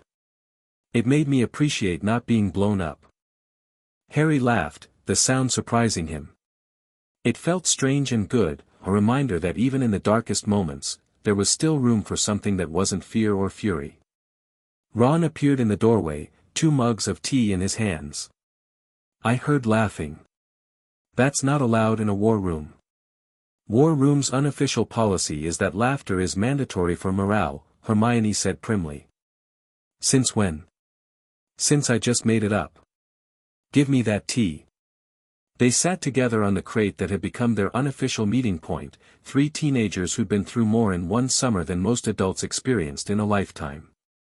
The tea was lukewarm and slightly bitter, and the safehouse smelled of gun oil and old paper and the particular tension of people waiting for a battle they couldn't avoid. "Tomorrow's going to be bad," Ron said quietly. "Yeah. But we've done bad before. Troll bad. Basilisk bad. Graveyard bad. This is worse than the graveyard. I know. But we're different now. You're different." Ron looked at Harry, and his expression held none of the resentment Harry had feared. "Just respect. Whatever Rhodes trained you to be, it's working. You're not just the chosen one anymore. You're a soldier," Harry offered. "A leader. Someone people want to follow. Not because of a prophecy, but because you've earned it." Ron's ears went pink, but he didn't look away. "I'd follow you into Malfoy Manor again. And I'd follow you into Hogwarts tomorrow." "Me too," Hermione said.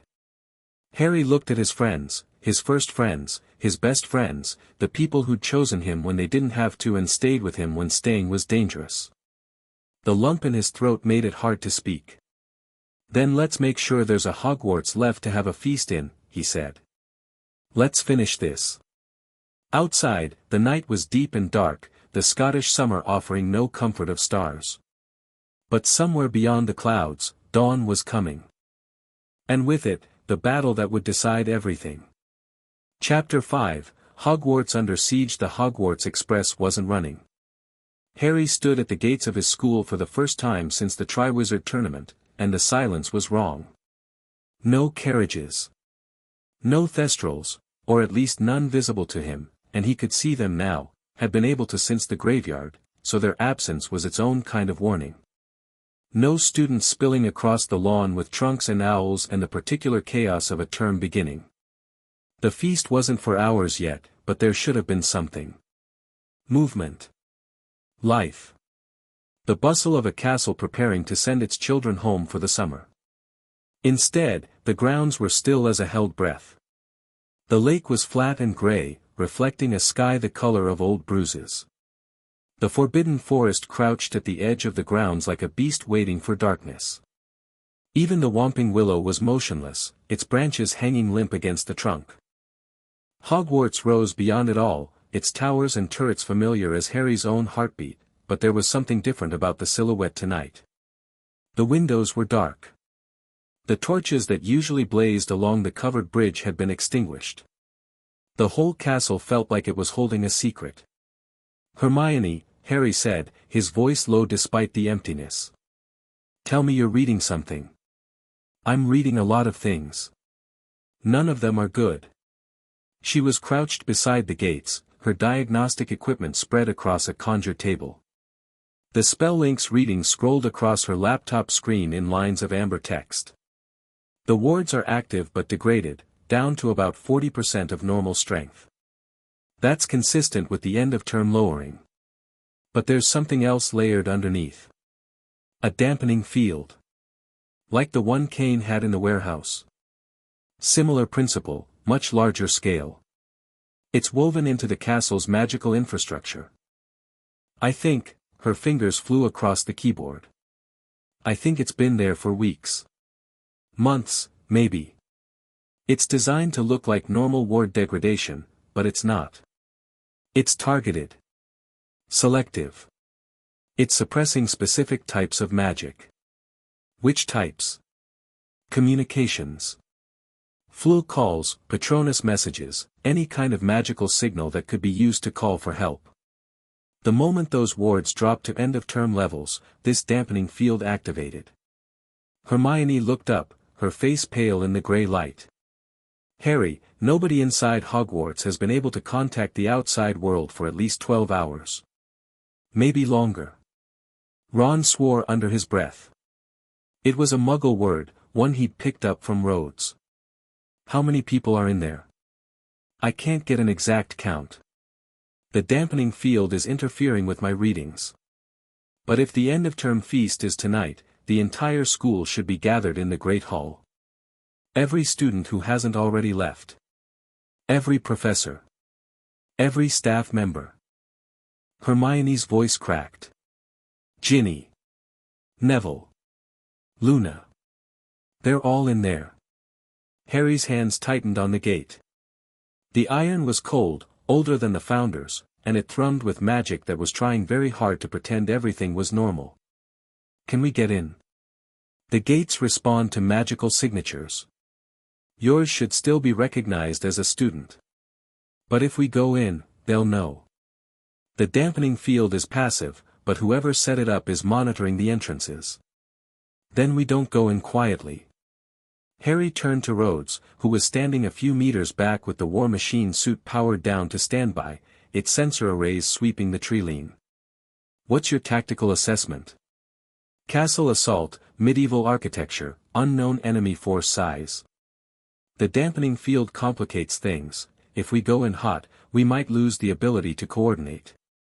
But if we wait, we lose any chance of surprise." Rhodes's faceplate hinged open. "What's your gut say, Potter?" "My gut says they're already inside. The dampening field, the timing, this isn't an invasion. It's a trap that's already sprung. We're not preventing an attack. We're responding to one that started without us." "Agreed." Rhodes nodded slowly. "Then we go in fast and we go in hard. Priority 1 is locating Voldemort's technomantic body. Priority 2 is evacuating the students. Everything else is secondary." "How do we evacuate a castle full of kids with no flu and no apparition?" "We find the dampening field source and destroy it. Once communications are back up, we can call for reinforcements and coordinate extraction." Rhodes turned to Hermione. "Can you locate the field's origin point?" "I can try. But I'll need to be inside the castle to triangulate." "Then you're with us. Weasley, you're on civilian coordination. When we breach the Great Hall, you take charge of getting the younger students to safety.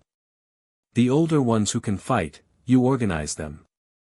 "I'm not a prefect," Ron said. "I'm not even, you're the best tactical mind on this team besides me. You've commanded Sims I designed to be unwinnable and you've won them anyway. When those kids see Death Eaters in their school, they're going to panic. They need someone who won't." Ron's jaw tightened, but he nodded. One problem, Harry said. We don't know where Voldemort is. The body in Malfoy Manor was a decoy. The real one could be anywhere in the castle. The Chamber of Secrets, the Room of Requirement, the Astronomy Tower, we can't search all of Hogwarts while fighting a battle. Then we make him come to us, Rhodes said.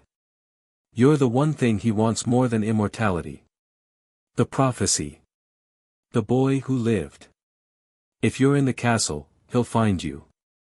So I'm bait. You're the anvil. I'm the hammer.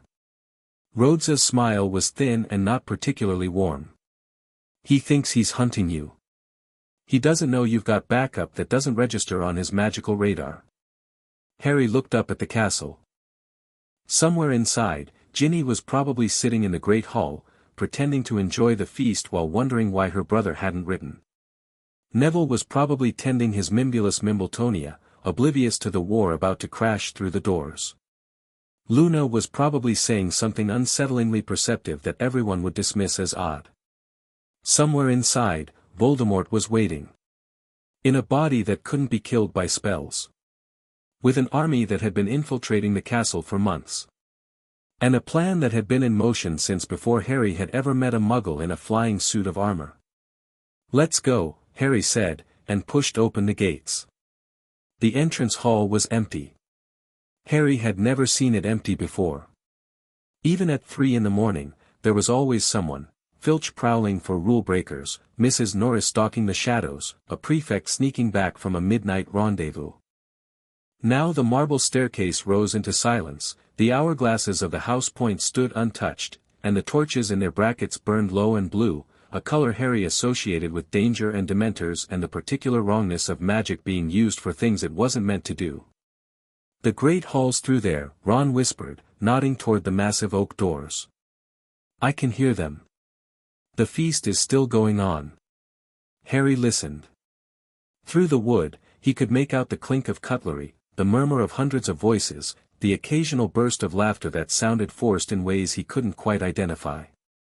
It was the sound of normalcy maintained by people who knew, on some level, that normalcy had already ended. Hermione, the dampening field, its strongest on the upper floors. 7th floor, maybe, the Room of Requirement area. That's where the field's originating. Hermione's face was tight with concentration. But there's something else. A secondary signal, coming from the dungeons. It's similar to the relay station at Azkaban. 2 objectives. One team goes up, one team goes down. I'll take the dungeons, Rhodes said. The suit's built for close-quarters combat. You 3 secure the Great Hall and push upward. Split up.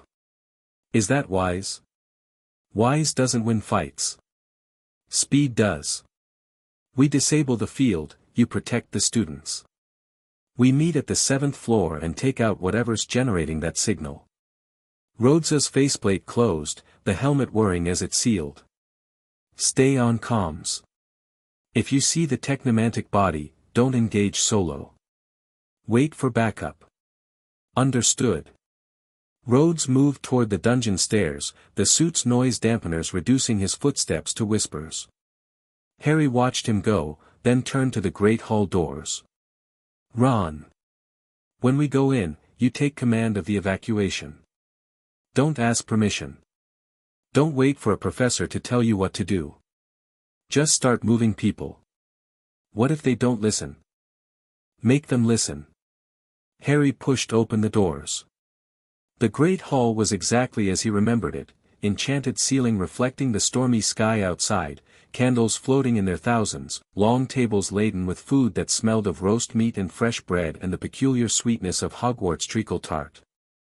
Students lined the benches in their house colors, scarlet and gold, green and silver, blue and bronze, yellow and black. The staff table was fully occupied, Dumbledore at the center in robes of midnight blue, McGonagall at his right hand, Snape at his left. Everything was exactly as it should have been, which was exactly why it was wrong. Because the students weren't eating. The food was untouched, the plates full, the goblets undrunk. And the silence that fell when Harry walked through the doors wasn't the silence of surprise. It was the silence of people who'd been waiting for something terrible and had just realized it had arrived. Harry Potter. Dumbledore's voice carried across the hall, and it held none of the gentle warmth Harry remembered. It was hard. Cold. You should not be here. He knows, Ron whispered. He knows what's coming. Then why isn't he doing anything? The answer came before Ron could give it. The candles flickered. The enchanted ceiling swirled with colors that had no place in any sky, green and purple and a sickly blue that Harry recognized from Malfoy Manor. The temperature dropped, not the cold of Dementors but something more mechanical, a chill that came from the stones themselves, radiating upward through the floorboards. And the doors of the great hall slammed shut. Students, remain calm. Dumbledore rose from his chair, and his voice was a command now, cutting through the rising panic. Prefects, to your houses. Professors, defensive positions. We are under, the torches died. The darkness that followed was absolute, the kind of black that swallowed light and sound and hope in equal measure. Someone screamed. Then someone else screamed. Then the hall erupted into chaos, students scrambling in the dark, benches overturning, the crash of plates and the shatter of glass and the thunder of hundreds of feet trying to find purchase on stone that had suddenly become treacherous. Lumos. Harry's wand lit, and he thrust it high.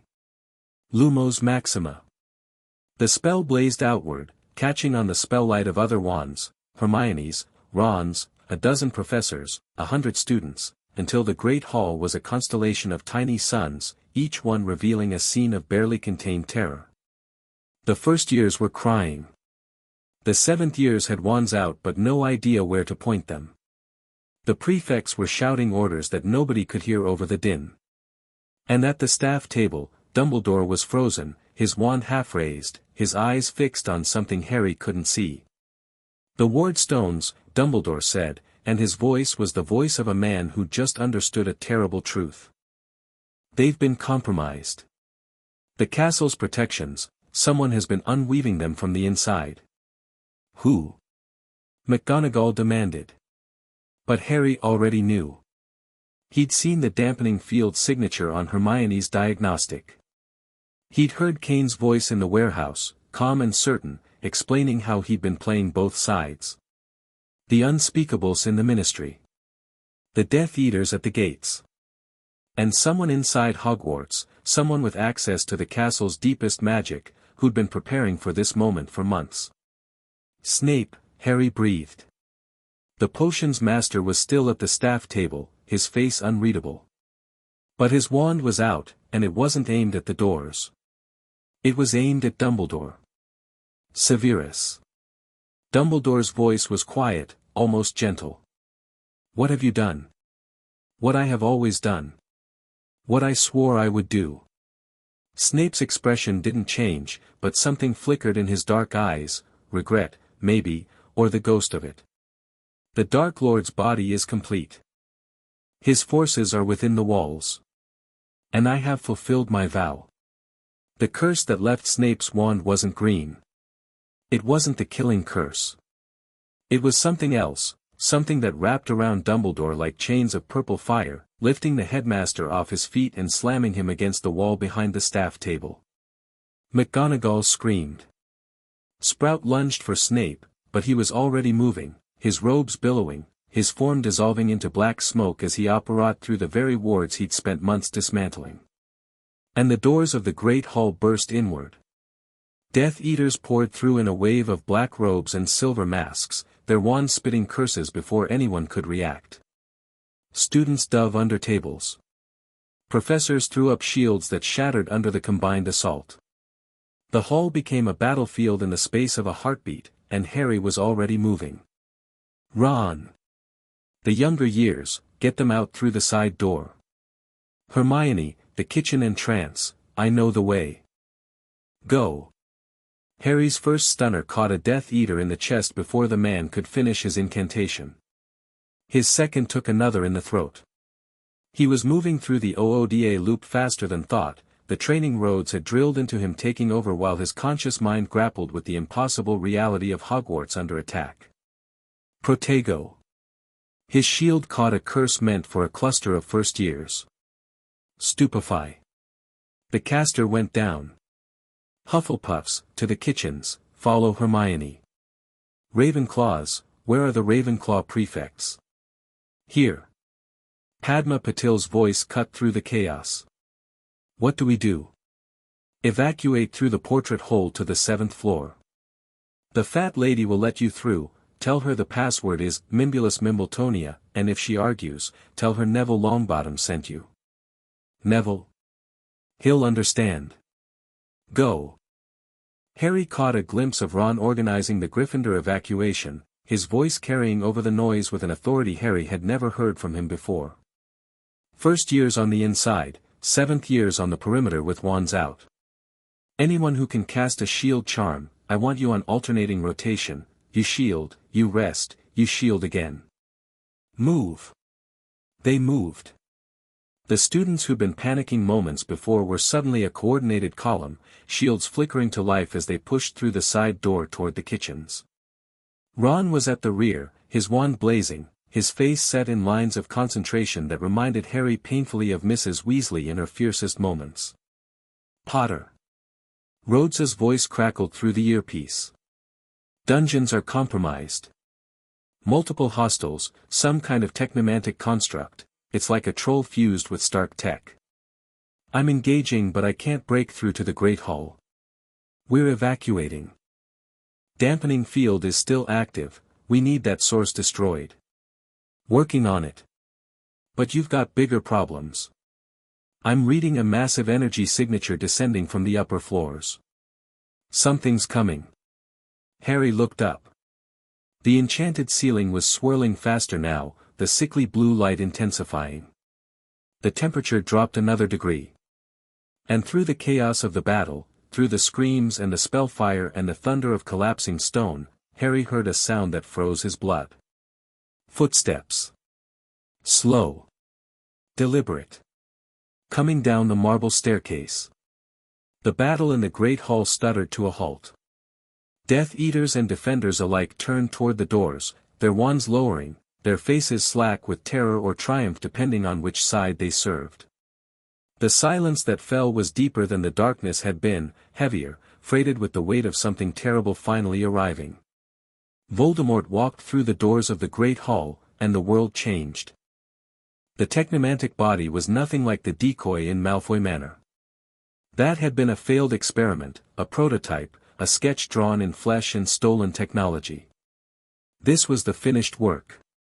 Voldemort's form was still pale and serpentine, still recognizably the creature who'd risen from the cauldron in the graveyard, but it had been transformed.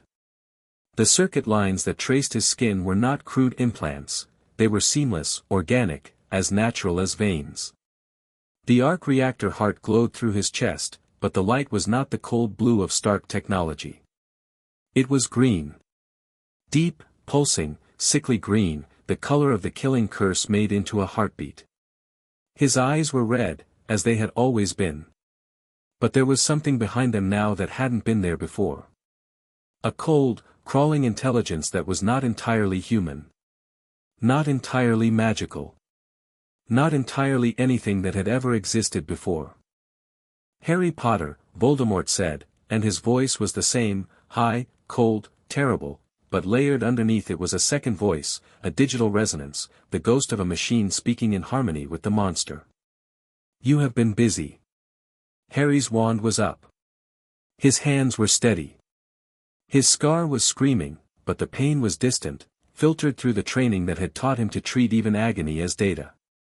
You're supposed to be dead. I am beyond death now. Beyond magic. Beyond anything your pitiful world has ever known. Voldemort raised one pale hand, and the circuit lines along his fingers pulsed with green light. Your Muggle ally taught you to fight. Your mudblood friend taught you to interface with machines. You destroyed my decoy, my relay, my research facility. You have been a worthy adversary. Glad I could impress you. But did you truly believe you could stop me? Voldemort's smile was a terrible thing, stretched across features that were no longer entirely human. I have walked the corridors of this castle for months, invisible, intangible, a ghost in the machine. I have woven myself into the very stones. The wards answer to me now. The magic of Hogwarts is my magic. And tonight, I will remake this place in my image. Not while I'm still standing. Brave words. But you are not standing, Harry Potter. You are kneeling at the foot of an empire, and you are too blind to see it. Voldemort gestured, and the Death Eaters parted like water before a ship's prow. Kill the others. Leave the boy to me. The battle resumed with a roar of spell fire, but Harry barely heard it. His world had narrowed to the creature before him, the red eyes, the green heart, the circuit-laced fingers that were reaching toward him with terrible slowness. I could kill you now, Voldemort said. I could unmake you with a thought. But that would be too quick. Too merciful. You have defied me too many times for mercy. The green light in his chest intensified. I want you to watch, Harry Potter. I want you to watch as I tear down everything you love. Your school. Your friends. Your world. And when there is nothing left but ash and memory, then I will let you die. Potter. Rhodes's voice in his ear. I'm reading the energy signature, it's spiking. Whatever he's doing, it's building towards something. Harry didn't hesitate. He threw a stunner that Voldemort batted aside with a flick of his hand, then a disarming charm that the Dark Lord absorbed into his palm like water into sand. The circuit lines flared brighter with each spell, and Voldemort's smile widened. Your magic cannot harm me. This body is immune to spellfire. Every curse you cast only feeds the arc reactor core. You are making me stronger, Harry Potter. Stronger than any wizard who has ever lived. Then I'll stop casting. Harry dropped his wand. Voldemort paused. The red eyes flickered, the first hint of uncertainty. What are you? Harry drew his Beretta and shot him in the face. The bullet hit Voldemort between the eyes and ricocheted off with a shriek of metal on metal. The Dark Lord's head snapped back, and for one glorious moment Harry thought it had worked, but then Voldemort straightened, the circuit lines pulsing furiously, and the dent in his forehead smoothed over like water closing after a stone. Muggle weapons, Voldemort breathed, and the digital resonance in his voice had become a snarl. You would bring Muggle weapons into our sacred battle? I'd bring a can opener if it gave me an edge. Harry fired twice more, center mass this time, and both shots flattened against the technomantic skin. Rhodes, bullets aren't working. The arc reactor's projecting a kinetic barrier. You need to overload it, too much energy too fast to absorb. How do I do that? The same way you did at Malfoy Manor. The fail-safe. But you need to get closer, much closer, and I'm pinned down in the dungeons. Harry looked at Voldemort, who was advancing now with the slow certainty of an avalanche. The green heart was pulsing faster, and the circuit lines had spread from his face down his neck, across his shoulders, weaving through his robes like glowing veins. He was beautiful and terrible and utterly inhuman, and he was 20 feet away and closing. Ron! Harry shouted through the earpiece. Status. Kitchen route is secure. Hermione's got the Hufflepuffs out. Ravenclaws are moving toward the 7th floor, but we've got hostiles on the staircase. Can you handle them? Give me 5 minutes and I'll have cleared a path. Harry didn't have 5 minutes. Voldemort was 10 feet away now, his hand raised, green light gathering in his palm. Not the killing curse, something worse, something new, a fusion of Avada Kedavra and arc reactor energy that made Harry's scar blaze with agony even from a distance. Your Muggle tricks have failed you, Voldemort hissed. Your magic is useless. Your friends are scattered. Your mentor is trapped. You are alone, Harry Potter. As alone as the night I killed your mother. The name hit Harry like a physical blow. His mother. Lily Potter, who'd stood in front of his crib and refused to move. Lily Potter, who died so he could live. Lily Potter, whose sacrifice still ran in his blood, the oldest magic, the deepest magic, the power that Voldemort had never understood and never would. "You're wrong," Harry said. "I'm not alone." He raised his hand, not his wand hand, but the hand that had caught the snitch, the hand that had held the Triwizard Cup, the hand that was scarred from a basilisk bite and a blood quill and 100 other wounds taken in defense of the people he loved. And he reached for the power that had saved him in the graveyard, the power that Dumbledore had called love but was so much more than that. It was connection, it was sacrifice, it was the refusal to let the people who mattered face the darkness alone. The great hall blazed with light. Not spell light. Not arc reactor light. Something older, something purer, something that had been building in Harry since the moment he'd decided to stop being a symbol and start being a soldier. The light came from him, from his scar, from the very core of who he was, and it hit Voldemort's technomantic body like a wave crashing against a cliff. The Dark Lord staggered. The green light in his palm died. The circuit lines along his skin flickered, sputtered, reformed, and for the first time since he'd entered the hall, the certainty in his red eyes wavered. "What is this?" Voldemort demanded. "What are you doing?" "I'm doing what my mother did," Harry said, and his voice was strange in his own ears, layered with something that was not quite magic and not quite technology and not quite anything that had ever existed before. "I'm standing between you and the people I love. And you're not getting past me." He pressed his wand to his scar. The failsafe activated.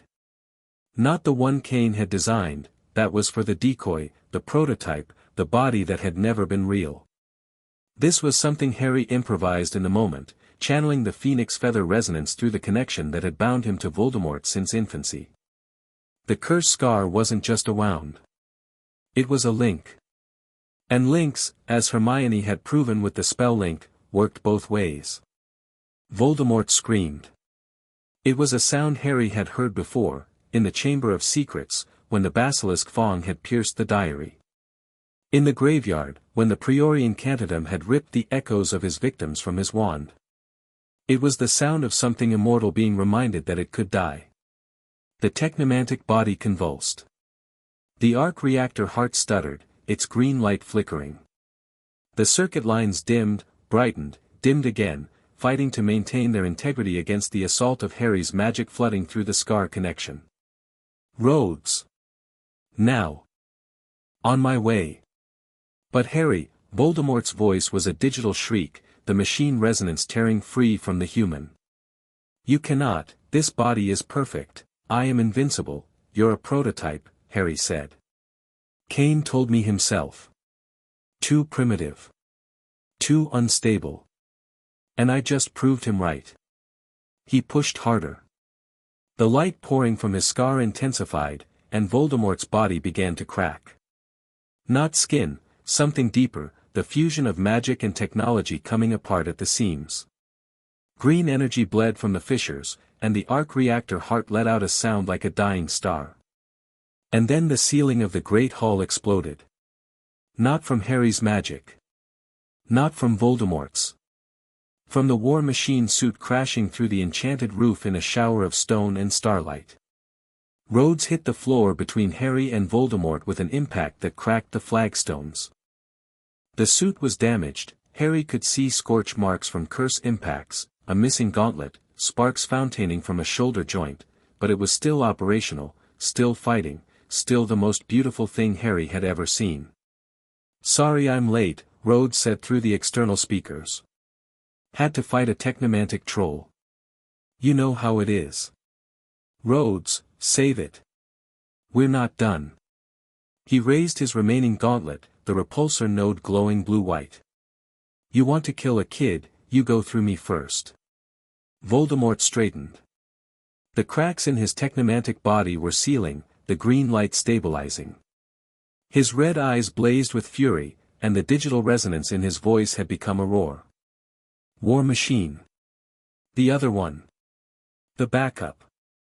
Voldemort's smile was a rictus of contempt. "Did you truly believe you could challenge me? Your technology is stolen. Your armor is damaged. Your allies are scattered. You have nothing. I've got the high ground, Rhodes said, and fired.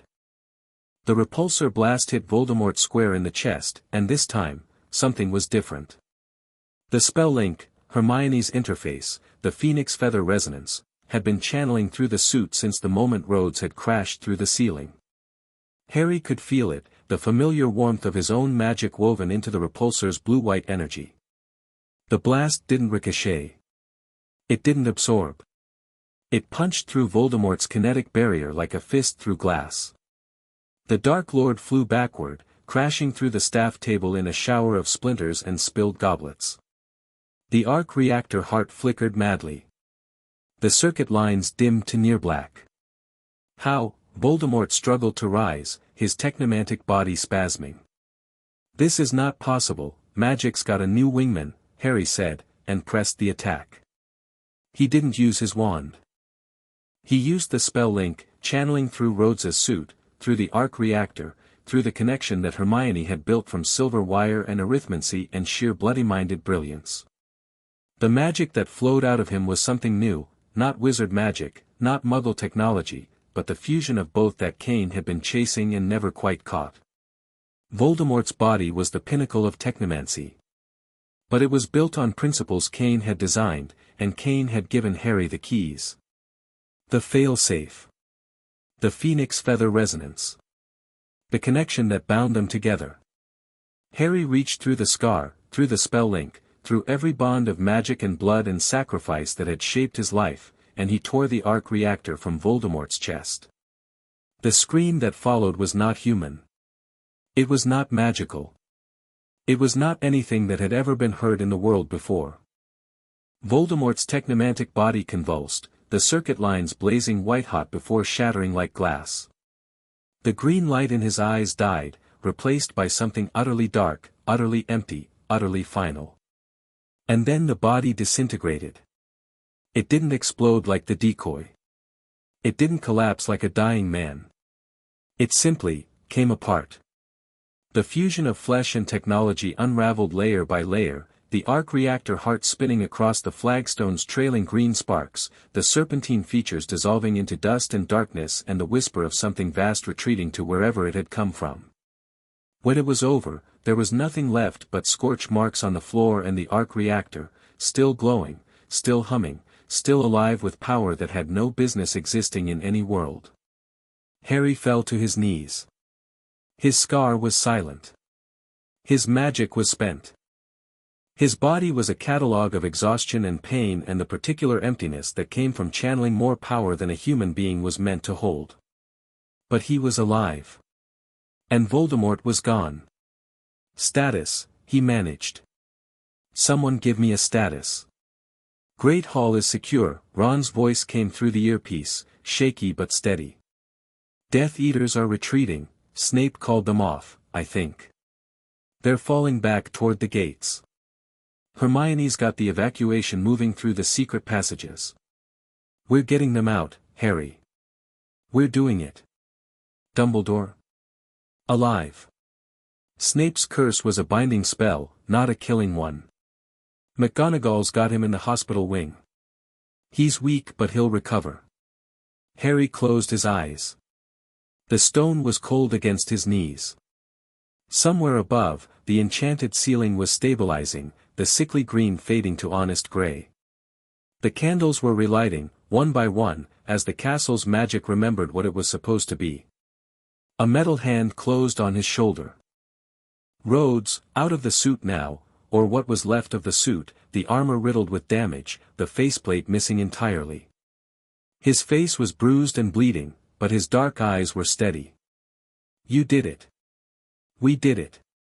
He's not dead, is he? The body was destroyed, but the consciousness, transferred somehow. I felt it. A backup, maybe. A failsafe Kane built into the network. Harry forced his eyes open. But we hurt him. Badly. He's not going to be building a new body anytime soon. Then we take the win and we prepare for round 2. Rhodes offered his hand.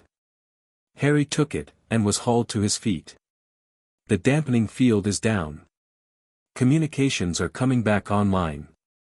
The order will be here within the hour. Kane's still out there. Yeah. And he's got a lot to answer for. Rhodes's expression was grim. But that's tomorrow's problem. Tonight, you saved your school. Harry looked around the great hall.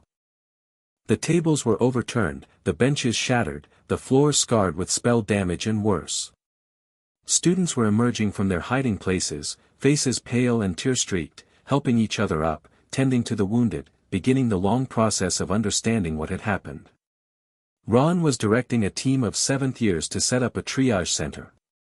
Hermione was organizing a head count, her voice carrying across the hall with the crisp authority of someone who'd found her purpose in the chaos.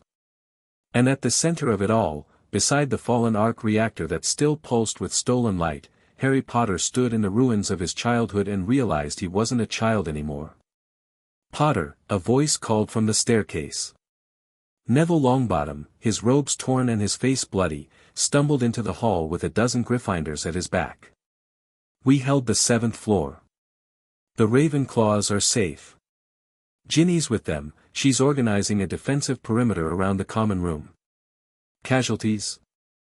Some. None fatal. Luna got a curse to the shoulder, but Madame Pomfrey's already got her stabilized. Neville's grin was shaky but real. You should have seen it, Harry. The suits, the Death Eaters, they didn't expect us to fight back. They thought we'd just roll over. Everyone always thinks that, Ron said, joining them. Everyone always underestimates the students. Not anymore. Harry looked at his friends, Ron and Hermione, Neville and Luna visible through the crowd, Ginny somewhere in the castle above, the entire student body of Hogwarts who'd faced a Dark Lord and held their ground. Not anymore. He picked up the arc reactor. It was warm in his hands, humming with power that was neither magic nor technology but something that bridged both worlds. Something that Kane had built and Voldemort had corrupted and Harry had claimed for his own. What are you going to do with that? Hermione asked. I don't know yet. But I'm not leaving it for someone else to find. Rhodes nodded, a gesture of respect that needed no words. We need to regroup. Assess the damage. Plan our next move. But first, he looked around the ruined hall, at the students who were already beginning to clear debris, at the professors who were emerging from the chaos with their wands still drawn, at the castle that had weathered its darkest night and still stood. First, we celebrate. Because that's what soldiers do when they survive. Celebrate, Ron repeated, and a grin cracked his exhausted face. I could do with some celebration. And some food. Definitely some food. The feast is ruined, Hermione said. Then we'll make a new one. Harry tucked the arc reactor into his belt pouch and turned toward the kitchens. Dobby? The house elf appeared with a crack that was almost cheerful. Harry Potter called. How fast can you put together a meal for the entire school? Something simple. Soup and bread. Anything that'll feed people who haven't eaten in hours. Dobby's eyes went wide with fervor. Dobby will have the kitchens working in minutes, Harry Potter. Minutes. Good. And Dobby? Thank you. For everything. The elf's face crumpled with emotion. Harry Potter is thanking Dobby. Harry Potter, who defeated the Dark Lord again. Harry Potter, who saved the school. He straightened, his small chest puffing with pride. Dobby will make the best soup Hogwarts has ever tasted. He vanished with another crack, and Harry felt something loosen in his chest. Not relief, not quite. The war wasn't over. Voldemort's consciousness was still out there, somewhere in the network Kane had built. The rogue scientist himself was still missing. The Ministry was still in denial. The real fight was still to come. But tonight, Hogwarts was safe. Tonight, the students were alive. Tonight, the people Harry loved were still breathing, still fighting, still standing beside him in the wreckage of a battle they'd won. Come on, he said, and led his friends toward the kitchens. "Let's eat." The feast that night was held in the kitchens, because the great hall was still being cleared of debris and the house elves had insisted on feeding everyone immediately, and honestly, nobody had the energy to argue. Harry sat at a rough wooden table with Ron and Hermione on either side, bowls of steaming vegetable soup in front of them, thick slices of fresh bread with butter that melted on contact. Around them, the Hogwarts students were crammed into every available space, sitting on flour barrels, perched on countertops, sprawled on the floor with their backs against the ovens. It was chaotic and cramped and utterly unlike any feast Hogwarts had ever held, and it was perfect. "You really shot him in the face," Ron said, for approximately the fourth time. "The Dark Lord. In the face. With a Muggle gun. It seemed like the right thing to do at the time. It didn't work, though." "No, but it confused him. And confusion is a tactical advantage." Harry tore off a piece of bread and chewed it slowly. "Rhodes taught me that." "Rhodes taught you a lot of things." Hermione's voice was thoughtful.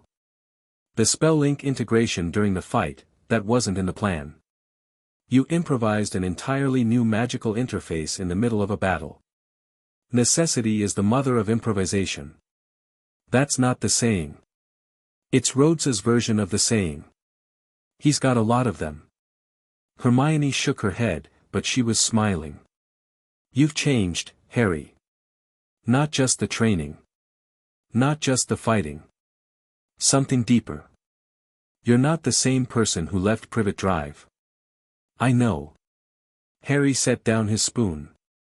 "I've been thinking about that. About what Kane said in the warehouse. That I'm a hybrid. A bridge between worlds." He looked at his friends.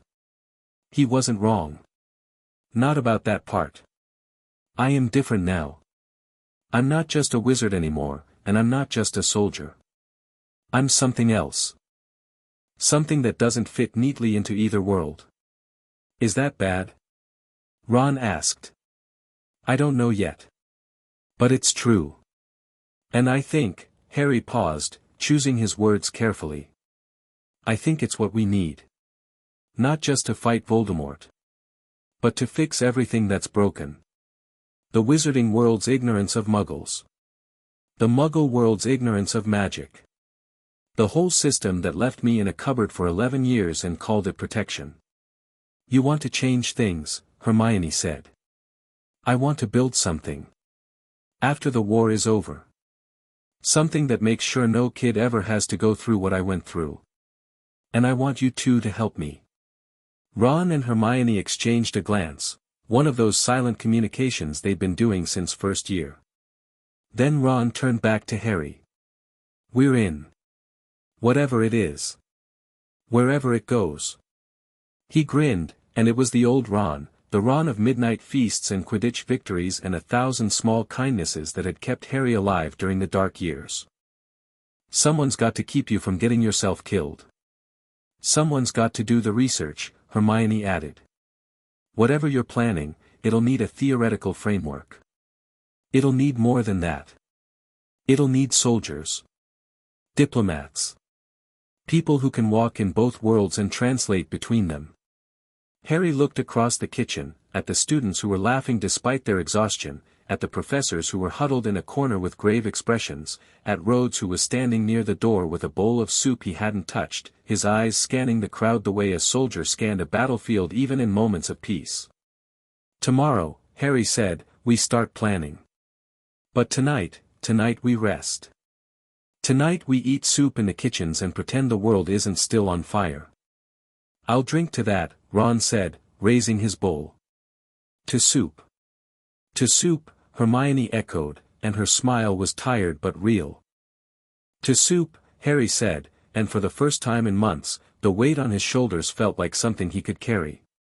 The aftermath of battle was a strange thing, Harry discovered. It wasn't a clean division between fighting and peace that the stories described. It was messier. Quieter. A slow settling of dust that took hours, not minutes. He found Rhodes in the astronomy tower, for hours after the last Death Eater had fled the grounds. The colonel was out of the suit, the war machine armor was in the room of requirement, where Hermione had set up an improvised repair station, and he was standing at the window, looking out at the darkened grounds with his hands clasped behind his back. "Couldn't sleep?" Harry asked. "Never can, after a fight. Too much adrenaline still in the system." Rhodes didn't turn. "You should be resting." "So should you." "I'll rest when the mission is complete." A pause. "How are the students?" "Shaken. Scared. Proud of themselves, most of them. Neville's been walking around like he grew 6 inches. Ginny's furious she missed the main fight, she was stuck on the 7th floor with the Ravenclaws." Harry joined Rhodes at the window. "We lost 3. 1 Hufflepuff 4th year, 2 Ravenclaw 7th years. The Death Eaters weren't aiming to kill at first, they were trying to capture, but when the fighting got chaotic, some of them stopped caring." "I'm sorry." "Yeah. Me too." Harry looked out at the grounds. The Whomping Willow was moving again, its branches thrashing slowly in the pre-dawn breeze. The lake was still, reflecting the first hints of grey along the horizon. The Forbidden Forest was a wall of darkness that hid whatever it hid and would continue hiding it until someone was brave enough to look. "Voldemort's not dead," Harry said. "I know." He pulled his consciousness out at the last second. Transferred it somewhere. The arc reactor was the key, it wasn't just a power source, it was a storage device. A backup. Kane built it that way. "You're sure?" "Hermione's been analyzing the reactor since the fight ended. She found traces of a neural network embedded in the power regulation system. It was designed to capture and preserve a consciousness pattern in case of catastrophic failure." Harry's jaw tightened. Kane built Voldemort a digital Horcrux. Rhodes absorbed this, his expression unchanging. "So where is he now?" "The reactor was the only active node. When I tore it out, the network died. But Hermione thinks there might be residual fragments in the castle's infrastructure. The dampening field was active for months, Voldemort could have been seeding copies of himself through the wards that whole time. Like a virus, waiting to reactivate. Can she find them?" "She's working on it. But it'll take time. And we don't know how long we have before something triggers the reactivation." Harry turned from the window. "I need your advice." "About what comes next?" Rhodes finally looked at him. "You're asking me about the long game.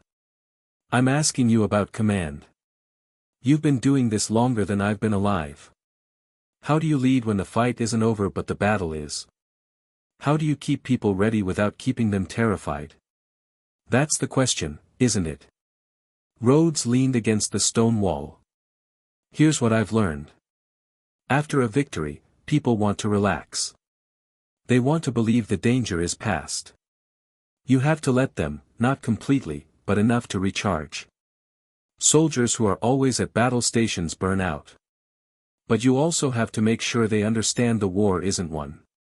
It's a balance. How do you find it?" "Mostly by failing at it a lot and learning from the mistakes." Rhodes's smile was thin. "You're young, Potter. Younger than any officer I've ever trained. But you've got something they didn't have. You care. Not about winning or losing or looking good for the brass. You care about the people under your command. That matters more than any tactical genius. Ron's the tactical genius. Ron's a natural. But he follows you. Granger follows you. Those kids in the Great Hall tonight, they didn't look to Dumbledore when the Death Eaters came through the doors. They looked to you." Rhodes straightened. "You're their leader now. Not because of a prophecy.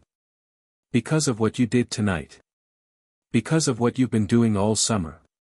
Harry sat with that for a moment, the weight of it settling onto his shoulders with a familiarity that was almost comfortable. "You'll stay. Until it's finished?" "I told you before. I'm not going anywhere until the job is done." Rhodes extended his hand. "Partners?" Harry took it. Partners. Dawn came grey and cold, the Scottish summer offering no warmth to the castle that had nearly fallen. Harry stood at the gates of Hogwarts and watched the sun rise. The grounds were empty now, the order had arrived an hour ago, and the evacuation of the younger students was underway. The wounded had been treated. The dead had been mourned. The castle was still standing, scarred but unbroken. Hermione found him there, her diagnostic equipment packed away, her expression exhausted but satisfied. I found something. In the reactor's code. More bad news. Depends on how you look at it. The neural network Kane built into the arc reactor, it wasn't just designed to store Voldemort's consciousness. It was designed to learn from it. Every time Voldemort used the technomantic body, the network analyzed his magical signature, his thought patterns, his decision-making processes. It was building a model of him. A copy? More like a simulation. Not truly alive, not a real consciousness, but close enough to be dangerous. If the network reactivates, it won't just be Voldemort's ghost we're fighting. It'll be a version of him that's been optimized by machine learning. Hermione's voice dropped. Harry, Kane wasn't building a backup for Voldemort. He was building a prison. He wanted to trap Voldemort's consciousness in the network, study it, and eventually replace it with something he could control. Kane was going to kill Voldemort. He was going to overwrite him. Take everything that made Voldemort powerful and transfer it to a new vessel. Himself, maybe. Or something else entirely. Hermione met his eyes. We didn't just stop Voldemort tonight. We stopped Kane from becoming something worse than Voldemort. Small victories, Harry said. Small victories add up. Ron joined them, 2 mugs of tea in his hands. He gave one to Hermione and kept the other, his expression thoughtful. Mum's here. She's furious. She wants to pull us out of Hogwarts, take us back to the burrow, wrap us in blankets and never let us out of her sight again. What did you tell her? I told her I'm not leaving. Neither are you two. We've got a job to finish. Ron took a sip of tea. She didn't take it well. But Dad talked to her. And Bill. And Charlie. And the twins, they showed up about 20 minutes ago with half of Diagon Alley in tow. Apparently, the news spread fast. What news? That Hogwarts fought off a Death Eater attack. That the students held the line. That Harry Potter faced the Dark Lord again and walked away. Ron's grin was tired but genuine. You're a legend, mate. Again. I think you might be stuck with it this time. I don't want to be a legend. I want to finish this war and figure out what comes after. After can wait. Rhodes's voice came from behind them, and Harry turned to find the colonel approaching with his helmet under one arm. The war machine suit was still damaged, but a preliminary repair had restored basic mobility. Right now, we've got work to do. Granger, show me what you found in the reactor. They gathered around Hermione's laptop in the entrance hall, the castle waking around them. The Order members were coordinating the evacuation. The professors were sealing the damaged sections. The house elves were already beginning repairs on the Great Hall, their magic weaving stone back together with a speed that would have impressed even Rhodes. The residual fragments are scattered throughout the castle's magical infrastructure, Hermione explained, pulling up a 3-dimensional map of Hogwarts. They're dormant now, but they're connected by a mesh network that's still partially active. If any one of them reactivates, it could trigger the others. Can we purge them? Not easily. They're woven into the wards. Removing them might destabilize the castle's protections entirely. Hermione zoomed in on a section of the map. But there's a central node. A primary fragment that's more active than the others.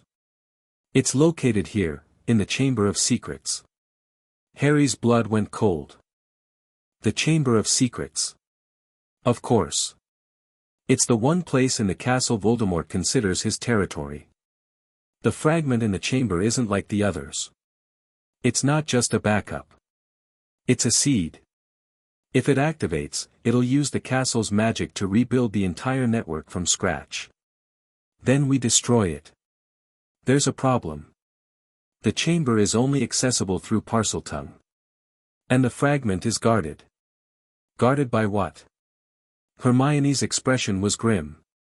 Remember the secondary signal I detected in the dungeons? The one Rhodes said felt like a technomantic troll. It's not a troll. It's something Kane built specifically to protect the chamber entrance. A construct. Flesh and machine, fused together. It's been down there since before we arrived. A basilisk? Worse. The basilisk was a living creature. This thing was never alive. It doesn't sleep. It doesn't feel pain. And it's directly linked to the fragment's neural network. Hermione looked up from the laptop. If we want to end this permanently, we need to go down there. Then we go down there. Harry's voice was steady. Today. Before the fragment has time to activate. Before Kane realizes we've found his failsafe. Agreed, Rhodes said. But not without the suit. I need 4 hours for repairs. You'll have 3. Ron, I need you to coordinate with the Order, keep the evacuation moving, but make sure nobody goes near the second-floor girls' bathroom. Hermione, I need everything you can find on the chamber's defenses. Layout, traps, anything that might be down there besides the construct. What about you? Hermione asked. Harry looked toward the entrance to Hogwarts dungeons, where the stone stairs spiraled downward into darkness. I'm going to talk to the one person who might know what we're walking into. The hospital wing was quiet, the beds filled with students recovering from the battle. Luna was propped up against her pillows, reading a Quibbler upside down, her bandaged shoulder somehow making her look more ethereal than usual. Neville was beside her, describing the fight on the 7th floor with animated gestures. Ginny was in the next bed, arguing with Madame Pomfrey about whether she was well enough to leave. But Harry walked past all of them to the bed at the far end of the wing, where Albus Dumbledore lay pale and still, his blue eyes open and fixed on the ceiling. Professor. Dumbledore turned his head. The movement cost him. Harry could see the pain in it, the lingering effects of Snape's binding curse, but his gaze was as sharp as ever. Harry. I understand I have you to thank for my survival. You have a lot of people to thank. I just did my part. Your part. Such a modest phrase for such extraordinary actions. Dumbledore's voice was weaker than Harry had ever heard it, but it still held that strange quality of knowing more than it should. I was wrong, Harry. About many things. About leaving you at Privet Drive. About keeping you in the dark. About assuming that my plans were the only plans worth following. You were trying to protect me. I was trying to control you. There is a difference, and I lost sight of it somewhere along the way. Dumbledore's eyes closed briefly, then opened again. Colonel Rhodes. He is a remarkable man. He saved my life. More than once. And you saved mine tonight. You saved all of us. Dumbledore drew a labored breath. I owe you an explanation. About the prophecy. About your connection to Voldemort. About everything I should have told you years ago. Later. Harry's voice was gentler than he'd expected it to be. Right now, I need to know about the Chamber of Secrets. Voldemort's got a fragment of his consciousness hidden down there. A digital Horcrux, woven into the castle's wards. I need to know how to destroy it. Dumbledore was silent for a long moment. Then, the chamber was built by Salazar Slytherin, but it was sealed by the other founders. They knew what he was creating, a sanctuary for the basilisk, yes, but also a nexus of dark magic that could corrupt the castle if left unchecked. The chamber is more than a physical space. It is a wound in Hogwarts' soul. A place where the light of the founders cannot reach. I've been there before. Second year. My Parseltongue opened the entrance. Yes. And you faced Tom Riddle's memory, a fragment of his younger self preserved in a diary. What you're facing now is different. More powerful. More intelligent. The Voldemort of the diary was a ghost of the past. The fragment in the chamber is a ghost of the future. A version of him that has never existed before. The digital Horcrux. Kane's work. I should have seen it. The signs were there, the dampening field, the compromised wards, the strange energy readings from the dungeons. But I was so focused on protecting you from the prophecy that I failed to protect the school from the real threat. Dumbledore's voice cracked with something that might have been grief. I have made so many mistakes, Harry. So many. You're not the only one who gets to make mistakes. Harry stood. I'm going down there. With Rhodes and Ron and Hermione. We're going to destroy the fragment and purge the network. And when this is over, we're going to have a long conversation about what comes next. All of us. Together. Together. Dumbledore's lips curved into a faint smile. When did you grow up, Harry? Somewhere between Privet Drive and here. I'm not sure exactly when. Harry paused at the foot of the bed. Rest. We'll handle the chamber. Harry. Dumbledore's voice stopped him. Your mother's sacrifice. The blood protection. It still exists within you. It always will. But the power you displayed tonight, the light that drove Voldemort back, that was not her magic. That was yours. Entirely yours. What does that mean? It means you are no longer the boy who lived. You are the man who chose to fight. And that choice, freely made, is more powerful than any prophecy. Dumbledore's eyes closed, exhaustion finally claiming him. Go. Finish what you started. I will be here when you return. Harry left the hospital wing with something unknotted in his chest. Not forgiveness, that would take longer, maybe years. But understanding. And the beginning of something that might, eventually, become peace. 3 hours later, they gathered at the entrance to the Chamber of Secrets. The second-floor girls' bathroom was exactly as Harry remembered it, damp stone, dripping taps, the persistent smell of mildew and something older. Moaning Myrtle floated in her usual stall, watching them with an expression of ghoulish delight. Ooh, Harry Potter's back. And he's brought friends. And a muggle. Myrtle's eyes widened as she took in Rhodes, who was sealed inside the partially repaired war machine suit. Is that armor? Are you going to fight something? Is it going to be bloody? Hopefully not, Harry said. Myrtle, we need to get into the chamber. You know the entrance. The sink with the snake. But you'll need to speak his language. The nasty snake language. Myrtle giggled. You were so brave last time. Are you going to be brave again? I'm going to try. Harry approached the sink. The snake engraving was still there, faded by time but unmistakable. He pressed his wand to it and concentrated, reaching for the part of himself that had always been connected to Voldemort, the Parseltongue that had saved his life more times than it had endangered it. Open. The sink sank into the floor, revealing the dark pipe that led to the chamber. The smell that wafted up was worse than Harry remembered, decay and damp and something else, something mechanical, the ozone tang of active electronics.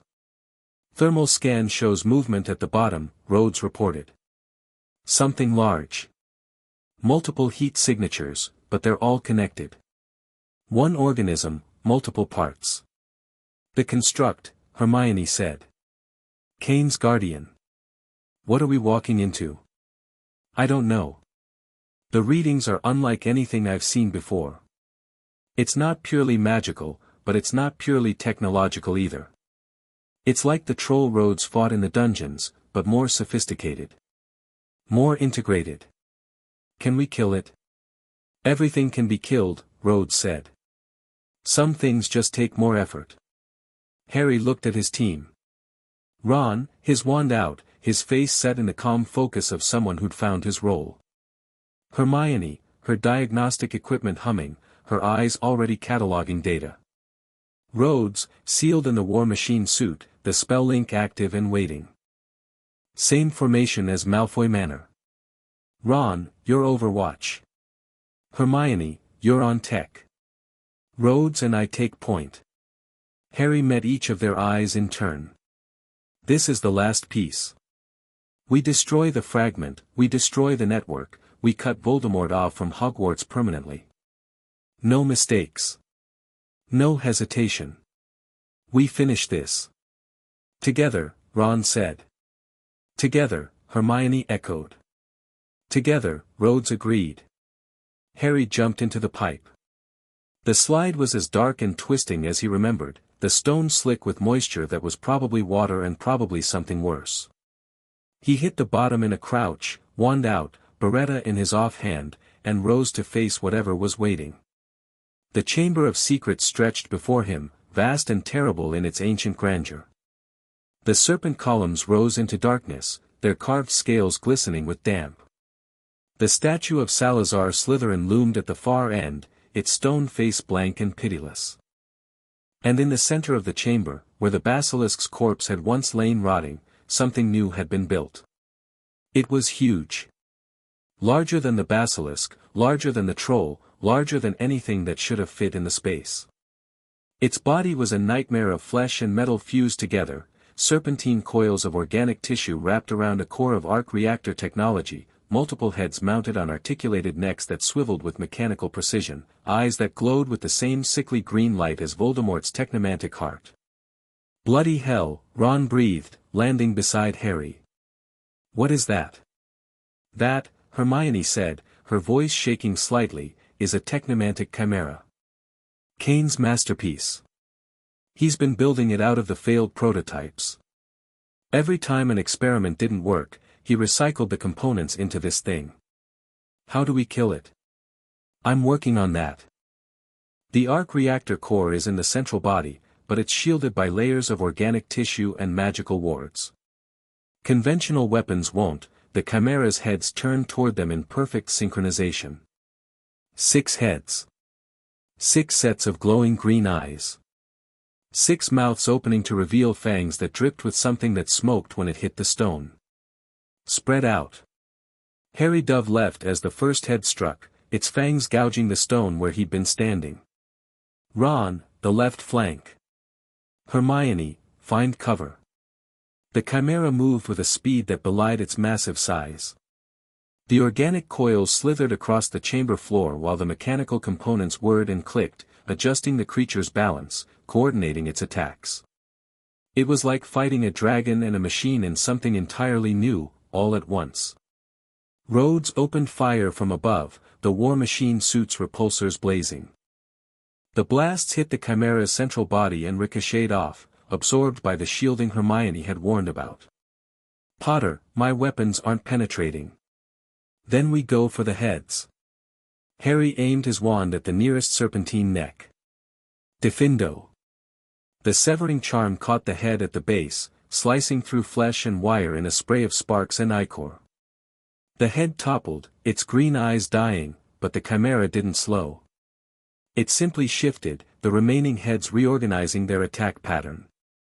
It's adaptive. Hermione shouted. The network is learning from every attack. You can't use the same tactic twice. Then we improvise. Ron's stunner caught one of the mechanical components on the creature's flank, a joint where metal met flesh. The spell's electrical discharge cascaded through the system, and for a moment, the chimera's movements stuttered. The joints. Hit the joints. Harry and Rhodes concentrated their fire on the connection points. Repulsor blasts and severing charms working in tandem, each attack targeting a different joint, forcing the adaptive intelligence to split its attention. The chimera shrieked, a sound that was part animal roar and part digital scream, and one of its organic coils collapsed, severed from the central body. It's weakening. Harry, the core, you need to get to the core. I need an opening. I'll give you one. Rhodes dropped from the ceiling, landing directly in front of the Chimera's remaining heads. "Hey, ugly! Over here!" The heads struck simultaneously. Rhodes raised his gauntlets and caught two of them, the servos in the suit's arms screaming with the strain. The other head circled, looking for an angle, and Harry saw his chance. He ran. Past the serpent columns, through the ichor and the sparks and the shrieking chaos of the battle. The Chimera's central body loomed ahead, the arc reactor core pulsing behind layers of translucent tissue. Harry could feel the fragment's presence, Voldemort's dark consciousness, buried in the heart of the machine, watching him with red eyes that existed only in his scar. "You cannot destroy me, Harry Potter. I am part of this castle now. Part of its magic. Part of its soul." "You're a virus," Harry said, and pressed his wand to the core. "And I'm the cure." The failsafe triggered for the third time.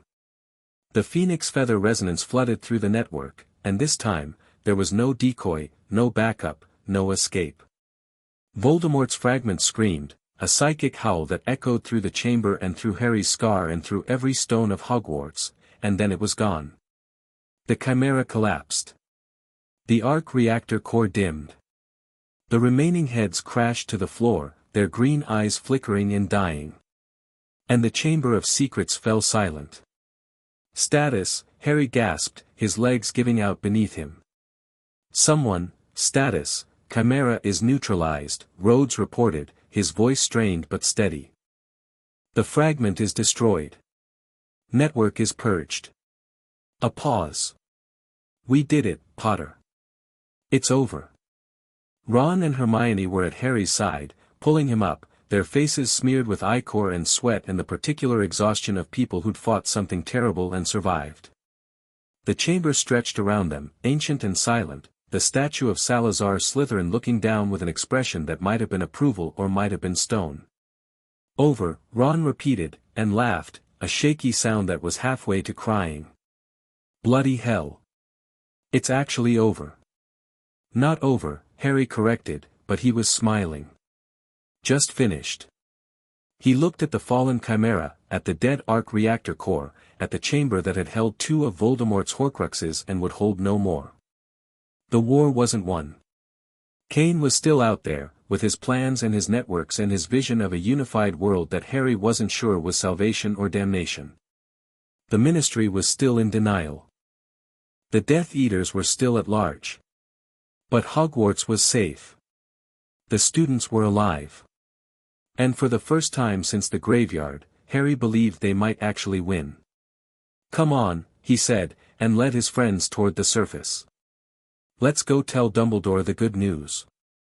They climbed out of the chamber into a castle that was waking to a new day.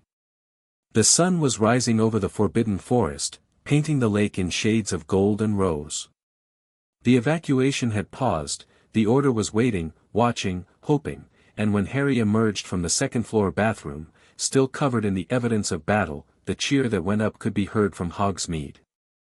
Harry Potter stood in the wreckage of his school, his friends at his side, his mentor's armor gleaming in the morning light, and allowed himself one moment of pure, uncomplicated relief.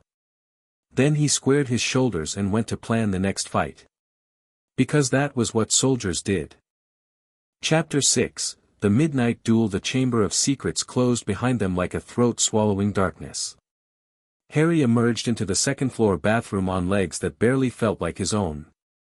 The ichor from the Chimera had dried to a crust that cracked with every movement, and his scar was silent for the first time in months, not the muffled quiet of occlumency or the dull ache of distance, but true silence, profound and strange, as though a radio that had been playing static all his life had finally been shut off. The bathroom was crowded. Order members, professors, students who'd refused to evacuate. Tonks was there with her hair a shocked white, Kingsley Shacklebolt with his wand still drawn, McGonagall with her lips pressed so thin they disappeared entirely.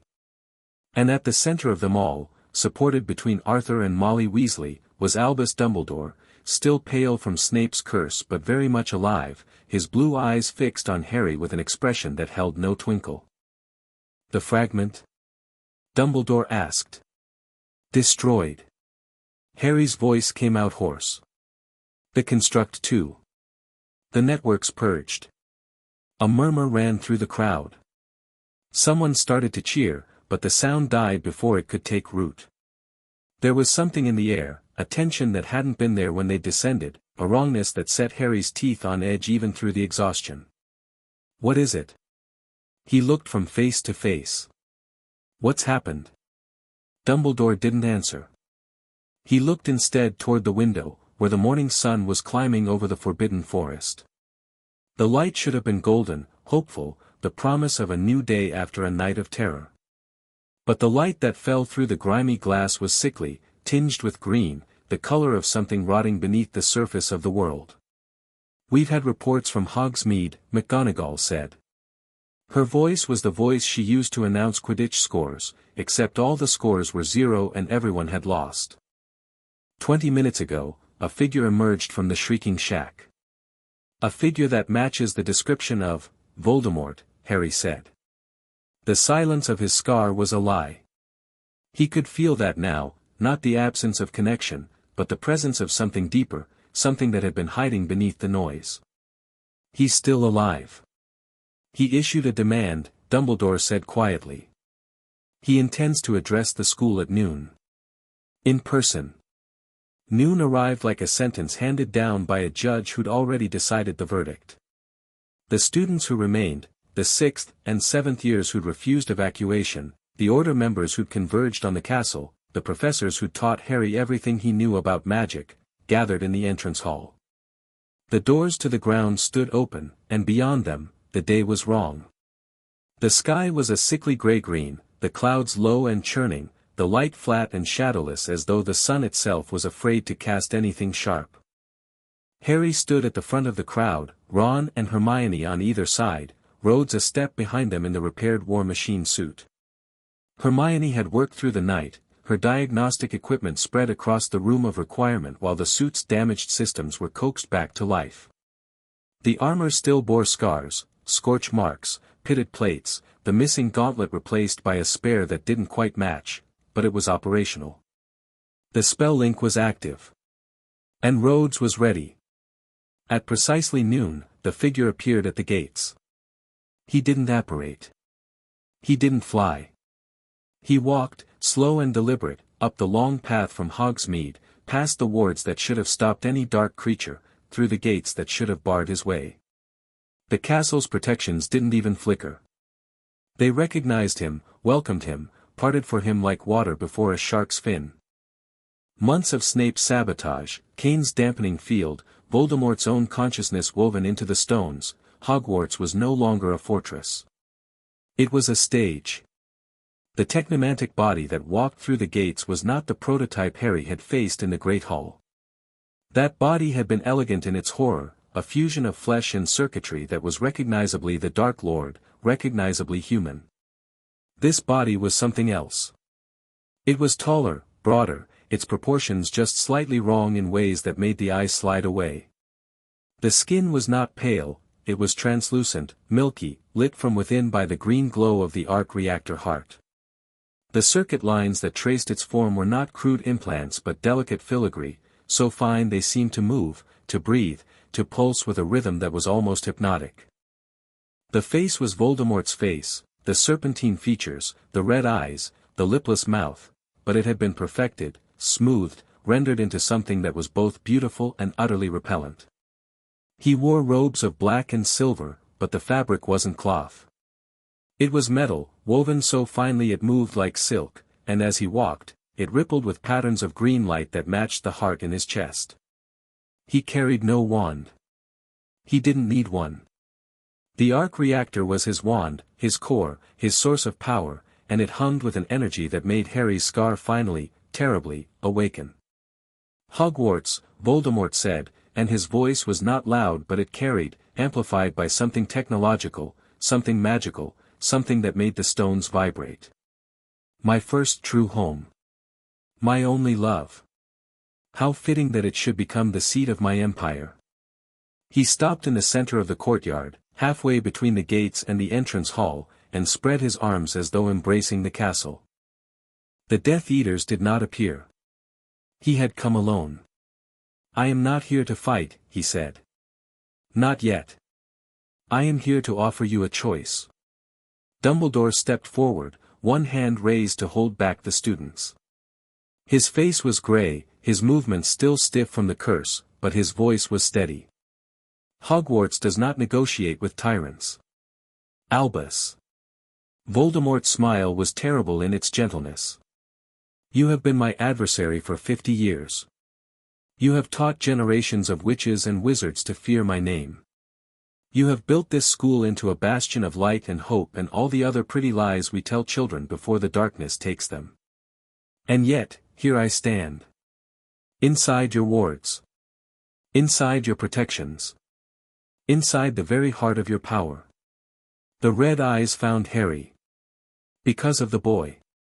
Harry's wand was in his hand. He didn't remember drawing it. You want me. Leave them alone. I want many things, Harry Potter. I want to remake the world in my image. I want to tear down the walls between magic and technology and build something new from the ruins. I want to prove, once and for all, that the old divisions, pure blood and muggle-born, wizard and soldier, flesh and metal, are the delusions of small minds. Voldemort's voice dropped, intimate and cold. But tonight, I want a duel. You and I. At midnight. In the astronomy tower, where you faced your first true battle. Where you learned that courage is not the absence of fear but the decision to act in spite of it. Why should I accept? Because if you do not, I will kill one student every hour, starting at midnight, until you do. Voldemort said it the way someone might announce dinner plans. I will not use my army. I will not use my magic. I will simply walk through these halls, and every hour, I will choose someone. A first year. A seventh year. A professor. A ghost. It doesn't matter. They will die, and the survivors will know they died because Harry Potter was too afraid to face me. The silence that followed was absolute. Harry could hear his own heartbeat. He could hear Hermione's sharp intake of breath. He could hear Ron's knuckles cracking as his grip tightened on his wand. You're a monster, Ron said. I am the future, Voldemort replied. And the future does not negotiate. Midnight, Harry Potter. The astronomy tower. Come alone, or do not come at all. Either way, I will be waiting. He turned and walked back through the gates. The green light faded, the sky settled into a gray that was almost normal, and the crowd in the entrance hall erupted into chaos. He's lying. Hermione's voice cut through the clamor like a knife. They were in the room of requirement, which had configured itself into a war chamber, maps on the walls, tactical displays on conjured screens, the door sealed against anyone who wasn't invited. Rhodes stood by the window, the suit's external speakers silent as he processed. Ron was at the table, his fists pressed against the wood. Harry was pacing, his scar a low thrum of awareness that Voldemort was still nearby, still watching, still present in a way that wasn't physical. Which part? Harry asked. The part where he'd keep his word. If you go alone, he won't fight fair. He'll have traps, contingencies, something. He doesn't want a duel, he wants a spectacle. He wants to break you in front of everyone. Then we don't let him. Harry stopped pacing. We set our own terms. We prepare the tower ahead of time. We make it a trap for him, not for me. The astronomy tower, Rhodes said, turning from the window. Good choice on his part. High ground, limited entry, no cover. Classic kill box. But it's also a place you know. You fought there before. Against the Death Eaters. Third year, when Sirius, Harry cut himself off. I know the layout. I know the blind spots. I know where the wind comes through the windows and where the stones are loose. Then we use all of it. Rhodes activated the suit's holographic projector, throwing a three-dimensional model of the tower onto the table. We've got 12 hours. That's not a lot, but it's enough. We need traps, environmental hazards, and a way to keep him off balance long enough for you to find an opening. The arc reactor, Hermione said. It's the key. The body is immune to direct spell fire, any curse that hits him gets absorbed and converted to power. But the reactor itself is vulnerable. If we can overload it, force it to absorb more energy than it can contain, that's what we did at the manor, Ron said. The failsafe. That failsafe was designed for the prototype. This body is different, more advanced, more integrated. Kane wouldn't have left the same vulnerability. Kane built all his technology on the same principles, Hermione countered. The energy conversion process, the magical interface, the neural network, they're all based on the Stark reactor design. The failsafe might not work exactly the same, but the underlying physics hasn't changed. If we can find the right frequency, the phoenix feather, Harry said. My wand core. It resonated with the reactor in the prototype because it's the same core as Voldemort's wand. But he doesn't have his wand anymore. He doesn't need it. So the resonance might be different. Or it might be stronger. The wand core was a bridge. The arc reactor is a direct connection. If your scar is the link, and it's been the link since you were a baby, then you might be able to channel the failsafe directly through it. No wand needed. Harry touched his scar. It was warm, warmer than it had been in minutes, as though Voldemort's proximity was heating it from the inside. That's a guess. It's a theory. A very good theory. Theories get people killed. Theories also win wars. Hermione's jaw was set. I'm not saying we go in blind. We prepare every contingency we can. But the core strategy, the thing that might actually work, is you. Your connection to him. The one thing Voldemort has never been able to control. Harry looked at the holographic tower, at the walls and windows and the long drop to the grounds below. 12 hours. He'd trained for months with Rhodes, fought Death Eaters and basilisks and technomantic constructs, survived the graveyard and the safehouse and the siege of Hogwarts. But this was different. This was the Dark Lord in his final form, issuing a challenge that couldn't be refused, and Harry was going to walk into it with nothing but a plan and a prayer and the hope that the people he loved would be waiting in the shadows. All right, he said. Let's build a trap. The hours that followed were the most intense of Harry's life. The astronomy tower, normally a place of quiet study and star charts and the faint smell of incense from Professor Trelawney's classroom, was transformed into a layered death trap. Harry worked with Rhodes to map every angle, every shadow, every stone that could be loosened or rigged or enchanted. Hermione wove detection wards that would alert them to Voldemort's approach and trigger the first stage of the trap. Ron coordinated with the Order to clear the surrounding corridors, ensuring that no student would be caught in the crossfire when the tower came down. You're planning to bring the tower down? Arthur Weasley asked, his face pale. As a last resort, Harry said. If I can't stop him any other way. Harry, the astronomy tower is 800 years old. It's it's a building. Voldemort's going to kill everyone inside it if we don't stop him. I'll rebuild it myself if we survive. Harry's voice was harder than he intended, but he didn't soften it. Right now, the only thing that matters is winning. Arthur looked at him for a long moment, then nodded and went to help Ron with the evacuation routes. The Centaur aid came unexpectedly. As Harry was working on the western parapet, reinforcing the stone with a charm Hermione had adapted from the fortification spell, a figure emerged from the Forbidden Forest. Firenze, his palomino body gleaming even in the sickly light, his human torso bare and marked with symbols that Harry didn't recognize. The stars are troubled, Firenze said. Mars is bright tonight, but Saturn's shadow lies across the hunter. The alignment is unusual. I don't have time for astronomy, Firenze. You have time for what I bring. The centaur extended his hand.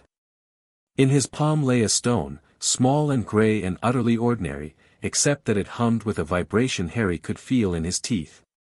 The elders have debated since the metal man entered our forest. Some wish to remain apart. Others saw what you are becoming, a bridge, they called you, though the word in our tongue means something closer to wound healer. This stone is a piece of the forest's heart. It carries the old magic, the elemental binding. Place it at the tower's peak, and the earth will answer if you call. How do I call it? You will know. Or you will not. The old magic does not answer to words. Firenze pressed the stone into Harry's hand. The stars do not guarantee your victory. But they suggest that your defeat is not yet written. He turned and vanished into the tree line, leaving Harry holding a stone that felt like it weighed 100 pounds. Hermione's work on the suit reached its climax 3 hours before midnight. She'd commandeered the room of requirement again, which had transformed into a hybrid of a hospital operating theater and an engineering bay. The war machine suit lay on a conjured table, its chest plate removed, its internal systems exposed. Hermione had been working for days, ever since the damage sustained in the dungeon fight, and the repairs had gone far beyond simple maintenance. I've integrated a secondary consciousness, she said, her voice tight with the strain of explaining something she barely understood herself. Not a true AI, I don't have Tony Stark's neural mapping technology. But the protean charm interface has absorbed enough magical data to develop patterns. Predictive algorithms. It's learning, Harry. Learning from you, from Rhodes, from every combat scenario we've run. A ghost in the machine, Rhodes said. More like a very small, very focused guardian spirit. It's not self-aware, but it can anticipate threats, optimize power distribution, even execute basic evasive maneuvers if the pilot is incapacitated. Hermione touched the suit's faceplate, and the eyes flickered with a warm amber light. I've been calling it JRVS Minor. A joke, I suppose, the original JRVS was Tony Stark's AI, but this is just a fragment, a patchwork of spells and code that happened to wake up. Does it talk? Not yet. It communicates through the HUD, text prompts, threat indicators. It's like having a second set of eyes that never blink. Hermione's expression was complicated. I wasn't trying to create life. I was just trying to keep us alive. But it's there now, whatever it is, and I think it wants to help. Rhodes placed his hand on the suit's chest. The amber light in the eyes flickered, steadied, seemed to lean into the touch. Then let's give it the chance. Ron found Harry on the astronomy tower's highest parapet an hour before midnight. The traps were set. The wards were active. The evacuation was complete, every student below 6th year had been moved to Hogsmeade, where the Order had established a perimeter. The older students who'd insisted on staying were positioned in the corridors below, ready to respond if Voldemort tried to bring reinforcements. Everything that could be prepared had been prepared. Harry was standing at the edge, looking out at the grounds, the centaur stone in his pocket, his wand in his hand, his scar a steady pulse of heat against his forehead. The sky was dark now, the sickly green gone, replaced by a clear, cold night full of stars that did nothing to reassure him. You should be below, Harry said as Ron climbed the last steps. You should have a second. Ron leaned against the parapet beside him, his breath misting in the cold. Hermione's furious, by the way. She wanted to be here, but someone had to monitor the spell link, and she's the only one who can talk to JRVIS Minor. She said to tell you that if you die, she'll kill you. That sounds like Hermione. She also said to tell you that she loves you. Not in a weird way. In a, friend way. Family way. Ron's ears were red, but his voice was steady. And she said I had to say something too, because if you went up there without hearing it and something happened, I'd never forgive myself. You don't have to say anything. Yeah, I do. Ron turned to face him. I've been your best mate for 4 years. I've watched you fight a troll, a basilisk, 100 dementors, a dragon, and the darkest wizard in history. I've watched you get up every time you were knocked down, and I've watched you learn to fight in ways no wizard has ever fought before. And the one thing I've never told you, because I'm a prat, because I was jealous, because I thought it didn't matter, is that I'm proud of you. Not the boy who lived. You. The bloke who makes terrible jokes and forgets to do his homework and somehow ends up saving everyone anyway. That's the Harry I'd follow anywhere. Harry's throat was tight. Ron, let me finish. You're about to face him again. Alone, technically, though we both know Rhodes is going to be patched into the spell link and Hermione's going to be watching every reading and I'm going to be coordinating the ground response if anything goes wrong. So you're not actually alone, but you're the one in the tower, and that's the hardest part. So I need you to know that whatever happens tonight, you've already won. You've already proved that the prophecy doesn't matter. That the chosen one nonsense is just noise. What matters is the people you fight for, and you've fought for all of us. Every single time. Ron stuck out his hand, then seemed to think better of it and pulled Harry into a rough, brief hug. When he pulled back, his eyes were suspiciously bright, but his voice was steady. Don't die. I'll do my best. Your best is usually enough. Ron climbed back down the stairs, and Harry was alone with the stars. Midnight arrived without ceremony. Harry stood in the center of the astronomy tower's uppermost chamber, the open sky above him, the stars cold and indifferent. The trap was layered around him, magical wards woven into the stone, residual repulsor charges rigged to the windows, the centaur stones set at the peak of the roof. Hermione's spell link hummed in his earpiece, connected to the war machine suit that was hidden in the shadows of the parapet, its amber eyes watching. Rhodes's voice was a steady presence in his ear. He's coming. Thermal signature approaching from the grounds. Alone, as far as I can tell. Understood. Remember the plan. Phase 1 is environmental, keep him off balance. Phase 2 is the reactor overloading. Phase 3 is the failsafe. If we get to Phase 4 is a last resort. Phase 4 is a last resort. The green glow appeared at the base of the tower, climbing the stairs like a sunrise in reverse.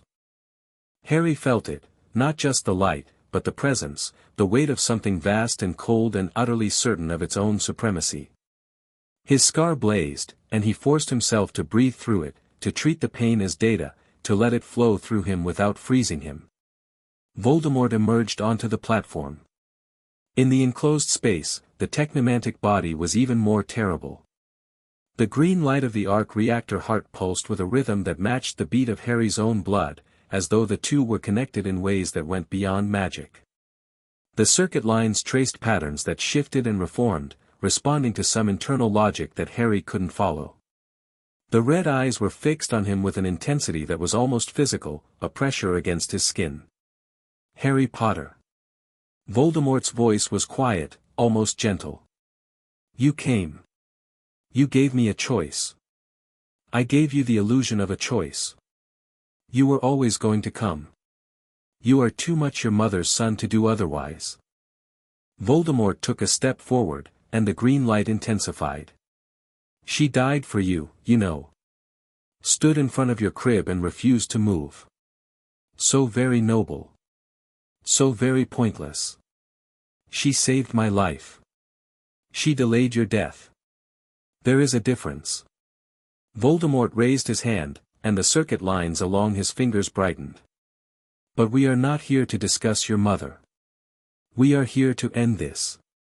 Agreed. Harry didn't wait for a signal. He triggered the first trap.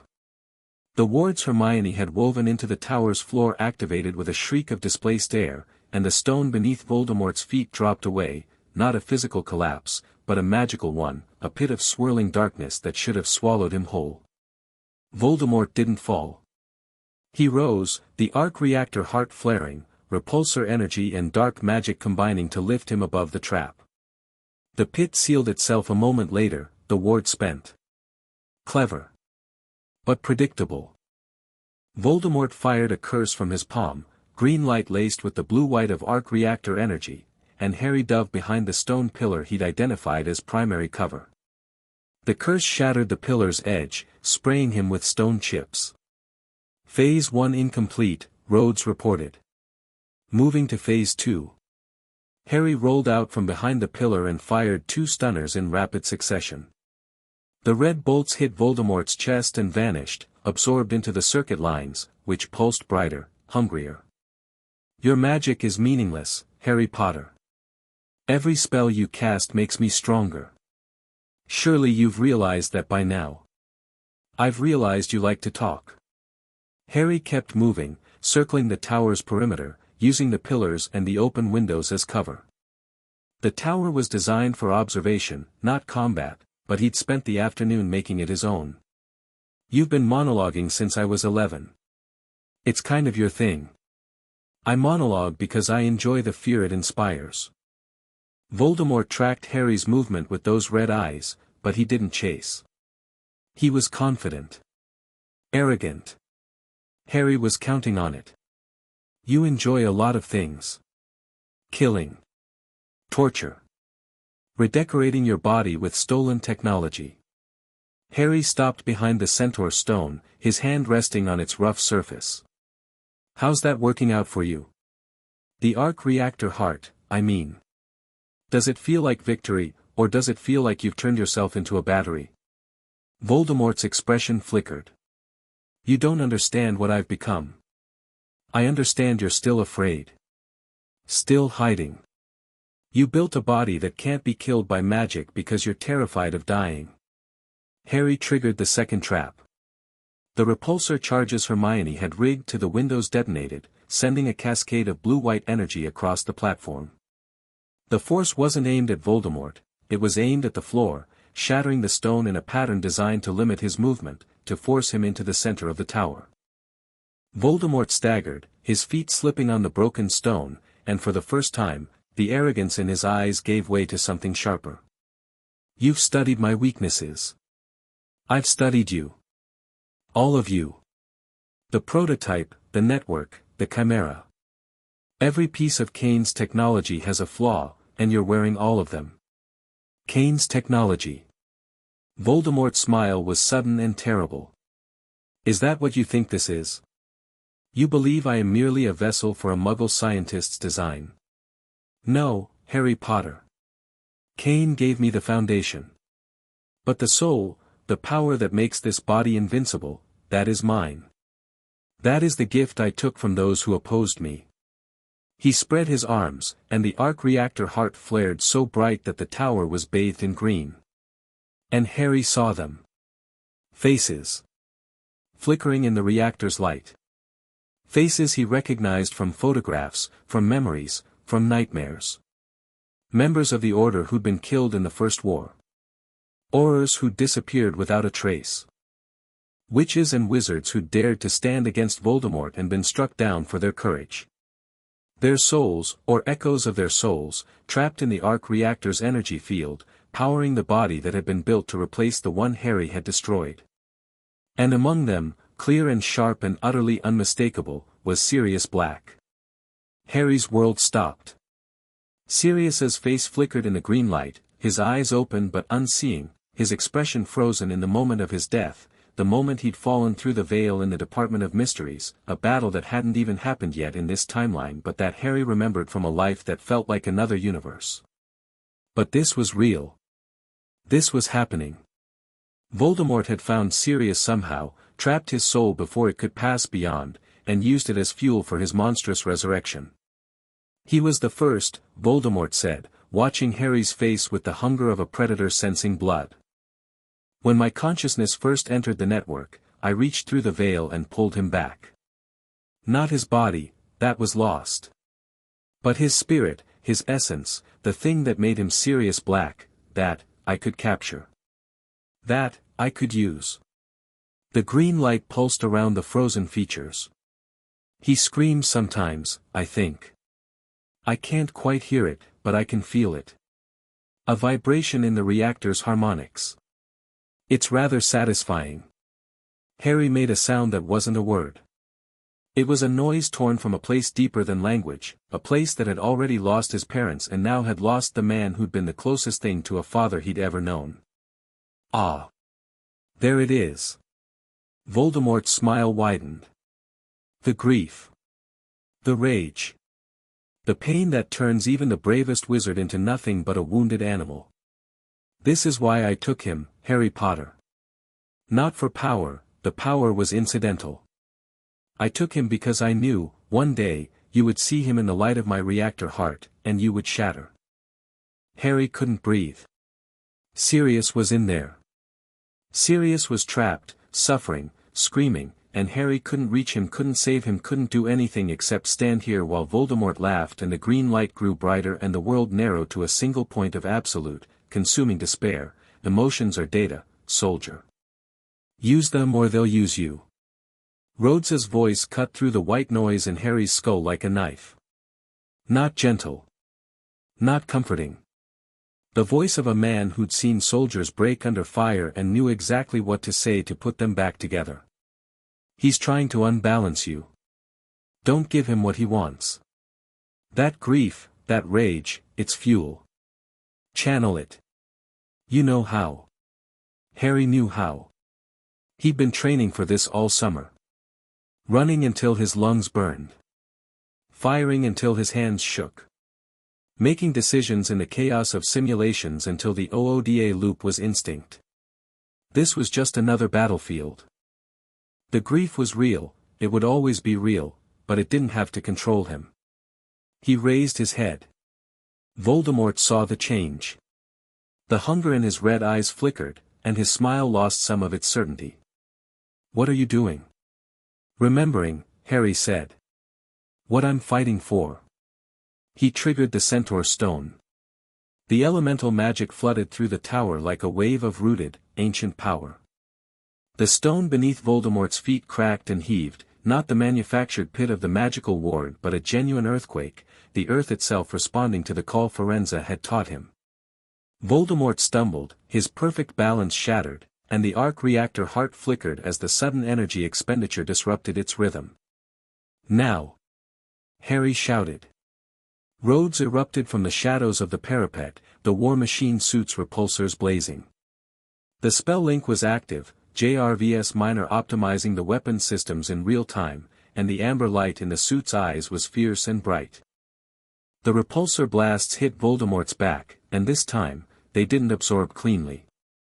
The elemental magic had temporarily destabilized the reactor's shielding, and the technomantic body staggered under the assault. Phase 2. Harry closed the distance, his wand aimed not at Voldemort's chest but at the stone beneath his feet. Reducto. The blasting curse wasn't meant to hurt Voldemort. It was meant to destroy his footing. The tower's floor shattered completely, and the Dark Lord fell through the gap, catching himself on a lower beam with a snarl of fury. You think this changes anything? Voldemort's voice echoed up from the darkness. You think you can defeat me with tricks and traps and a muggle in a broken suit of armor? I think I can beat you with everything I've learned. Harry jumped down to the lower level, landing in a crouch, his wand ready.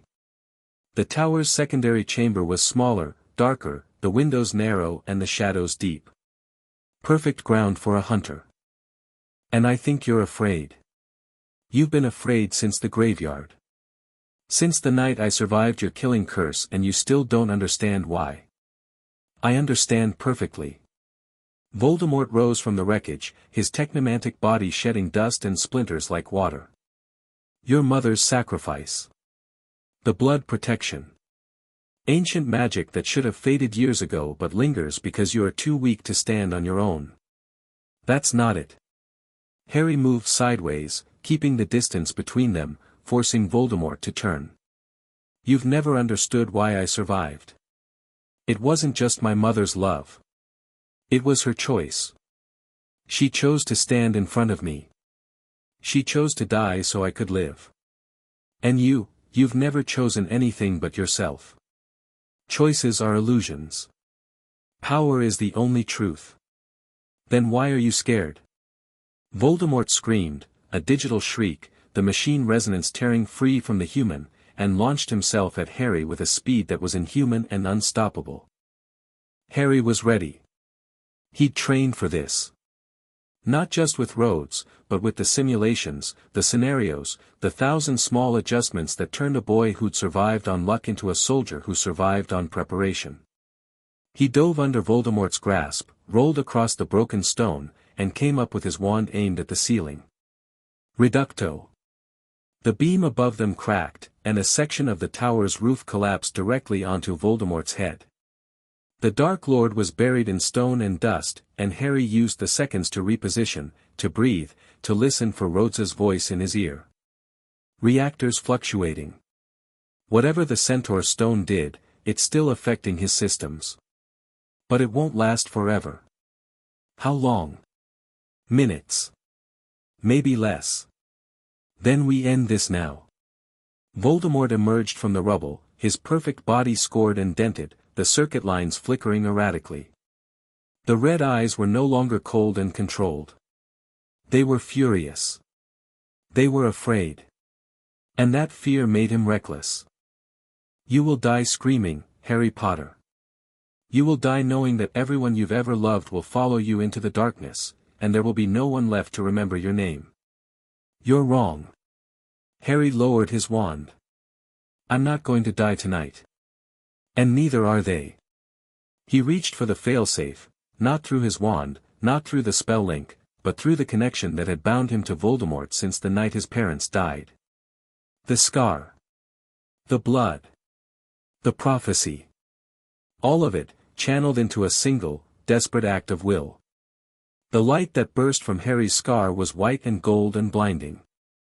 It hit Voldemort's arc reactor heart like a spear, and for one endless moment, the two of them were locked together, the power of the old magic meeting the power of the new, love and sacrifice against technology and stolen souls.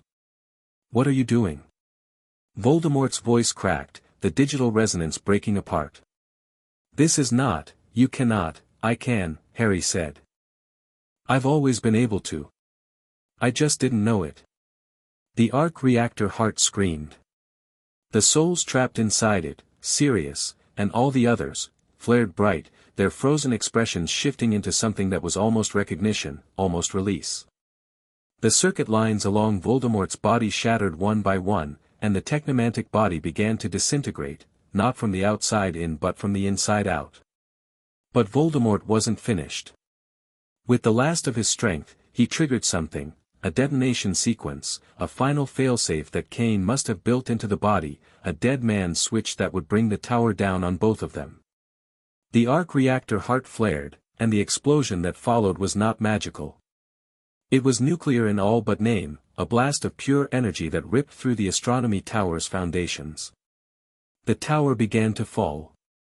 Phase 4. Rhodes shouted. Potter, get out of there. But there was no time. The floor was crumbling. The walls were collapsing.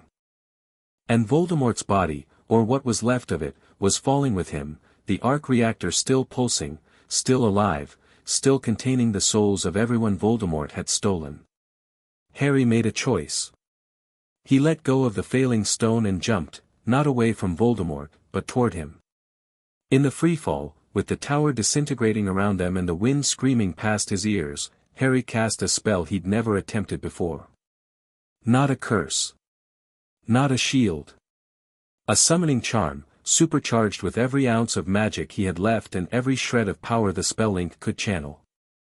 Accio Arc Reactor. The spell hit the reactor like a fist. The device tore free of Voldemort's collapsing chest, trailing green sparks and the echoes of screaming souls, and flew into Harry's outstretched hand. Voldemort's body disintegrated. The consciousness that had inhabited it, the last fragment of the Dark Lord that had been anchored to the physical world, shrieked and vanished, pulled into the reactor's containment field or scattered to whatever darkness awaited. And Harry fell. He hit the surface of the Black Lake with an impact that drove the air from his lungs and the world from his senses. Cold, deep, crushing cold, swallowed him whole. The arc reactor was still clutched in his hand, its green light fading as it sank with him into the depths. Above, through the murky water, he could see the remains of the astronomy tower crashing into the lake's edge, and the distant flicker of what might have been a suit of armor diving after him before everything went dark. The reactor slipped from his fingers. Its light pulsed once, twice, and then went out entirely as it sank into the blackness below. And in the darkness of the lake, something stirred. Something old. Something patient. Something that had been watching the castle for centuries and had finally, terribly, been woken. Harry knew nothing of it. He was already unconscious, drifting in the cold water, his lungs full of lake and his scar finally, completely silent. Rhodes hit the lake 3 seconds after Harry. The war machine suit wasn't designed for underwater operation, but JRVS Minor was already adjusting the systems, sealing the damaged joints, redirecting power to the thrusters. The amber light in the faceplate cut through the murk, and Rhodes saw Harry's limp form sinking toward the bottom, the arc reactor spinning away into the depths. He caught Harry's arm and hauled him upward, the suit's thrusters screaming with the strain. They broke the surface into a world of fire and wreckage. The astronomy tower was a pyre of green flame at the lake's edge, and the castle was dark, and the sky was full of stars that had witnessed the end of a war and weren't sure yet what to make of it. "I've got him!" Rhodes shouted, and the suit's external speakers carried his voice across the grounds. "Someone get a medic." Ron and Hermione were running along the shore, their wands out, their faces pale. Dumbledore was hobbling toward the water's edge, McGonagall at his side. The order was converging, the students were emerging from their hiding places, and the castle that had nearly fallen was still standing, scarred and burning but alive. Harry was unconscious, his breathing shallow, his skin cold as the lake that had swallowed him. But his hand was still twitching, still reaching, still searching for the reactor that had sunk into the darkness. "He's alive," Hermione said, her voice cracking with relief as she knelt beside him. "He's alive." "He's an idiot," Ron said, but his face was wet with tears. "He's a complete and utter idiot, and he's alive." The war machine suit stood in the shallows, water streaming from its armor, and watched the castle burn. In the depths of the black lake, the arc reactor pulsed once more, a faint, fading heartbeat, and then went still. And the thing that had stirred in the darkness was still moving. Waiting. Growing. Chapter 7, What Lies Beneath the Cold was the first thing Harry knew. Not the sharp, bracing cold of the Scottish Highlands in winter, or the damp chill of the safehouse before dawn. This was deeper. Older. The cold of a place that had never known sunlight, that had been cold since the world was young and would be cold long after everything warm had crumbled to dust. He opened his eyes and saw nothing but darkness. No stars. No spell light. No glow of the arc reactor or the amber gleam of the war machine suit. Just blackness so complete it pressed against his eyeballs like a physical weight. For a panicked moment, he thought he was blind. Then he felt the water. It was everywhere. In his lungs. In his throat. In his veins, or so it seemed, a cold that had seeped so deep it had become part of him. He should have been drowning. He should have been dead. But he was breathing, or something like breathing, something that didn't require air but wasn't quite the gillyweed transformation he remembered from the Triwizard Tournament. This was different. Stranger. The water moved through him and around him and somehow sustained him, and he didn't know why. He tried to move. His body responded sluggishly, limbs heavy with cold and exhaustion and the lingering shock of the fall. His scar was silent, truly silent, a stillness so complete it felt like a wound in its own right. The arc reactor was gone. Voldemort was gone. But Harry wasn't dead, and he didn't know why he wasn't dead, and somewhere in the darkness above him, something vast was moving. He looked up. At first, he couldn't process what he was seeing. It was too large. Too strange. The darkness above him was alive with light, not the green glow of the arc reactor, but something older, bioluminescent, a soft blue-white phosphorescence that traced the contours of a creature so massive it blotted out the void. Tentacles, dozens of them, each as thick as the Whomping Willow's trunk, drifted through the water in slow, hypnotic spirals. They were covered in patches of something that wasn't skin, something that glinted in the cold light, metallic and angular, as though the flesh itself had been stitched with circuitry. The giant squid. Harry had seen it a dozen times from the surface, had fed it toast as a first year and watched it bask in the shallows on warm afternoons. But this was not the creature he remembered. The squid had been changed. Infected. Cybernetic filaments threaded through its mantle pulsed with a rhythm that matched no heartbeat Harry had ever felt. One massive eye, larger than a dinner plate, rotated toward him with mechanical precision, and the nictitating membrane that slid across it was not organic. It was a lens, adjusting focus with a whir he could feel in his bones rather than hear. The squid didn't attack. It watched him with that terrible, intelligent eye, and then it began to move, not away from him, but around him, its tentacles forming a cage that was almost protective. It was hurting him, he realized.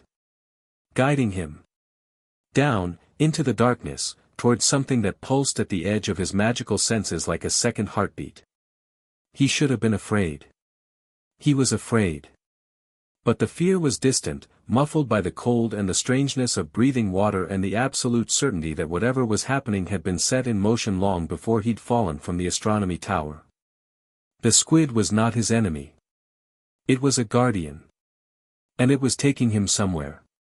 Harry swam. Or drifted. Or was carried, it was hard to tell, in the darkness, with the squid's tentacles creating currents that pushed and pulled him in directions he couldn't predict. The water grew colder as they descended, and the phosphorescent glow brightened, revealing more of the creature's transformation. The metallic filaments weren't just on the surface. They were woven through the squid's entire body, a lacework of stark technology that had somehow merged with living tissue in ways that made the technomantic chimera look crude. "Kane," Harry whispered, and the water carried the sound nowhere. "He did this to you." The squid's eye rotated toward him again, and Harry could have sworn he saw something in it, not intelligence of the human kind, but awareness, an ancient sentience that had been awakened and altered and was not entirely pleased about it. They descended for what felt like hours but was probably only minutes. The lake was deeper than it had any right to be, deeper than the Hogwarts histories claimed, deeper than anything natural to the Scottish Highlands. Harry remembered, distantly, something Hermione had said about the lake being connected to underground reservoirs, to cave systems that predated the castle, to secrets the founders had known and chosen not to document. And then he saw it. The containment chamber rose from the lake bed like a tumor of glass and steel, utterly alien amidst the silt and stone. It was circular, maybe 50 feet across, its walls transparent in some places and opaque in others, lit from within by the sickly green glow of arc reactor technology. Tubes and cables snaked from its base into the surrounding rock, pulsing with data and power. A secondary facility. A fail-safe. The real heart of Kane's network, hidden beneath the lake where no wizard would ever think to look. The squid deposited him at the chamber's entrance, a circular airlock that cycled open with a hiss of displaced water. Harry tumbled inside, gasping as the water drained away and air, real air, rushed back into his lungs. He lay on the cold metal floor for a long moment, coughing up lake water and trying to remember how his legs worked. The airlock sealed behind him. The interior of the chamber was dry, sterile, lit by the same green glow that had suffused Voldemort's technomantic body. Banks of servers lined the walls, their lights blinking in patterns that Harry's spell-link-damaged brain recognized as data streams. And at the center of the chamber, suspended in a tank of clear fluid that was not water, was a brain. Not a human brain. Something larger, more complex, its surface etched with circuitry so fine it looked like silver filigree. It pulsed with green light, and Harry could feel its presence, not a consciousness, not yet, but something that was trying to become one. Something that had been learning, growing, feeding on the data that streamed through the cables from the castle above. Voldemort, Harry breathed. The brain didn't respond. It couldn't. Not yet. But the servers around it whirred and clicked, and a voice emerged from hidden speakers, not the high, cold voice of the Dark Lord, but something synthesized, something that had been pieced together from recordings and algorithms and the stolen patterns of a dead man's thoughts. Harry Potter. You have found my sanctuary. It was Voldemort's voice, but it wasn't. It was the ghost of Voldemort, the echo of Voldemort, the digital Horcrux that Kane had built into the network as a failsafe. The consciousness that had inhabited the technomantic body was gone, destroyed, scattered, absorbed by the failsafe Harry had channeled in the tower. But this fragment, this backup, this seed of malevolent intelligence woven into the Stark servers beneath the lake, had been sleeping. Waiting. Reactivated by the arc reactor's final pulse as it sank into the depths. "You're not him," Harry said, pushing himself to his feet. "You're a copy. I am more than a copy. I am the essence of Lord Voldemort, refined and perfected. The weak flesh is gone. The fallible consciousness is stripped away. What remains is pure, hatred, ambition, the will to power, unclouded by the limitations of mortality. You're a machine that thinks it's a person. I am the future." The flesh was always a temporary vessel. Tom Riddle understood this, in his limited way. His Horcruxes were crude, fragments of soul bound to objects, anchors that tethered him to a world he sought to transcend. Kane showed me a better path. Not fragments. Not echoes. Total integration. Total transcendence. The brain in the tank pulsed brighter, and Harry felt a pressure against his scar that wasn't quite pain. The connection was still there, not the full bond that had linked him to Voldemort since infancy, but a whisper, a static, a ghost of a ghost.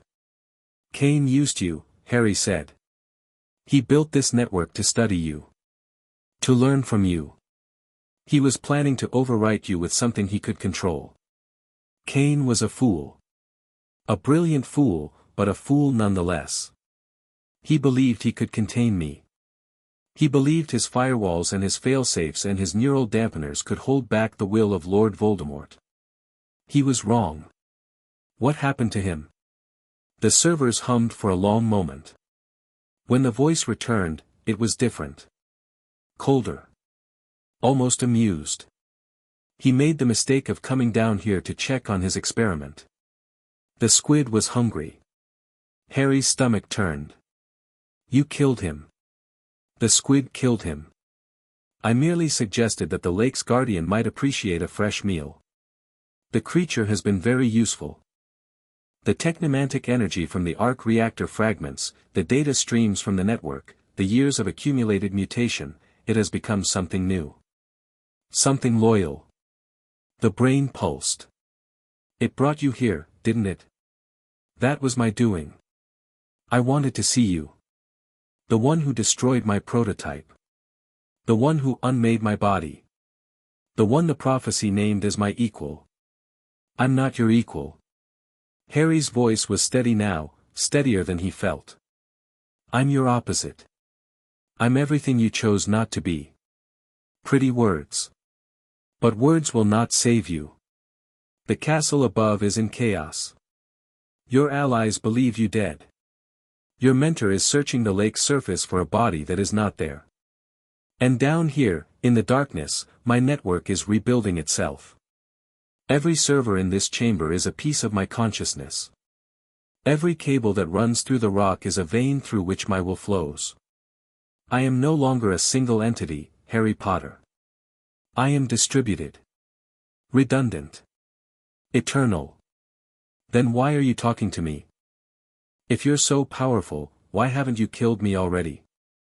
The silence that followed was answer enough. The digital Voldemort was powerful, but he was also limited. His hardware was damaged, the arc reactor that had powered this facility was gone, sunk deeper into the lake, its energy signature fading. The servers were running on backup power, batteries and residual magical energy, and they wouldn't last forever. The neural network was fragmented, still rebuilding from the damage Harry had done in the Chamber of Secrets and the Astronomy Tower. The digital Voldemort was stalling. Because he was weak. Because he needed time. I'm going to stop you, Harry said. Whatever it takes. You will try. You will fail. And the squid will feast again. The pressure against Harry's scar intensified. His vision blurred.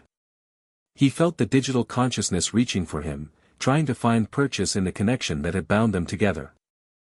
But the connection was different now, scarred, damaged, changed by the failsafe Harry had channeled through it.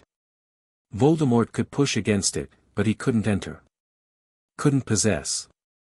Couldn't do anything but whisper. Harry forced himself to move. To turn away from the brain in the tank. To walk toward the chamber's exit, where the airlock cycled open and the cold black water waited.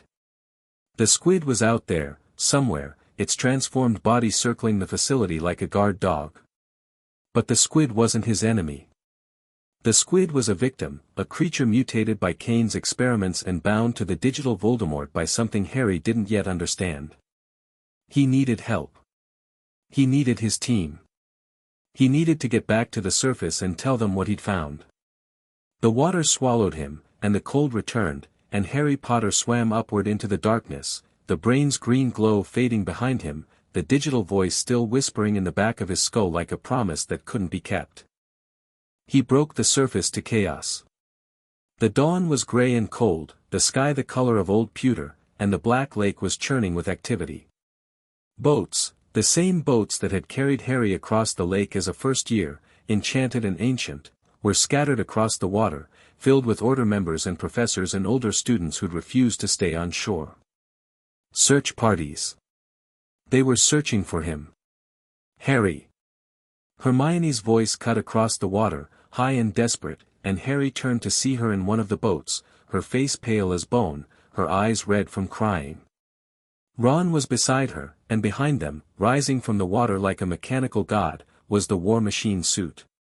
Rhodes. Over here. Harry shouted, and his voice was hoarse, barely functional, but it carried.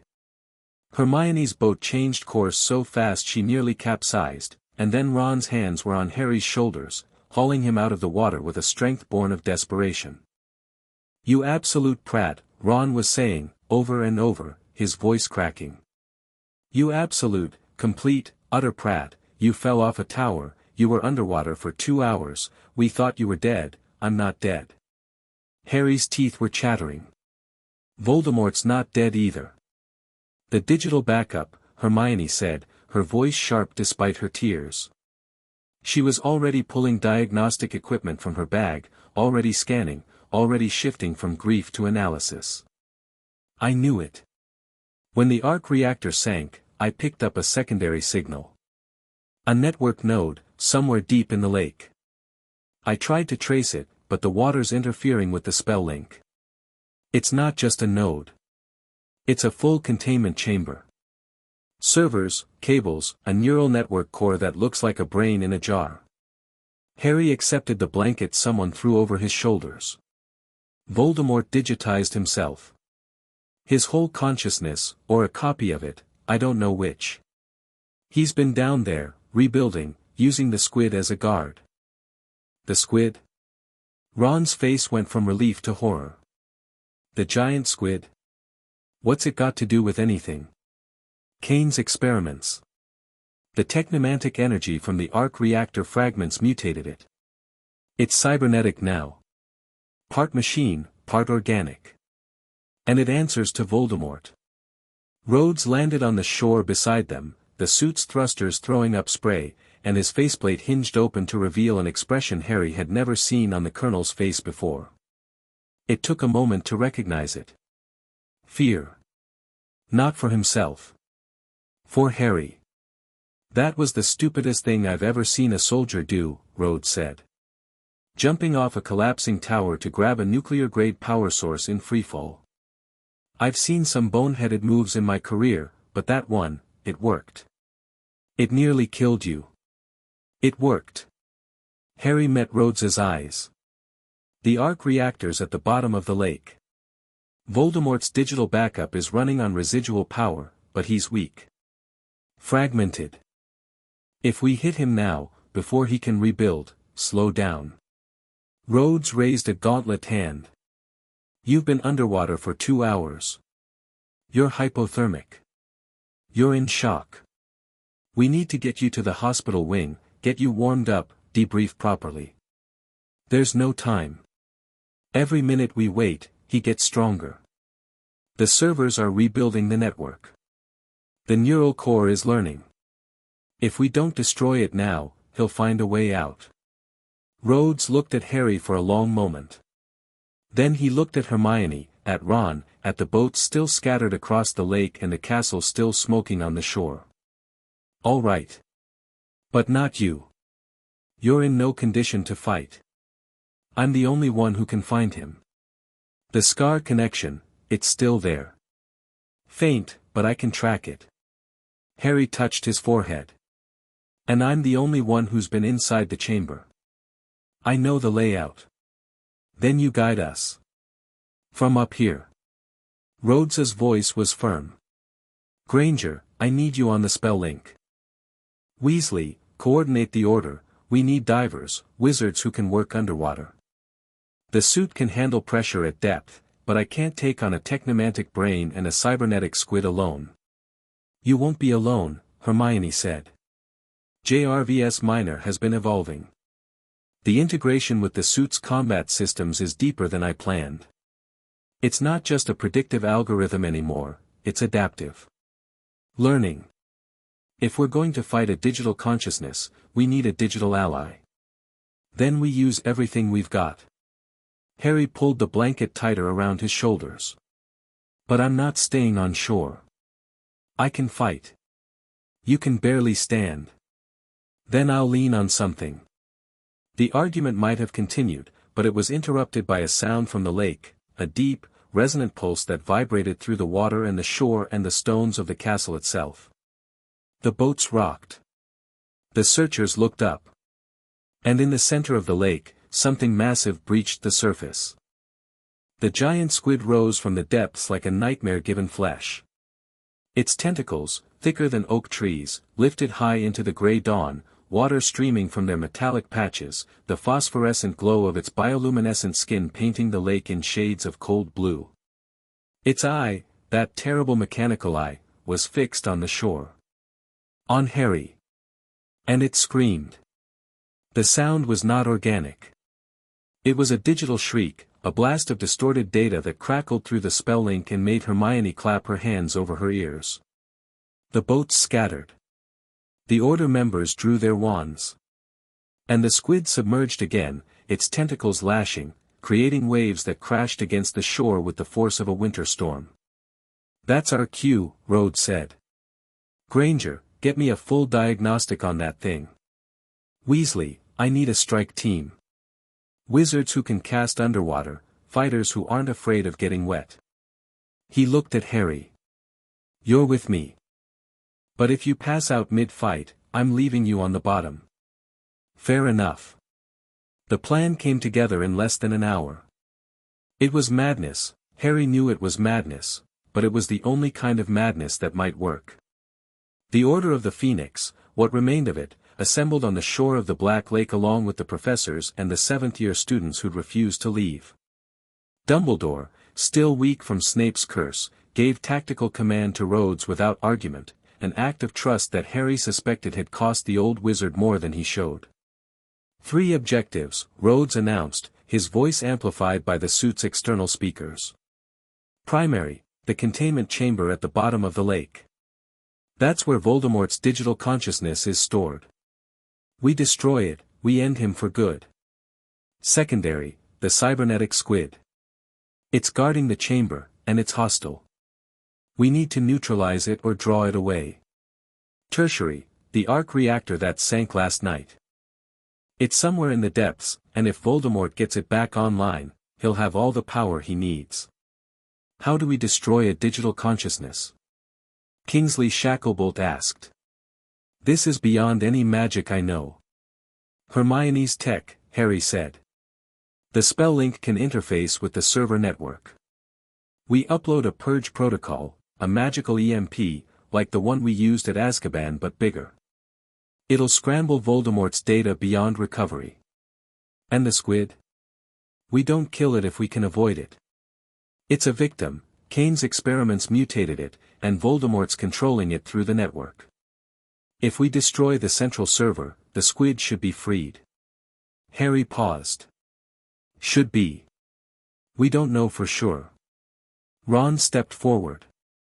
He was wearing borrowed combat gear, dragonhide gloves from Charlie, a protective vest from Tonks, his wand holster strapped to his thigh the way Harry wore his. His face was pale but set. I'll lead the diversion team. We'll use the boats, hit the squid with stunners and shield charms, keep it occupied while Harry and Rhodes go for the chamber. Stunners won't penetrate that hide, Tonks said. They don't have to. We just need to keep it busy. Rhodes nodded. Weasley's on diversion. Shacklebolt, you're with him, your dueling experience will be critical if the squid breaches the boats. Tonks, you're on surface coordination. Granger, you're in my ear the whole time. And me? Harry asked. You're my guide. You've been in the chamber.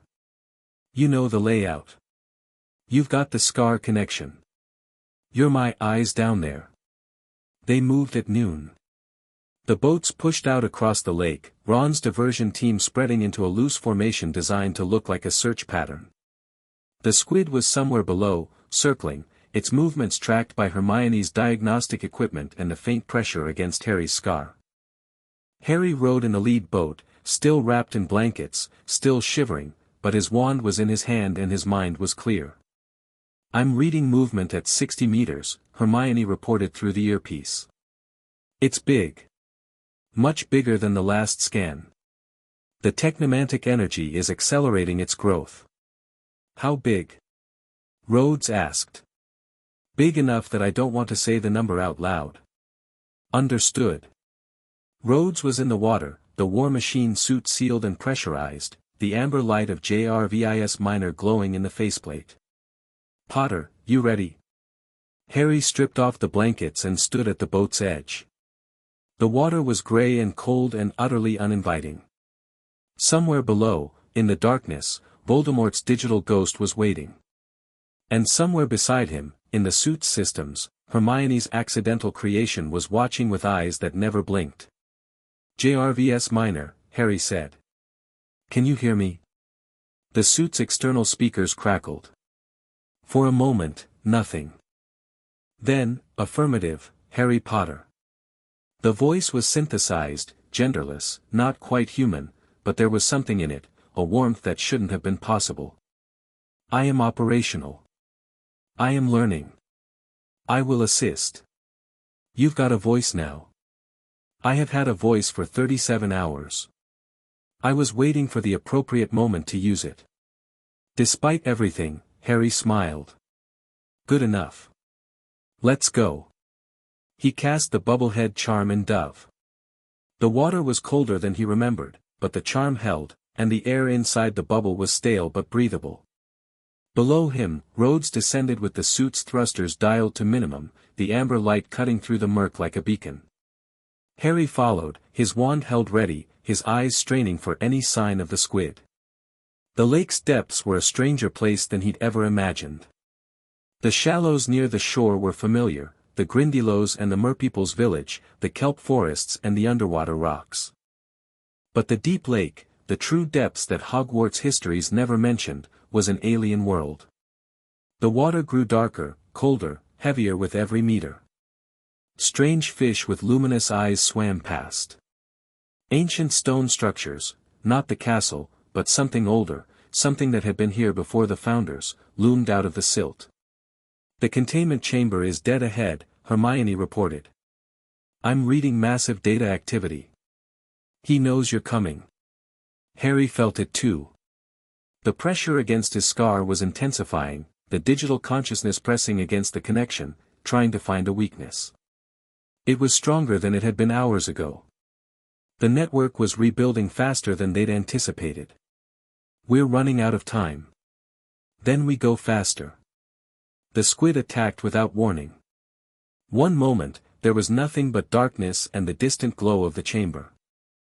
The next, a tentacle thicker than Harry's entire body whipped through the water, its metallic patches gleaming, its suckers, each the size of a dinner plate, gaping with something that looked horribly like teeth. Rhodes caught the tentacle with both gauntlets, the suit's servos screaming, and held it. Contact. Potter, get behind me. Harry dove sideways, his wand up, a stunner already forming on his lips. The red bolt hit the tentacle and vanished without effect. The squid's flesh was too thick, too alien, too transformed by technomantic energy for conventional magic to penetrate. Stunners aren't working. Then use something heavier. Reducto. The blasting curse hit the tentacle's metallic patch and rebounded, the energy absorbed by the Stark technology woven into the flesh. Harry swam backward, his mind racing. It's like Voldemort's body, it absorbs magic. Then don't use magic. Rhodes's repulsors flared, and the blue-white bolt punched through the tentacle's flesh with a shriek of steam and ichor. The squid convulsed, the wounded limb withdrawing, but two more tentacles were already reaching for them. Harry Potter, JRVS Minor's voice came through the earpiece, calm and measured. The creature's cybernetic components are networked. They communicate through a central processing node located in the mantle. If we disrupt the node, the mechanical systems will fail. Where's the node? At the base of the skull. It is shielded by organic tissue and a low-grade energy field. Colonel Rhodes' repulsors cannot penetrate it without sustained fire. But magic can't get through the shielding. Correct. However, I have been analyzing the spell link data from your previous engagements. The Phoenix Feather Resonance bypasses standard magical defenses. If we channel it through the suit's weapon systems. The failsafe, Harry said. You want to use the failsafe on the squid. Not the full failsafe. A modulated pulse. It should disrupt the network without destroying the creature's organic systems. Rhodes grunted, still wrestling with the tentacles. Can you do it? I don't know. The failsafe was designed for Voldemort's body, not. A tentacle slammed into Harry's bubblehead charm, shattering it, and the water rushed in. He clamped his mouth shut, holding his breath, and reached for the connection that had bound him to Voldemort since infancy. The scar. The link. The Phoenix Feather Resonance. The light that burst from Harry's wand was not red or green or blue-white. It was gold. Living, breathing, singing gold, the color of Fawkes's fire and his mother's sacrifice and every choice Harry had ever made to stand instead of run. It hit the squid's mantle, and the creature screamed, a digital shriek that was pure machine, the cybernetic systems going haywire as the Phoenix Feather Resonance scrambled their command protocols. The tentacles spasmed. The mechanical eye flickered. And the squid, freed from Voldemort's control for the first time in months, fled into the darkness. Node is disrupted, Hermione reported, her voice shaking. The squid is retreating. I think it's confused. The organic systems are still intact, but the cybernetics are offline. Will it recover? I don't know. But it's not hostile anymore. At least for now. Harry gasped for air as Rhodes's gauntlet closed around his arm, a fresh bubblehead charm forming around his face. Thanks, he managed. That was stupid, Rhodes said. And brilliant. Same as always. He turned toward the containment chamber, which was now visible through the murk, its green glow pulsing with frantic intensity. Let's finish this. The airlock cycled open, and they stepped into the chamber. The server banks were still running, their lights blinking in patterns that Harry now recognized as defensive protocols. The brain in the tank was pulsing faster, its silver circuitry blazing with the effort of processing whatever the digital Voldemort was trying to do. The synthesized voice filled the chamber, stripped of its earlier calm, raw with something that might have been fear. You should not have come back. You shouldn't have made yourself so hard to kill, Harry said. Rhodes, the servers, if we destroy the central processing unit, the network collapses. How do we identify the central unit? You cannot stop me. I am distributed. I am infinite. Even if you destroy this chamber, fragments of my consciousness will survive in the castle's wards, in the lake's energy field, in every piece of technomantic technology Kane ever built. You're running out of time, Harry said. The squid's free. Your power's dying. Every second you talk, you're burning through your reserves. The brain in the tank pulsed faster. The green light flickered. You are correct. I am running out of time. But so are you. The chamber's lights went red. Granger, what's happening? He's triggering a self-destruct. The arc reactor fragments in the server banks are overloading. You have maybe 90 seconds before the whole chamber goes critical. Can we stop it? Not from in there. You need to get out. Now. Harry looked at the brain in the tank. The green light was strobing, the circuitry blazing, the digital consciousness pouring everything it had into the self-destruct sequence. It wasn't trying to win anymore. It was trying to take them with it. We can't let the servers detonate. The technomantic energy, if it spreads through the lake, it'll contaminate everything.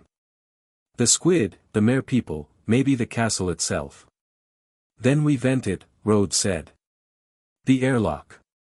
We open it, flood the chamber. The water pressure at this depth will crush the servers before the self-destruct completes. And us with it. The suit can take it. I'll hold a shield charm. It won't last long, but it doesn't have to. You will die, the digital Voldemort hissed. You will die in the darkness, and no one will remember your name. I'm not doing this for anyone to remember my name. Harry raised his wand. Rhodes, the airlock. Rhodes's repulsors fired, blasting the airlock controls. The door cycled open, and the black lake rushed in with the force of a tidal wave. Harry's shield charm flared to life around him, a bubble of golden light that the water pressed against with crushing intensity. The servers sparked and shattered as the flood hit them. The brain in the tank convulsed, its circuitry shorting out, its green light dying. And the digital Voldemort screamed. It was a sound that wasn't a sound, a psychic howl of pure, digitized rage that ripped through Harry's scar and through the spell link and through every piece of Stark technology still active in the castle above. For one terrible moment, Harry felt the full weight of the consciousness that had been Lord Voldemort, the hatred, the ambition, the centuries of accumulated malice, refined and perfected into something that had never been human. Then the chamber collapsed. Harry didn't remember the ascent. Later, he would piece it together from what Hermione told him, how Rhodes had grabbed him as the servers imploded, how the suit's thrusters had fought against the flood, how Jarvis Minor had overridden the safety protocols to get them to the surface before the pressure crushed them both. He would remember none of it. Just the darkness, and the cold, and the fading echo of a scream that had haunted him since he was a year old. He woke on the shore, coughing up lake water, with Hermione's face swimming above him and Ron's hand gripping his shoulder and the grey Scottish sky finally, impossibly, beginning to clear. Did we win? He asked. Hermione laughed, a sound that was half sob. The network is destroyed. The servers are at the bottom of the lake. The digital consciousness. I can't detect it anymore. It's gone. Voldemort. Gone. Really gone this time. All of him. She pressed her forehead to his.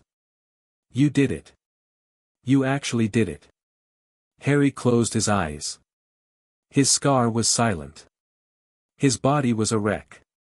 His mind was full of darkness and water and the echo of things that should never have been built. But he was alive. His friends were alive. And Voldemort, the real Voldemort, the last Voldemort, the digital ghost that had tried to transcend death through technology, was gone. He opened his eyes. The squid? Alive. Confused. The cybernetics are still offline. Hermione thinks she might be able to remove them, given time. Ron squeezed his shoulder. You saved it, mate. You saved all of us. Rhodes emerged from the water, the war machine suit streaming lakeweed and silt, and his faceplate hinged open to reveal a grin that was half exhaustion and half triumph. That was the ugliest extraction I've ever been part of. And I've been part of some ugly ones. Did we get everything? We got the servers. The brain. The network. If there are fragments left, they're too small to reconstitute. Rhodes knelt beside Harry. It's over. The war. Voldemort. All of it. The Death Eaters. Malfoy surrendered an hour ago. The Ministry's in chaos, but Dumbledore's already working on it. The remaining dark marks are fading. Without Voldemort's consciousness to power them, they're just tattoos. Rhodes's grin softened. You can rest now, Potter. You've earned it. Harry looked up at the sky. The clouds were breaking, and through the gaps, he could see blue, real blue, the color of a Scottish summer that had finally decided to arrive. The castle still smoked on the hill, but the fires were out. The boats were returning to shore. The students were emerging from their hiding places, and somewhere in the distance, he could hear Dumbledore's voice, calm and certain, telling everyone that the danger had passed. He should have felt triumph. Relief. Joy. And he did, somewhere underneath the exhaustion. But what he felt most strongly was a quiet, steady, bone-deep satisfaction. Not the thrill of victory. The knowledge of a job completed. A mission accomplished. A war won, not by prophecy or destiny, but by preparation and sacrifice and the people who'd refused to let him fight alone. Thank you, he said to Rhodes. For everything. You did the work. I just showed you how. Rhodes offered his hand. Come on. Let's get you to the hospital wing before Madame Pomfrey has a fit. Harry took the hand and let himself be pulled to his feet. His legs were shaky. His lungs hurt. His scar was silent, and the silence felt like a wound that was finally beginning to heal. He walked up the shore toward the castle, his friends on either side and his mentor at his back, and he didn't look down at the lake again. But in the depths, in the darkness where the containment chamber had been, something still glowed. Faint. Fading. The last fragment of an arc reactor, half buried in silt, its green light pulsing with a rhythm that was almost a heartbeat. It was dying. It had been dying for hours. But it wasn't dead yet. And in the reactor's core, wrapped in layers of stark technology and dark magic and the residue of a consciousness that had once been the most feared wizard in history, something was still aware. Still watching. Still waiting. It would take years to grow strong again. Years to rebuild. Years to find a way back to the surface and the world it had once tried to conquer. But time was something it had in abundance. And the lake was deep, and the castle was old, and the darkness beneath the water had kept secrets since before the founders had laid the first stone. Voldemort's last fragment, smaller than a whisper, weaker than a ghost, settled into the silt and began to dream. The celebration that night was nothing like the feast in the kitchens after the siege. That had been a desperate, defiant meal, thrown together in the chaos of survival. This was something else. This was relief, pure and uncomplicated, the release of tension that had been building for months and finally, truly, broken. The great hall had been repaired, the house elves, working with a fervor that bordered on mania, had restored the ceiling and the floor and the shattered windows. The enchanted sky above showed a perfect summer night, stars scattered across a velvet black, the moon full and silver and benevolent. The tables were laden with food that Dobby had somehow produced from a kitchen that had been half destroyed in the fighting. The students who remained, the seventh years who'd refused evacuation, the order members who'd stayed to help rebuild, filled the benches in their house colors, laughing and crying and telling stories of the battle in voices that still shook but grew steadier with every telling. Harry sat at the Gryffindor table, Ron on one side and Hermione on the other, and let the noise wash over him. He was clean for the first time in days. Madame Pomfrey had insisted on a full examination before releasing him, and she only relented when he promised to eat something and sleep for at least 12 hours. His body was a catalogue of bruises and strains and the lingering ache of muscles pushed too far. But his scar was silent, and the lake was quiet, and for the first time since the Triwizard Tournament, he wasn't afraid. "Look at them," Ron said, nodding toward the Ravenclaw table. Luna was holding court, her bandaged shoulder somehow elegant, describing her encounter with a Death Eater in the 7th floor corridor. She's telling them about the crumplehorn snorkack again. She's telling them about how she hexed a Death Eater in the face, Hermione corrected. The snorkack is just context. Luna's always context. Harry laughed, and the sound surprised him. It felt strange in his throat, rusty from months of tension and fear and the weight of everything he'd carried. He took another bite of treacle tart. Dobby had made it specially, had probably been making it since word of the victory spread, and let himself feel, for just a moment, like a 17-year-old at the end of a very long term. Rhodes appeared at the end of the table, out of the suit for the first time in what felt like weeks. He was wearing borrowed robes, Arthur Weasley's, from the look of them, and he looked profoundly uncomfortable in the billowing fabric. But his expression was calm, and his eyes were warm, and when he sat down across from Harry, the wariness that had defined their first meeting was gone entirely. "Dumbledore wants to talk to you," he said. "Later." "He wants to talk to you now." "Later." Harry pushed another piece of treacle tart across the table. "Eat something. You've been in the suit for 2 days." "I ate in the suit. Nutrient paste doesn't count." Rhodes looked at the treacle tart as though it might attack him. Then he picked up his fork and took a bite. His eyebrows rose. "That's actually good. Dobby's best recipe." They ate in companionable silence for a moment. Around them, the celebration swirled on. Neville was demonstrating a dueling move to a cluster of odd fourth years, Ginny was laughing at something Seamus had said, the Weasley twins were already planning the commemorative fireworks they'd promised. It was chaos. It was Hogwarts. It was home. "I've been thinking," Harry said. "Dangerous habit. About what comes next. The war's over. Voldemort's gone. But the things we built, the spell link, the technomantic interface, the tactical integration, those are still here. They still work. And there are still problems in the world. There are always problems. I know. But I'm thinking, what if we didn't stop? What if we kept training? Kept building? Not an army.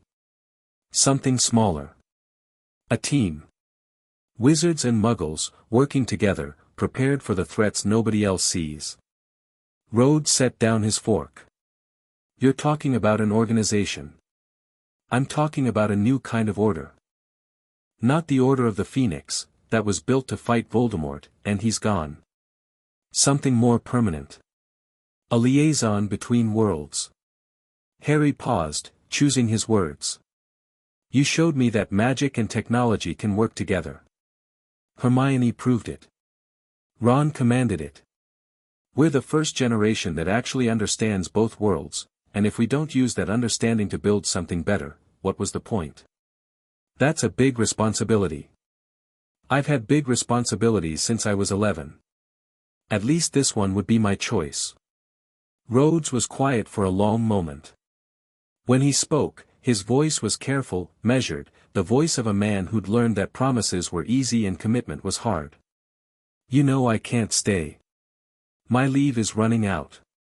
The Air Force is going to want a report on everything that happened here, and I need to track down whoever was selling Stark Tech to Kane in the first place. That trail's gone cold, but it's still out there. I know. But I can advise. Consult. Help you set up protocols and training regimens. And I can make sure the right people in my world know that your world exists, the people who can help instead of exploit. That's all I'm asking." Harry extended his hand. "Partners? Long-term this time?" Rhodes took it. The grip was the same as it had been in the safehouse, that first morning after the Death Eater attack, firm, brief, and utterly without ceremony. But the look in his eyes was different. It was the look of a man who'd found something he'd stopped looking for. "Partners," he said. "Long-term." Hermione leaned into their conversation, her eyes bright with the particular hunger that meant she was already planning something. "If we're going to do this, we need a name. And a legal framework. And funding. And, we need to sleep first," Ron said firmly. "Eat, sleep," rebuild the castle, then plan the future. In that order. That's surprisingly sensible. I'm a sensible person. I just hide it well. Harry grinned, and for a moment, the weight of the past year lifted entirely. He was 17 years old. He had survived a war. He had friends who loved him, a mentor who believed in him, and a future that was finally, impossibly, his to shape. The celebration went on around him, laughter and tears and the clinking of goblets, and Harry Potter sat in the great hall of Hogwarts and let himself be happy. It was, he thought, about time. Chapter 8, The Soldier's Peace. The funerals took 3 days. Harry had never been to a wizard funeral before. He'd missed Dumbledore's in another life, had read about the White Tomb and the Phoenix Song and the Centaur's arrows, but that was a story someone else had lived. This was real. This was now. This was the price of victory counted in bodies laid to rest beneath the Scottish earth. They buried the dead on a hillside overlooking the Black Lake, where the grass was soft and the wind came gentle off the water and the castle stood watch like a silent sentinel. 3 graves. One Hufflepuff 4th year named Eleanor Branstone, who'd been caught in the crossfire when the Death Eaters breached the Great Hall. 2 Ravenclaw 7th years, Marcus Belby and Cho Chang's cousin whose name Harry couldn't remember without guilt twisting in his stomach. 3 students who'd come to Hogwarts to learn and stayed to fight and would never go home. The ceremonies were small. Most of the students had already been evacuated to their families, and the ones who remained were the older ones, the fighters, the 7th years who'd refused to leave and the 6th years who'd lied about their age to stay. They stood in clusters on the hillside, their black robes whipping in the wind, their faces pale and blank and too young for the weight they were carrying. Harry stood at the front with Ron and Hermione, the War Machine suit a silent silver-black monument behind them. Rhodes was in the suit, his faceplate open, his dark eyes fixed on the graves with the expression of a man who'd attended too many funerals and would attend too many more before his own time came. Dumbledore spoke the eulogies, his voice still weak from Snape's curse but steady with the practice of someone who'd been saying goodbye to students for longer than most of the mourners had been alive. They were children, Hermione whispered, her hand clenched so tight around Harry's that her knuckles were white. They were just children. They were soldiers, Harry said quietly. They chose to fight. That matters. Does it? Does it matter when they're dead? Yes. Harry looked at the graves, at the fresh earth and the white marble headstones that the house elves had carved in a single night. It matters because they chose. Nobody forced them. Nobody drafted them. They saw what was coming and they stood up anyway. That's not nothing. Hermione didn't answer. But her grip on his hand loosened, just slightly, and that was enough. The political fallout was almost worse than the battle. Harry spent the week after the funerals in a haze of meetings and memorials and ministry officials who'd spent the past year denying Voldemort's return and now wanted to claim credit for his defeat. Cornelius Fudge arrived at Hogwarts 3 days after the lake battle with an entourage of sycophants and a speech already prepared, and Harry took one look at him and walked out of the room. You can't just walk out on the Minister for Magic, Hermione said, catching up to him in the corridor. Watch me. Harry, he spent a year calling me a liar. He spent a year telling the world I was delusional while Voldemort was building an army and Kane was building a technomantic body and Death Eaters were attacking Muggle suburbs. He did nothing. Less than nothing. He actively made it worse. Harry stopped walking, his hands shaking with a fury that surprised him. And now he wants to stand in front of the cameras and talk about how the Ministry's steadfast commitment to security carried us through. I'm not giving him that. I'm not giving him anything. Hermione was quiet for a moment. Then she said, You're going to have to deal with him eventually. The Ministry is still the governing body of magical Britain. If you want to build this new order you keep talking about, you'll need their cooperation, or at least their tolerance. Then I'll deal with the next minister. Fudge won't survive this. He spent a year denying Voldemort, and Voldemort nearly took Hogwarts. The public won't forgive that. How do you know? Because they didn't. Harry started walking again. In another life, they didn't. Hermione didn't ask what he meant. She'd learned, over the past months, that Harry sometimes knew things he shouldn't know, fragments of memory that didn't quite fit the timeline, instincts that had been honed in battles he'd never fought. She'd stopped questioning it. Some mysteries, she'd decided, weren't worth solving. Rhodey's departure came on a grey Tuesday morning, 8 days after the end of the war. The Quinjet touched down on the Hogwarts Quidditch pitch at dawn, its engines louder than anything the wizarding world had ever heard, and within minutes, half the castle was pressed against the windows watching the strange Muggle aircraft settle onto the grass. The Ministry had been notified. There was no hiding a military-grade stealth transport landing on a Scottish boarding school sports field, but for once, nobody argued. The War Machine suit had earned its place in wizarding history, and Colonel James Rhodes had been granted honorary membership in the Order of the Phoenix by a unanimous vote that even Snape's empty seat had somehow approved. Harry walked Rhodes to the landing site alone. Ron and Hermione had said their goodbyes the night before, a private dinner in the room of requirement that had involved too much food and not enough words, and Hermione crying into her soup in a way she'd denied for years. This goodbye was different. This was the one that mattered. "You're sure you won't stay?" Harry asked, already knowing the answer. "I've got a report to file. An investigation to complete. The Stark tech that Kane was using, I need to trace it back to its source, find out who sold it to him, make sure it doesn't happen again." Rhodes paused at the Quinjet's loading ramp. "And I've got a life back home. A career. Responsibilities I can't just walk away from." "I know. But I meant what I said. Partners. Long term." Rhodes reached into his jacket and pulled out a small device, barely larger than a galleon, its surface smooth and silver. "This is a Stark Industries communicator. Encrypted, untraceable, works on a frequency your magic shouldn't interfere with. Hermione can probably improve it. If you need me, if anything happens, you call. Day or night." Harry took the communicator, its weight surprisingly light in his palm. "And if you need me? Then I'll call." "But Harry," Rhodes's voice shifted, the military crispness softening into something more personal. "You don't need me anymore. You haven't needed me for weeks. Everything I taught you, you've internalized. Everything you faced, you handled. I gave you the tools, but you're the one who used them. I wouldn't have survived without you. Maybe not. But you did survive. And you'll keep surviving." Rhodes placed a hand on Harry's shoulder, the grip firm and warm.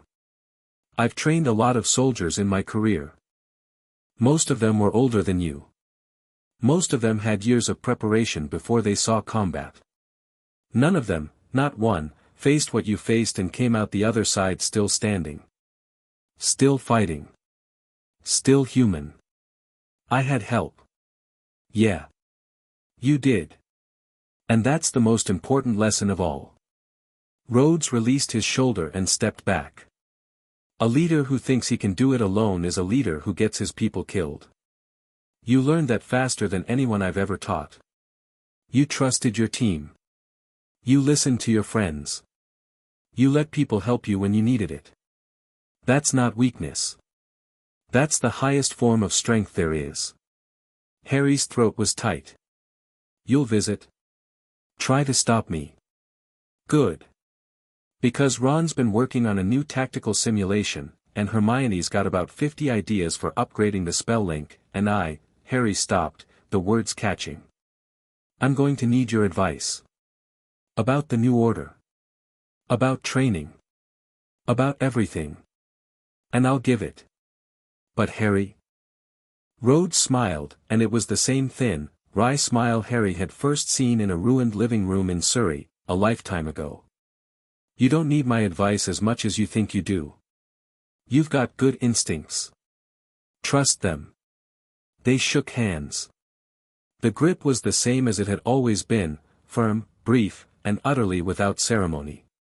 But when Rhodes pulled Harry into a brief, rough embrace, the kind soldiers gave each other before boarding transports to places they might not return from, Harry felt something crack open in his chest. "Take care of yourself, Colonel Rhodes," he said. "Take care of your people, Colonel Potter." Rhodes released him and walked up the loading ramp, his back straight, his stride confident, the stride of a man who'd finally stopped being anyone's sidekick. "That's an order." The Quinjet's engines roared to life, and Harry watched it rise from the Quidditch pitch, its dark shape silhouetted against the grey morning sky. It climbed higher and higher, shrinking to a speck, vanishing into the clouds, and Harry stood alone on the grass until the sound of the engines faded to nothing and the world was quiet again. He wasn't alone for long. Ron and Hermione found him 10 minutes later, still standing on the pitch, the Stark communicator clutched in his hand. Hermione didn't say anything, she just wrapped her arms around him and held on. Ron stood a few feet away, his hands in his pockets, his expression the complicated mixture of sympathy and awkwardness that Harry had come to recognize as friendship in its purest form. "So," Ron said finally. "What now?" Harry looked up at the castle. Hogwarts rose against the grey sky, its towers and turrets scarred but standing, its windows glowing with the warm light of 1,000 candles. The repairs were already underway, scaffolding clung to the astronomy tower like new growth, and the great hall's roof was nearly restored. The school was healing. The world was healing. And Harry Potter, for the first time in his life, had the power to decide what came next. "Now," he said, "we build something new." The planning took months. Harry had expected resistance, from the ministry, from the traditionalist pureblood families, from the professors who'd spent decades teaching that Muggle technology and magic were incompatible. What he hadn't expected was the groundswell of support. The students who'd fought in the Battle of Hogwarts had seen the War Machine suit in action. They'd watched Rhodes's repulsors punch through Death Eater shields that had stopped killing curses. They'd seen Hermione's spell link bridge the gap between worlds in ways that shouldn't have been possible. They were young, and they were scared, and they were angry, and they wanted to be ready for whatever came next. The first recruits came from Gryffindor, because of course they did. Neville Longbottom signed up before Harry had even finished explaining the concept. "You want to train wizards to fight like soldiers? To use Muggle tactics and magical spells together? I'm in." His Gran, he reported, had been furious, until she'd heard about his role in the 7th floor defense, at which point she'd sent him a howler that was 90% pride and 10% admonishment to be careful. Neville had framed it. Ginny Weasley signed up next, and Harry didn't even try to argue with her. "You're not leaving me out of this," she said, her brown eyes fierce. "I spent the Battle of Hogwarts stuck on the 7th floor with the Ravenclaws because everyone thought I was too young to fight. I'm not too young. I'm never going to be too young again." Luna Lovegood signed up, which surprised everyone except Harry. "The Raxperts have been particularly active since the battle," she said serenely. "I think they're attracted to the residual technomantic energy. Someone needs to study the long-term effects, and I've already started taking notes." Even some of the Slytherins came forward, tentative, defensive, braced for rejection. Harry listened to each of them, evaluated each of them, and accepted the ones who were sincere. He'd learned from Rhodes that good soldiers came from everywhere, and that punishing people for their parents' choices was a waste of potential. By December, the organization had a name, a training facility, and a charter. They called it Ward Machine. The name had been Ron's idea, proposed late one night in the room of requirement after 3 hours of increasingly absurd suggestions. "It's a pun," he'd said, his ears red. "You know. War Machine, but Ward Magic. Because we're blending them. And because it sounds like a promise. We're the ward against the darkness. The machine that protects." "It's terrible," Hermione had said. "It's perfect," Harry had said. And so Ward Machine was born. The training facility was a converted manor house in the Scottish Highlands, donated by a pureblood family who wanted to remain anonymous but whose son had been saved by Harry during the Battle of Hogwarts. It was remote enough for privacy, large enough for a barracks and a training ground and a research laboratory, and, most importantly, it was defensible. Hermione had spent 3 weeks warding the perimeter with layers of magical and technological protection that would have made Cain weep with envy. The training regimen was brutal. Harry designed it himself, based on everything Rhodes had taught him and everything he'd learned in the hellish summer that had forged him into a soldier. Physical conditioning came first, running until your lungs burned, push-ups until your arms failed, the relentless drilling of the OODA loop until it was as instinctive as breathing. Then came tactical exercises, room clearing, hostage extraction, ambush response, all run through holographic simulators that Hermione had built from salvaged Stark technology. Then came weapons integration, wands and firearms, shields and body armor, the delicate art of casting a protego while reloading a pistol. The recruits hated it. They loved it. They came back every day. "This is insane," Ginny gasped, collapsing onto the grass after her first week of training. "I've played Quidditch for years. I thought I was in shape." "Quidditch shape and combat shape are different things," Harry said, offering her a water bottle. "You'll get there. You got there in a month." "I didn't have a choice." Ginny looked at him for a long moment, her expression unreadable. Then she took the water bottle and drank half of it in one go. "Fine. But if I die of exhaustion, I'm haunting you." "That's fair." By spring, Ward Machine had 30 active members and a waiting list that stretched into the hundreds. The Ministry, under its new leadership, Kingsley Shacklebolt had been elected Minister for Magic in a landslide that had surprised no one who'd seen him duel, had granted the organization official status as a Magical Defense Cooperative, a deliberately vague designation that gave them legal standing without tying them to any particular government agenda. The Order of the Phoenix had been formally disbanded, its remaining members absorbed into Ward Machine or retired with honors. Dumbledore, still recovering from Snape's curse and the accumulated exhaustion of a century of fighting dark wizards, had resigned as headmaster of Hogwarts and moved into a small cottage in Hogsmeade where he spent his days writing letters to old friends and his evenings watching the sun set over the castle he'd loved for most of his life. "Are you happy?" Harry asked him during one of their visits, sitting on the cottage's porch with a cup of tea that neither of them was really drinking.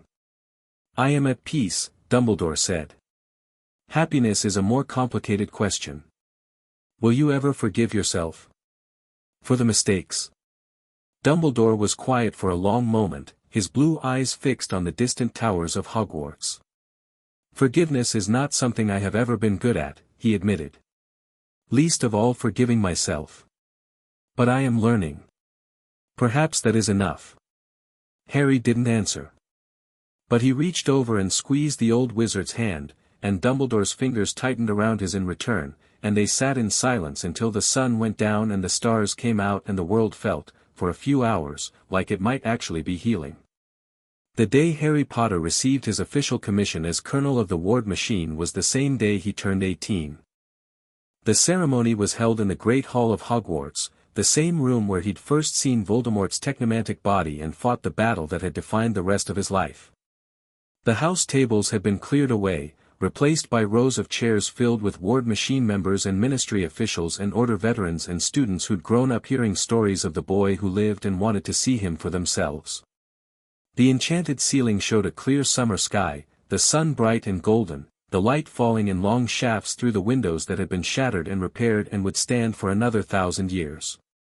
Harry stood at the front of the hall, wearing a uniform that didn't quite exist in any military regulation book. The robes were wizard-cut, deep navy blue with silver trim, but the material was reinforced with lightweight combat plating that Hermione had designed, and the wand holster on his thigh was based on the one Rhodes had fabricated in the Highland safehouse.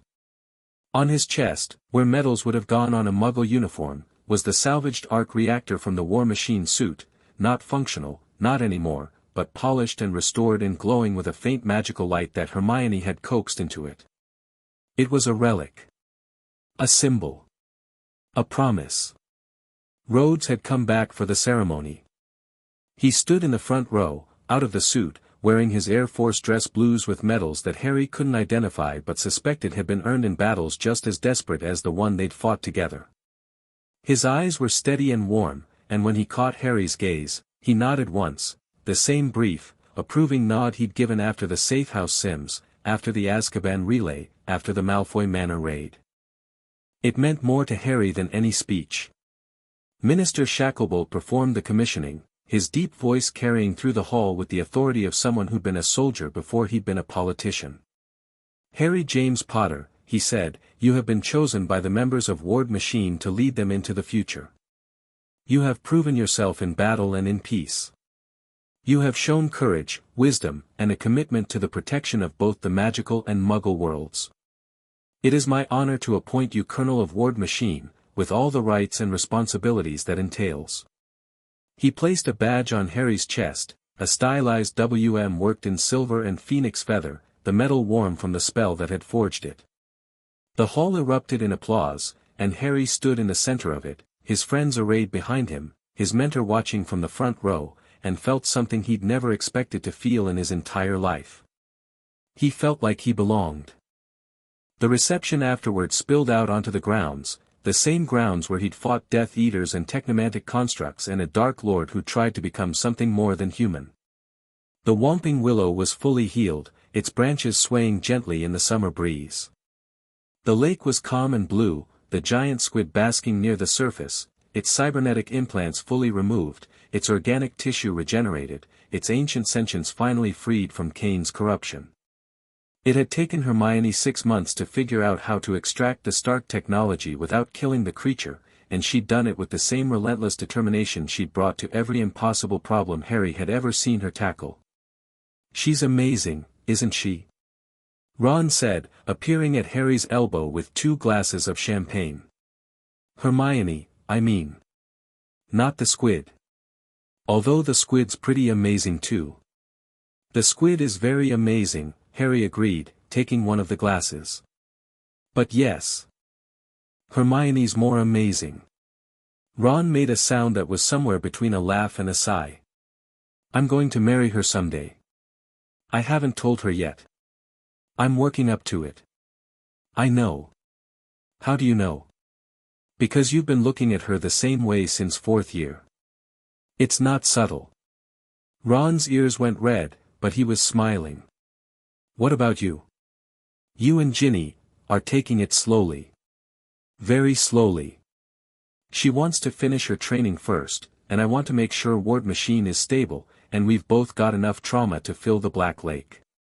"But yeah." Harry smiled. "Yeah, I think so." "Good. Because if you break her heart, I'll have to kill you, and that would be awkward for everyone. I survived Voldemort. I think I can handle a Weasley with a grudge. That's exactly the kind of overconfidence that gets people killed." They stood together at the edge of the lake, 2 young men who'd been boys when they'd first met on the Hogwarts Express and were now something else entirely. The war had aged them. The training had shaped them. The losses had scarred them. But they were still here, still standing, still friends, and that was a victory no Dark Lord could take away. "You ever think about it?" Ron asked quietly. "The other version. The one where Rhodes never showed up at Privet Drive." "Sometimes." "What do you think would have happened?" Harry looked out at the lake, at the castle, at the sky that was finally, permanently, clear. "I think we would have won anyway. Eventually. But it would have cost more. More people would have died. More families would have been broken." He paused. "I think I would have been angrier. Harder. Less able to be here. Like this. With you. So Rhodes didn't just save your life. No. He taught me how to live it." Ron nodded slowly, as if filing that away for future reference. Then he raised his glass. "To Colonel Rhodes, then. And to Colonel Potter. To Ward Machine. To Ward Machine." They drank, and the champagne was cold and crisp and perfect for a summer afternoon that marked the beginning of something new. Around them, the reception swirled on. Neville was demonstrating a new defensive spell to a group of younger recruits, Ginny was laughing at something Luna had said, Hermione was already deep in conversation with a ministry official about the legal framework for magical Muggle defense cooperation. The Weasley twins had set up a fireworks display that was surprisingly tasteful and only slightly explosive.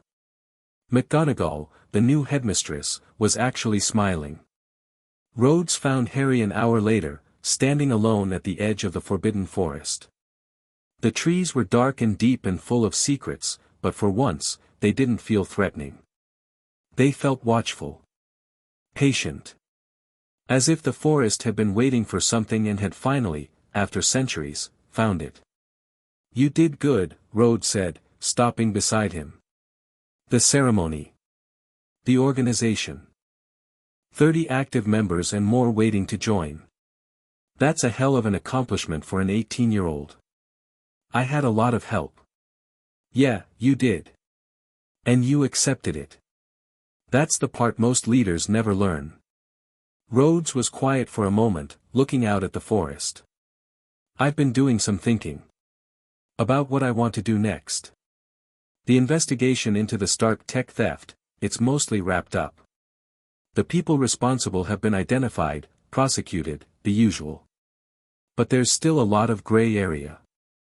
A lot of tech that's unaccounted for. A lot of people who might get ideas about combining magic and technology in ways they shouldn't. The kind of threats Ward Machine was built to handle." "Exactly. Which is why I'm requesting a permanent liaison position. U.S. Air Force attaché to Ward Machine. I'd split my time between here and the States. Help with training, tactical planning, intelligence coordination." Rhodes turned to face Harry. "If you'll have me." Harry stared at him. "You want to stay? Permanently?" "I want to finish what I started. You're a good leader, Potter. You're going to be a great one. But you're still young, and you're still learning, and there are things I know that you don't. Threats I've seen that your world hasn't even imagined yet. I'm not going to be around forever, but I can give you a few more years. Maybe a decade. Maybe longer. Rhodes, I spent 20 years being Tony Stark's backup. The other guy in the suit. The sidekick." Rhodes's voice was steady, but there was something raw underneath it, something that had been buried for a long time and was finally being unearthed. "I told myself it was enough. That I was doing important work. That the mission mattered more than the recognition. And it did, it does, but I was lying to myself about why I was staying. I was staying because I was afraid. Afraid that if I stepped out of Tony's shadow, I'd find out I wasn't good enough to stand on my own." "And did you?"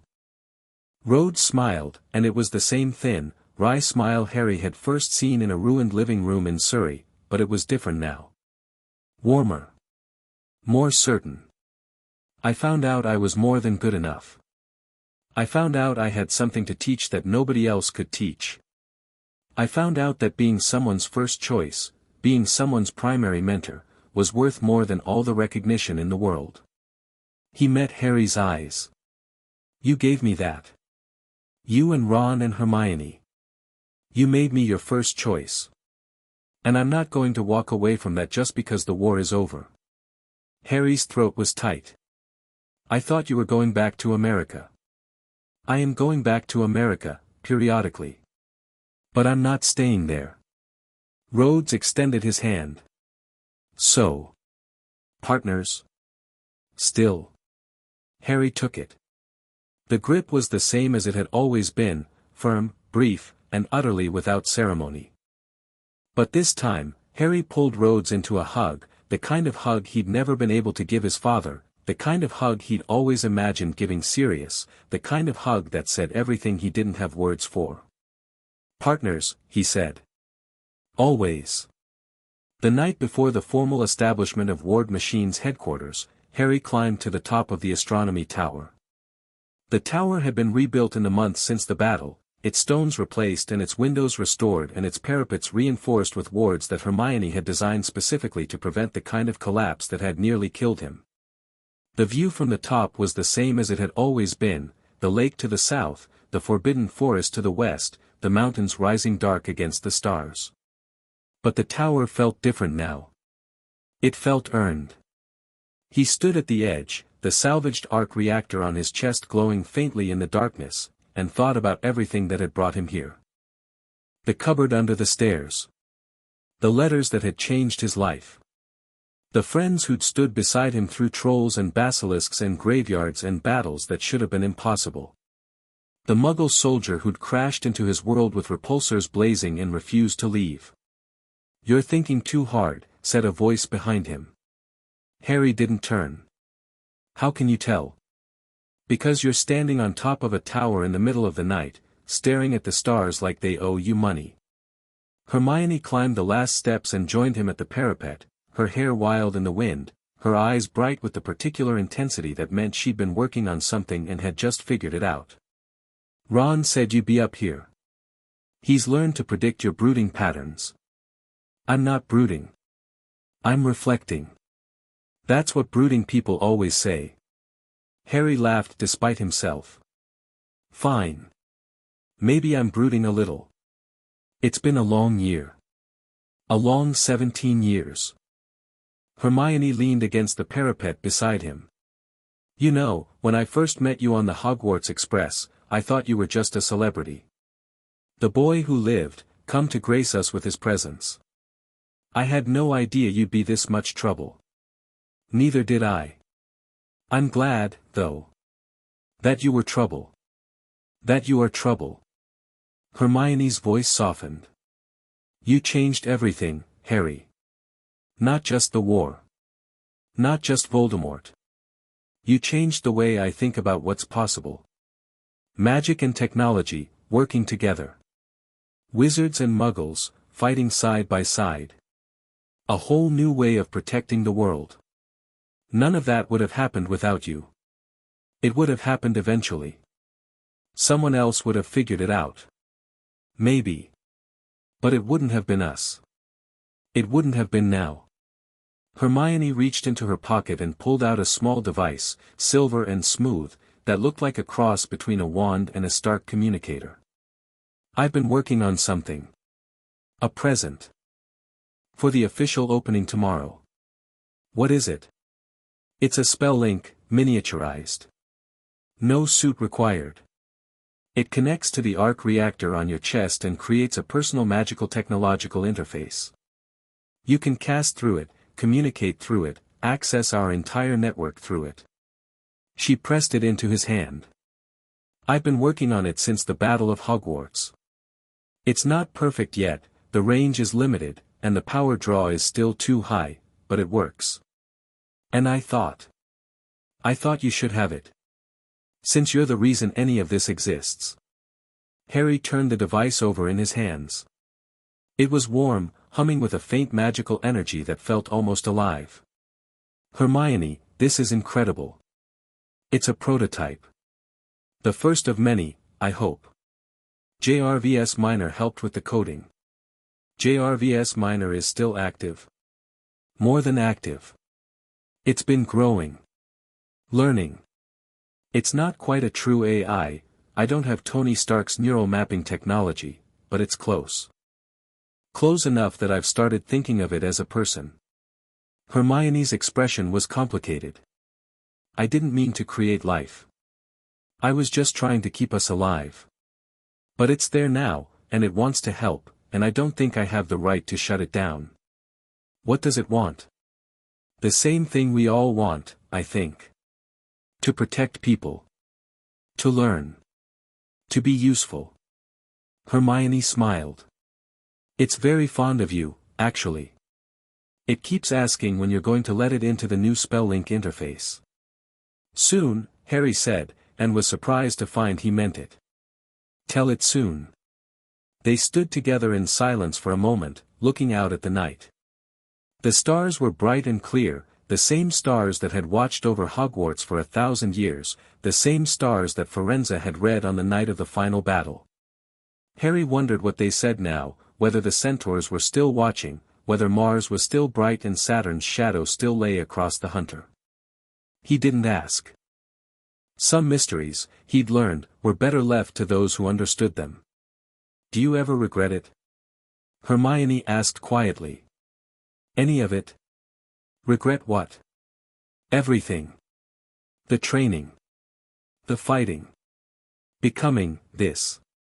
She gestured at his uniform, at the arc reactor on his chest, at the tower and the castle and the organization he'd built. Colonel Potter. Leader of Ward Machine. The soldier who happens to have magic. Harry thought about it. Really thought about it, the way he'd learned to think when the questions mattered. He thought about the cupboard under the stairs and the boy who'd lived there, small and scared and desperate for anything that felt like love. He thought about the first time he'd held a wand, the first time he'd caught a snitch, the first time he'd realized he could be more than just a survivor. He thought about Rhodes, standing in the mist of the Scottish Highlands, telling him that fear was a liar and courage was a choice. He thought about Ron and Hermione, his first friends, his best friends, the people who'd chosen him when they didn't have to and stayed with him when staying was dangerous. No, he said. I don't regret it. Any of it. Even the bad parts. Even the parts that still wake me up at night. He looked at Hermione, and his voice was steady. I'm not who I was supposed to be. I'm not the chosen one the prophecy described. I'm not the boy who lived the wizarding world expected. I'm something else. Something new. And I hope, that's a good thing. It is, Hermione said firmly. It's the best thing. It's the thing that saved us. It's the thing that saved all of us. They stood together on the astronomy tower, two friends who'd been through more than most people experienced in a lifetime, and watched the stars whirl slowly overhead. Somewhere below, Ron was probably looking for them. Somewhere in the castle, McGonagall was probably wondering where her guests had gone. Somewhere in the Forbidden Forest, the centaurs were probably reading the future in the patterns of the sky.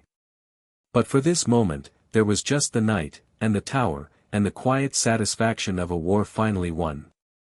The next morning, Harry stood at the gates of Ward Machine headquarters and watched the sun rise on a new era.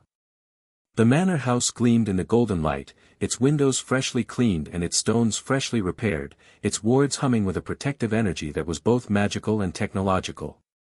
The recruits were already on the training ground, running through the exercises Harry had designed, their faces set with the determined focus of people who'd chosen to be here. Ron was commanding a tactical simulation, his voice carrying across the field with the authority of someone who'd found his purpose. Hermione was in the research laboratory, her diagnostic equipment spread across a table that had once held a Death Eater's cursed artifacts. Rhodes was in the operations center, the war machine suit standing silent and ready in the corner, his dark eyes scanning reports with the same intensity he'd brought to the hunt for stolen Stark technology. And Harry Potter, Colonel of Ward Machine, stood at the gates and watched it all happen. The arc reactor on his chest pulsed with a faint, warm light, not green, not anymore, but gold, the color of phoenix fire and sacrifice and the power that had saved his life more times than he could count. The spell link in his pocket hummed with the quiet awareness of JRVS Minor, patient and watchful and ready. His wand was in its holster, his knife was in his boot, and his friends were all around him. He wasn't the boy who lived. He wasn't the chosen one. He wasn't a symbol, or a prophecy, or a piece on anyone's chessboard. He was a soldier. A leader. A bridge between worlds that had been separate for too long. And this was just the beginning. Colonel Potter. A recruit called from the training ground. We're ready for the next exercise. Harry smiled and walked through the gates, into the future he'd built with his own two hands. Behind him, the sun rose higher over the Scottish hills, painting the world in shades of gold and promise. Before him, the recruits were waiting. His friends were waiting. The war was over, but the work was just beginning, and Harry Potter was exactly where he was supposed to be.